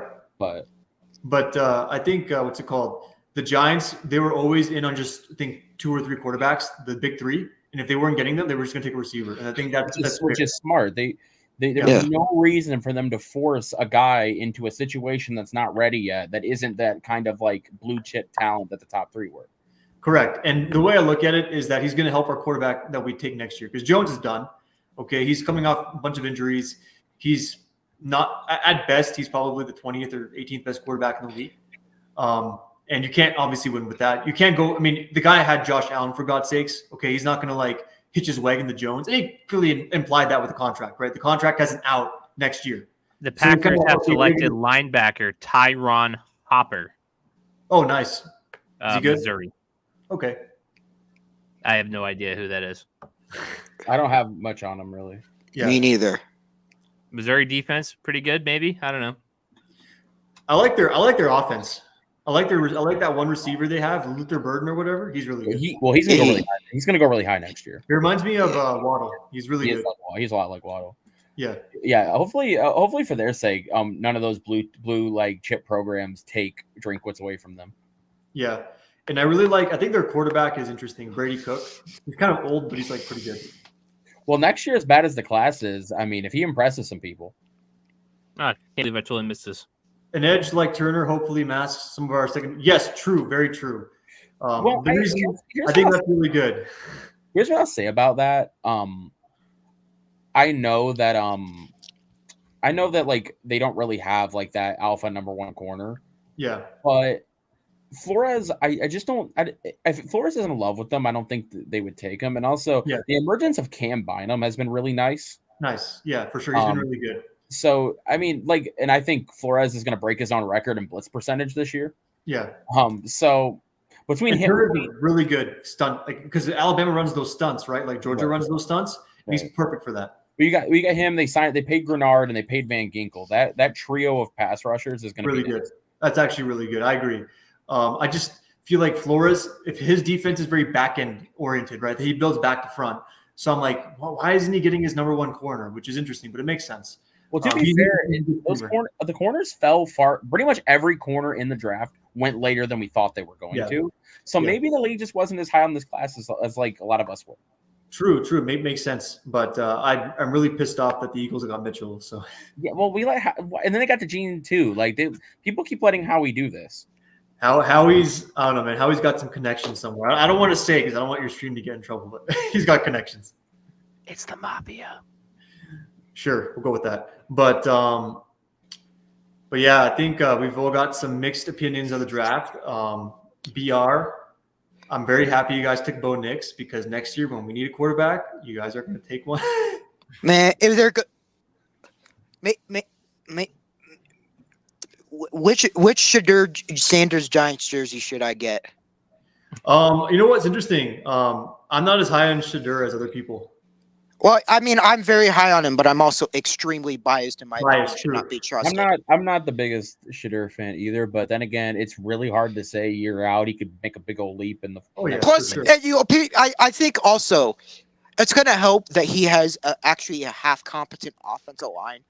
Like that, the last half of the season when the offensive line started getting injured, Yeah. you could tell you could tell that really that there just was no depth there, and like so like it's just there was he had no chance. Like I remember Latu had like 20 pressures in one game against CU. 20. That might be a bit hyperbolic, but it was like 18 or something. Okay, that's still pretty high. The Buccaneers are selecting Washington wide receiver Jalen McMillan. Oh, nice. Interesting. That's like a good pick for them. I want to know. I would love to know why Troy Franklin is falling like this. This is what I think. This is why I think The Ravens are coming up. They're on the clock right now. Troy Franklin? Maybe. Maybe. But here's why I think he's falling, okay? Because he's like kind of like a tall, thin receiver, right? And he's got kind of like a smallish frame. And I don't think he's got that short area quickness that you need to have at that size. So he's a very good vertical receiver. Like he'll run all the vertical routes, like the posts and stuff like that. He's very much like MVS, in my opinion. That is kind of a comp I've heard of many times. So I think that's probably why. Either that or medical. Only reason why. Because I think the Bills would have taken. I thought the Bills were going to take him personally. I thought I would take him at 33. I really did. I really would have too. But I don't know. I know people here don't like Keon Coleman. I think he's good. I think he can be good. I don't think he's like a 50-50 merchant like most people here think. I think he's got some good short area quickness. But I don't know. We'll see. I think the Bills GM is a Josh Allen merchant. If you got to ask me. Oh, I said that earlier. Caleb can vouch. I was talking about that. How much I just really don't understand. Like, why is Brandon Beane being able to live off that Josh Allen pick is insane because he has not drafted well at all since then. You know what he drafts well? He drafts linebackers and linebackers. That's all he drafts really well. Draft linebackers well. That's all he does. Dude, Ken's gonna be off his rocker if they go Wiggins, Rosengard, and Franklin. That's about as good as it could have gone for him. Yeah, the Ravens always draft well, man. They always draft well. But I don't know, like I feel like this is just kind of like a transition year for us. Like try to get as much talent on the roster so that when we do draft a quarterback, he doesn't end up like David Carr. That's basically what we're trying to do. And the Broncos, what do you think, BR? Do you think the Broncos can compete this year? Fuck no. Well, I think. Wait, do you guys traded Judy, right? So yes, but I mean, we're not losing much there. True, yeah. But Mims is nice. I think Mims is good if we keep Sutton, which at this point we would be stupid to move him unless he outright demands it. And even then, demanding trades hasn't worked for receivers. Yeah. With Higgins. So yeah, we would be stupid to move Sutton. But like Mims, Sutton, Josh Reynolds is cool. I mean, I know he had an absolute like all-time stinker in the NFC Championship. But he was really good for Detroit the entire season up until that second half. Yeah, Reynolds is like the analytics, they really like Reynolds. He's always like on the top right-hand corner. So yeah, he's always people he had an absolute he just had an all-time stinker really of a second half, pardon me, against the Niners in the NFC Championship. But yeah, he's good. I mean, we don't really have tight ends. I'm extremely concerned that the knee injury just cooked Javonte. Like he did not look the same this year. He was not good this year. Mm-hmm. He was awful, and I can't even blame him. Like he tore his LC. Like he tore basically everything there was to tear in that knee. You're not going to be the same. Let me look this up to be specific. It was like 3 or 4 ligaments he tore. Dang. Like I can't. He was bad, but like it wasn't his fault. Like, hold on. Baltimore selects Adisa Isaac. Thank you. My Twitter was just not working. Yeah. It's a great draft. I mean, I know they didn't go receiver, maybe like some might have wanted, but it's a great draft. But to be fair, they've spent two straight picks on wide receivers. So like, Yeah.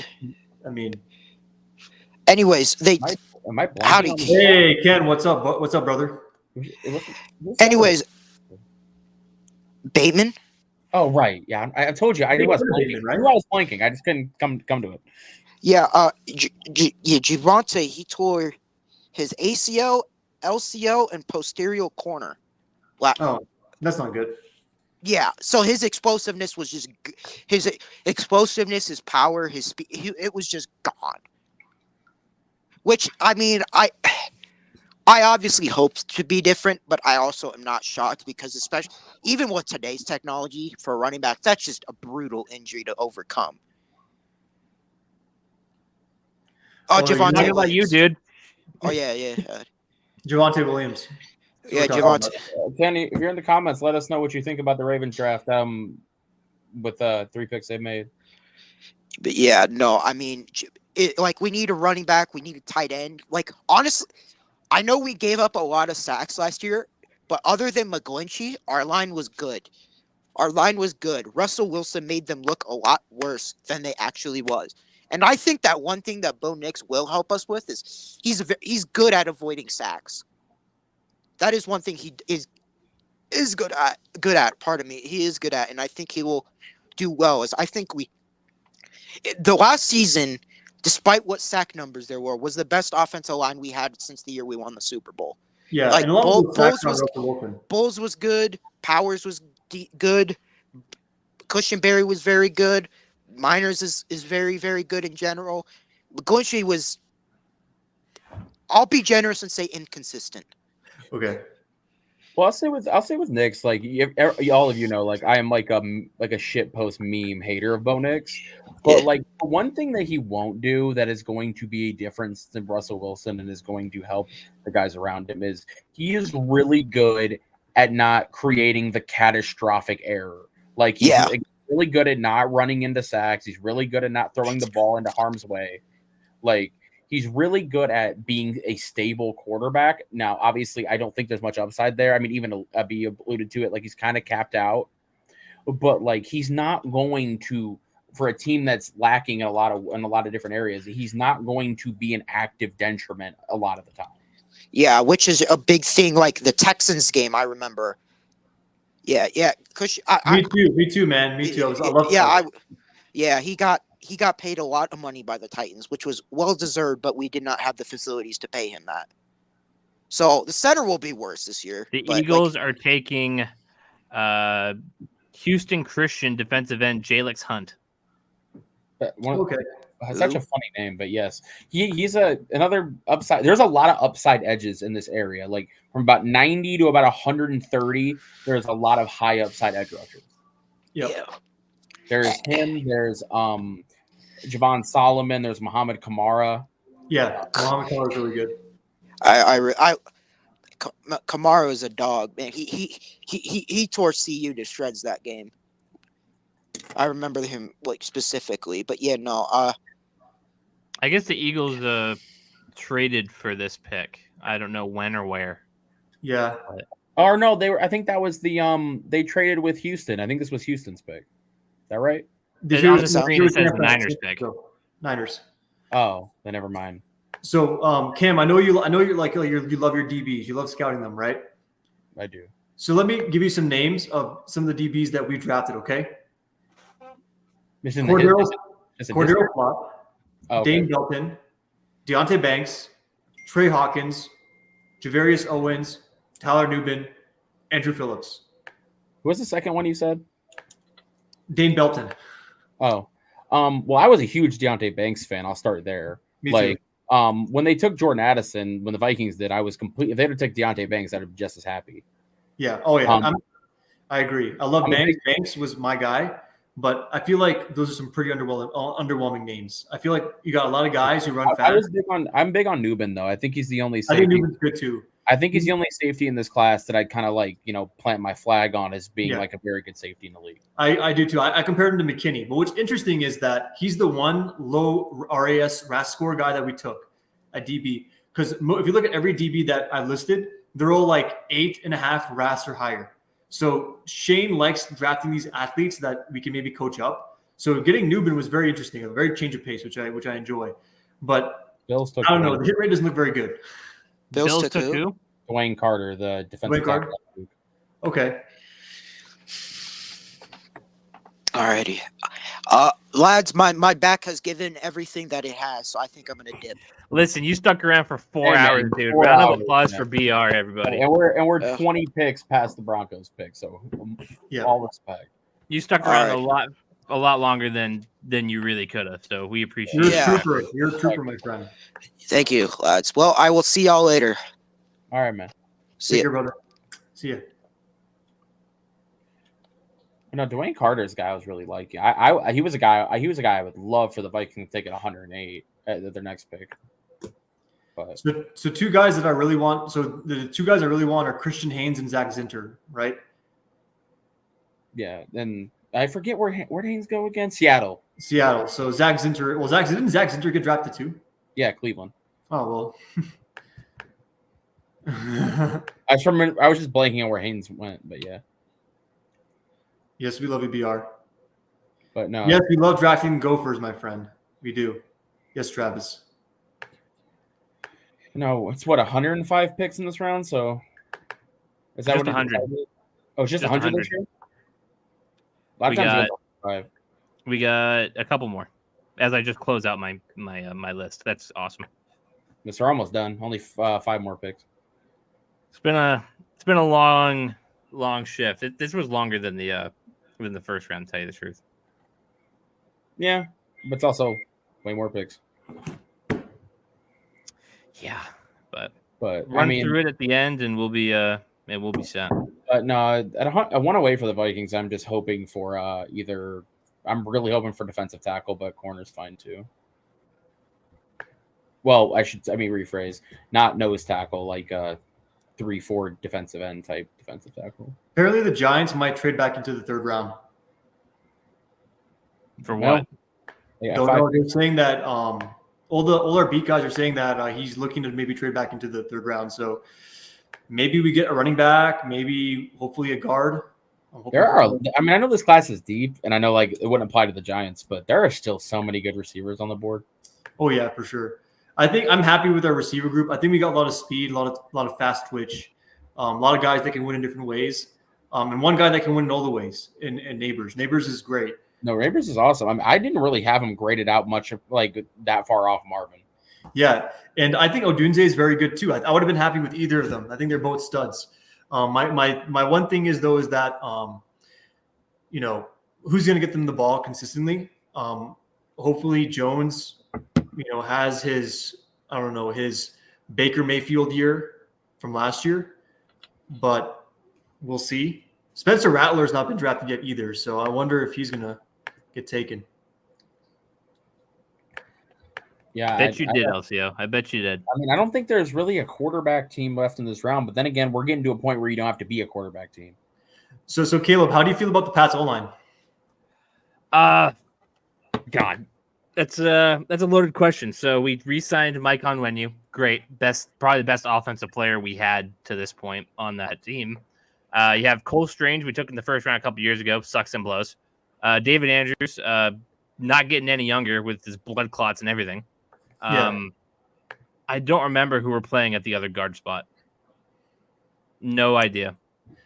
Blank. And I think a lot of fans think that in order for you to have a good O-line, you need to have like 5 Pro Bowl level players or all pro players, which is not true. You just need to have everyone. You need to have, I think, 2 good players, like 2 good. So you think you need to have 2 good tackles, and then the rest be like above average, in my opinion. Coming into this offseason, we had no tackles under contract. Mike Onwenu was going to be a free agent, and we now just got another tackle to play on the other side of Onwenu, whether we put him at left or we put the rookie at left, who's never played left tackle a day in his life. Yeah. what was his name? Caden Wallace from Penn State. So the O-line is definitely still a concern, but they addressed it. I said from the beginning, Cam can attest, I've said from the start, the first 3 picks absolutely have to be quarterback, wide receiver, offensive tackle in some way, shape, or form. Correct. And that's exactly what they did. Good stuff, man. And I think having Belichick out of there is going to help you guys draft better because you couldn't get any worse, truthfully. I mean, you go look at 2016. From 2016 to 2022, we have maybe 5 players that we still have on the roster today. For sure. It was that bad. And I think the Pats were at their best when it was like, what's his name? Who was that GM? Pioli, when Pioli was the GM, and he was picking guys, and Belichick would just fit them perfectly in his scheme. That was when the Pats were the best. Jags when took Belichick got full control, that's when shit went downhill. Jags took who?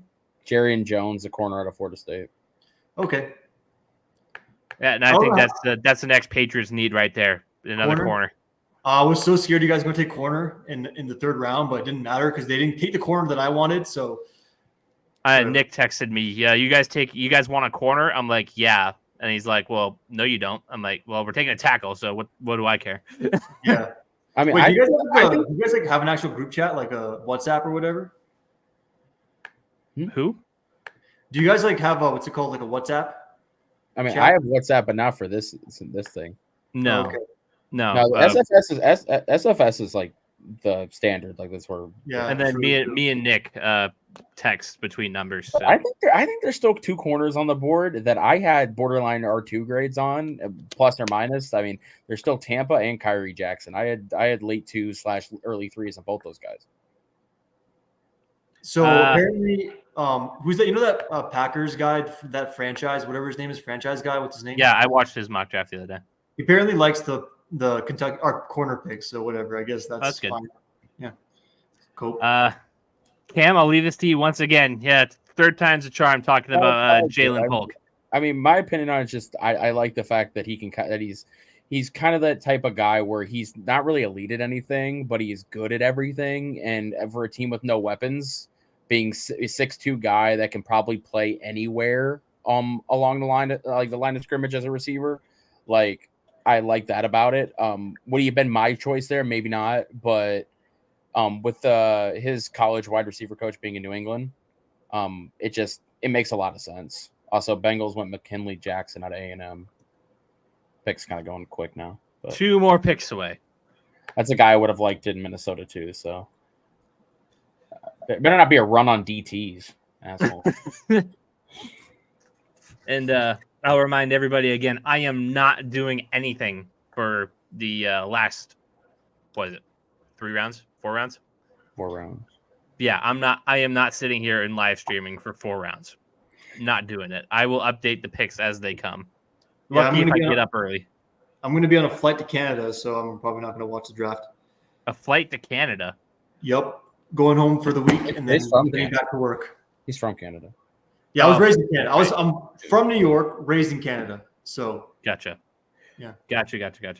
Yeah, I'm probably gonna watch like the New England. Minnesota's like pick at 108, but then after that, I'll probably just get phone updates. I'll have it on in the background as I finish up my my schoolwork. I got another 3 weeks and I'm a college graduate. Good for you, man. And I got another 2 years and I'm a family medicine attendant. Yeah, no, you're above and beyond. I'm a sport media major. I didn't get don't a say real that, job. bro. Listen. I don't do real work. No, listen, every all work matters, okay? And trust me, all work matters, all work's important. And Pittsburgh is on the clock. Elcio, last second chance. Will it be Troy Franklin? I hope so. No, I think he's perfect for them. They'll like turn him into like a Peyton Wilson. Peyton Wilson is the actual pick. Can't wait to see Elcio's grades. The Rams might take him. Do you think the Rams might take him as like a Dude, I mean, I don't really care because I have no stock in the Rams either way, but letting Sean McVay get Troy Franklin would be nasty. Oh, Troy man. Franklin, I think he takes him. Cooper Kupp.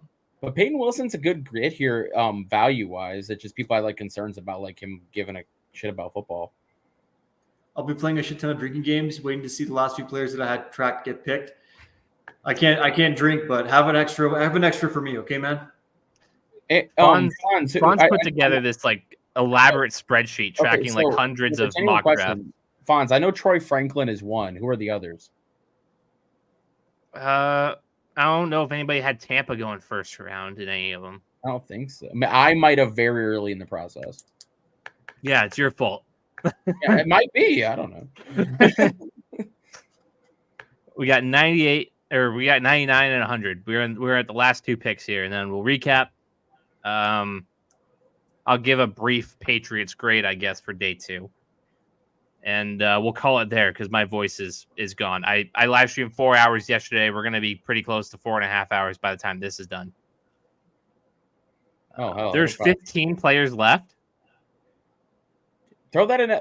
If you can at all, throw it into SFS, and I'll read them off. Fonz. Good Lord. 15 players left. So I'm just trying to think who it is. I had something. I just lost my train of thought. Like Frank, they're probably all receivers, or at least a lot of them. 13 players. I think you know what? If the Rams don't take him, I think the Commanders should take him. Have the Commanders taken a receiver yet? No, because they were interested in Ayuk, right? So the Commanders took Jalen McMillan. Oh, fair enough. Okay. No, that was Tampa. Was it? Tampa. Oh, okay. Yes. I'm watching this clip on Twitter of Andrew Phillips getting cooked by Jalen Hyatt. Man, Jalen Hyatt's going to be so good if he gets a good quarterback. That was old takes exposed for me. I hated Jalen Hyatt coming out. Wanted No, nothing to do with him. It's still a take. I think he's a guy that's good on tape. Like if you watch his tape, he's always open downfield. The problem is the O-line sucks and Daniel Jones gets hit or sacked, or Daniel Jones doesn't see him. So, yeah. Rams. They've had a solid draft. The Rams are taking Cameron Kitchen, safety out of Miami. Oh, Cam Kitchens. Okay. Wasn't he like a first-round prospect like leading up to this year, and then he kind of fell? That might be a guy who was early first round on a Dubs mock or something. Yeah. Yeah, Kitchens I was not a huge fan of as somebody watches DBs, but let me rephrase. I wasn't a fan of where his early stock was. Here is fine. And who has the Mr. Irrelevant of the Foxboro Beat live stream? Who's the pick 100? It is Washington, so we'll see if they do take a receiver. Spencer Rattler. That'd be wild. Preparing for life after Jaden Daniels. So that's going to be a meme forever. Until Penix actually plays, that is going to be a draft meme forever. The last pick belongs to the Washington Commanders. They've had a defensive-heavy draft, but they've gotten quality offensive players at the same time. They could use a receiver. Troy Franklin would be a cool pick here to pair up with Terry McLaurin and Jahan Dotson. Which is funny because a comp that Troy Franklin has got, a more lofty comp, has been Terry McLaurin. That's a bit rich for me. I'm saying it's a lofty comp. I'm just saying Yeah. that it's a comp that he's gotten. Sure. But they haven't taken any linemen, have they? Not taken any linemen, which might be good. They took Brandon Coleman, the TCU lineman. God, thoughts and prayers, man. Because you know who their online coach is? Bobby Johnson. Yep. Thoughts and prayers, man. Thoughts and prayers. No, if you ignore the fact that they kind of neglected the line most of the draft, they've had a very good draft. I think they've had a sound draft. I think they've had a sound draft and a sound process. But geez, like they have the worst coaching staff. They really do. They really have a bad coaching staff. I like Kingsbury just for the idea of them having a rookie quarterback. Right. But other than that, no. I think they'll never have a good O-line with the O-line coach they have. No. The one interesting thing, though, apparently Albright reported that they had Jaden Daniels above every other quarterback, including Kaleb. That would be wild. Yeah, I can't believe they had another quarterback over me. That's a shame. I mean, I know their offensive. right? I know their offensive coordinator didn't probably agree with that, but Kingsbury definitely didn't agree with Daniels being quarterback one. Kingsbury loves Caleb Williams, but Yeah. Yeah, if the commies had the number 1 pick, that would have been ran up even faster. They would have ignored Goodell's warnings to wait the full 10 minutes.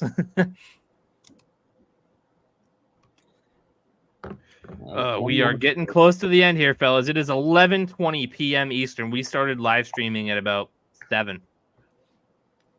just before 7. It's been a good time. I mean, No regrets?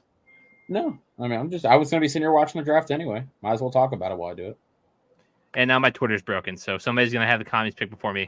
Let's see if I have it.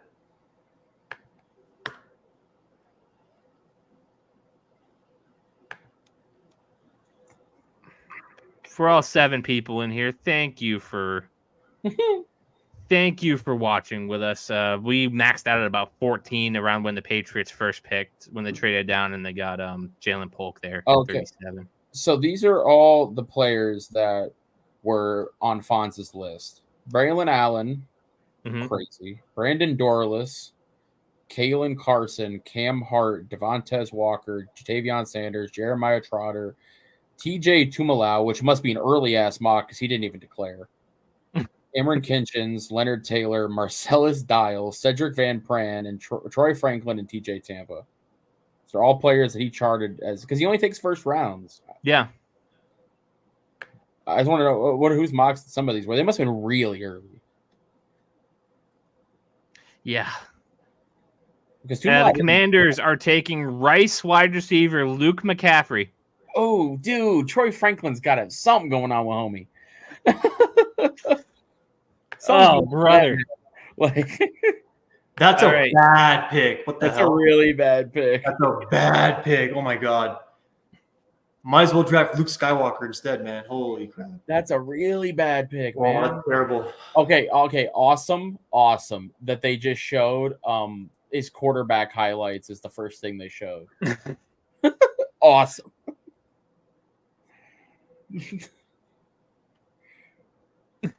Bert Franklin must have joined a terrorist organization. I don't know. Yeah, well they found out he was in Hamas. Oh, true. Then I hope the Giants draft him tomorrow. I'm kidding. Oh, there goes any chance of this page being monetized. I didn't say it, okay? I'm not the one that got you demonetized, okay? No, right. No, our audience hates you just because of what you look like. All right. Boston fans. Round 3. Let's run through it, everybody. The New York Jets, they went and selected wide receiver Malachi Corley at 65 from Western Kentucky. The Arizona Cardinals take Trey Benson, running back from Florida State.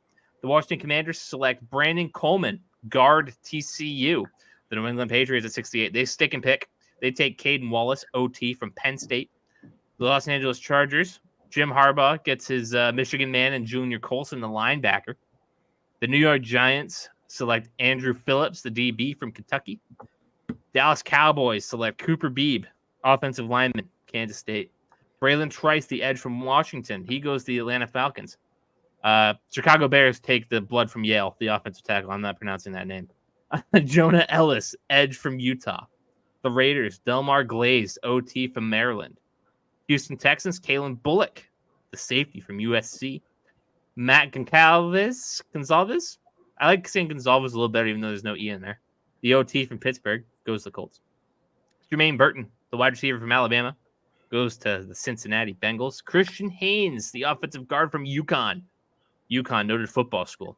The Seattle Seahawks go ahead and get him. Tip Ryman, the tight end from Illinois, he goes to the Arizona Cardinals. The Rams, another Michigan man, Blake Corum, the running back, going to Los Angeles. Pittsburgh Steelers select Roman Wilson, wide receiver. This one was 3 straight Michigan players, and I feel like that's not the first time that's happened. Zach Zinter, offensive lineman from Michigan, goes to Cleveland. It's gonna happen Houston a lot. Texans take offensive tackle Dominic Pooney from Kansas. Maurice Liu-Fau, linebacker, Notre Dame, goes to Dallas. Green Bay Packers. Marshawn Lloyd, running back from USC. Tyke Smith, safety from Georgia, goes to Tampa. The Arizona Cardinals select Elijah Jones, DB, Boston College. Green Bay Packers again, Tyron Hopper, linebacker from Mizzou. Tampa Bay Buccaneers, Jalen McMillan, wide receiver, Washington. Baltimore Ravens, Adiza Isaac, edge from Penn State. San Francisco 49ers select Jalix Hunt, edge, Houston Christian University. The Buffalo Bills, Dwayne Carter, DT from Duke. Jacksonville Jaguars, Jarian Jones, CB from Florida State. Cincinnati Bengals, McKinley Jackson, DT from Texas A&M. Pittsburgh Steelers select Peyton Wilson, linebacker from NC State. The Rams took... Who did the Rams take? Brother. Who did the Rams take? Blanking. They took Cameron Kitchens, the safety from Miami. That's right. And obviously, Mr. Irrelevant for our live streams tonight, Luke McCaffrey, wide receiver, quarterback from Rice. Right. They got to prepare for life after Jaden Daniels. I mean, what are you going to do? Dude, the last pick of the whole thing was the ugliest pick. What was that? That gets a Z minus. That mock must be old Fonz because Tuma didn't even declare. And, okay, before we close out, Patriots. Let's go over that day 2 haul one more time. Jalen Polk, wide receiver from Washington. Then I forget his name. Caden Wallace, OT, Penn State.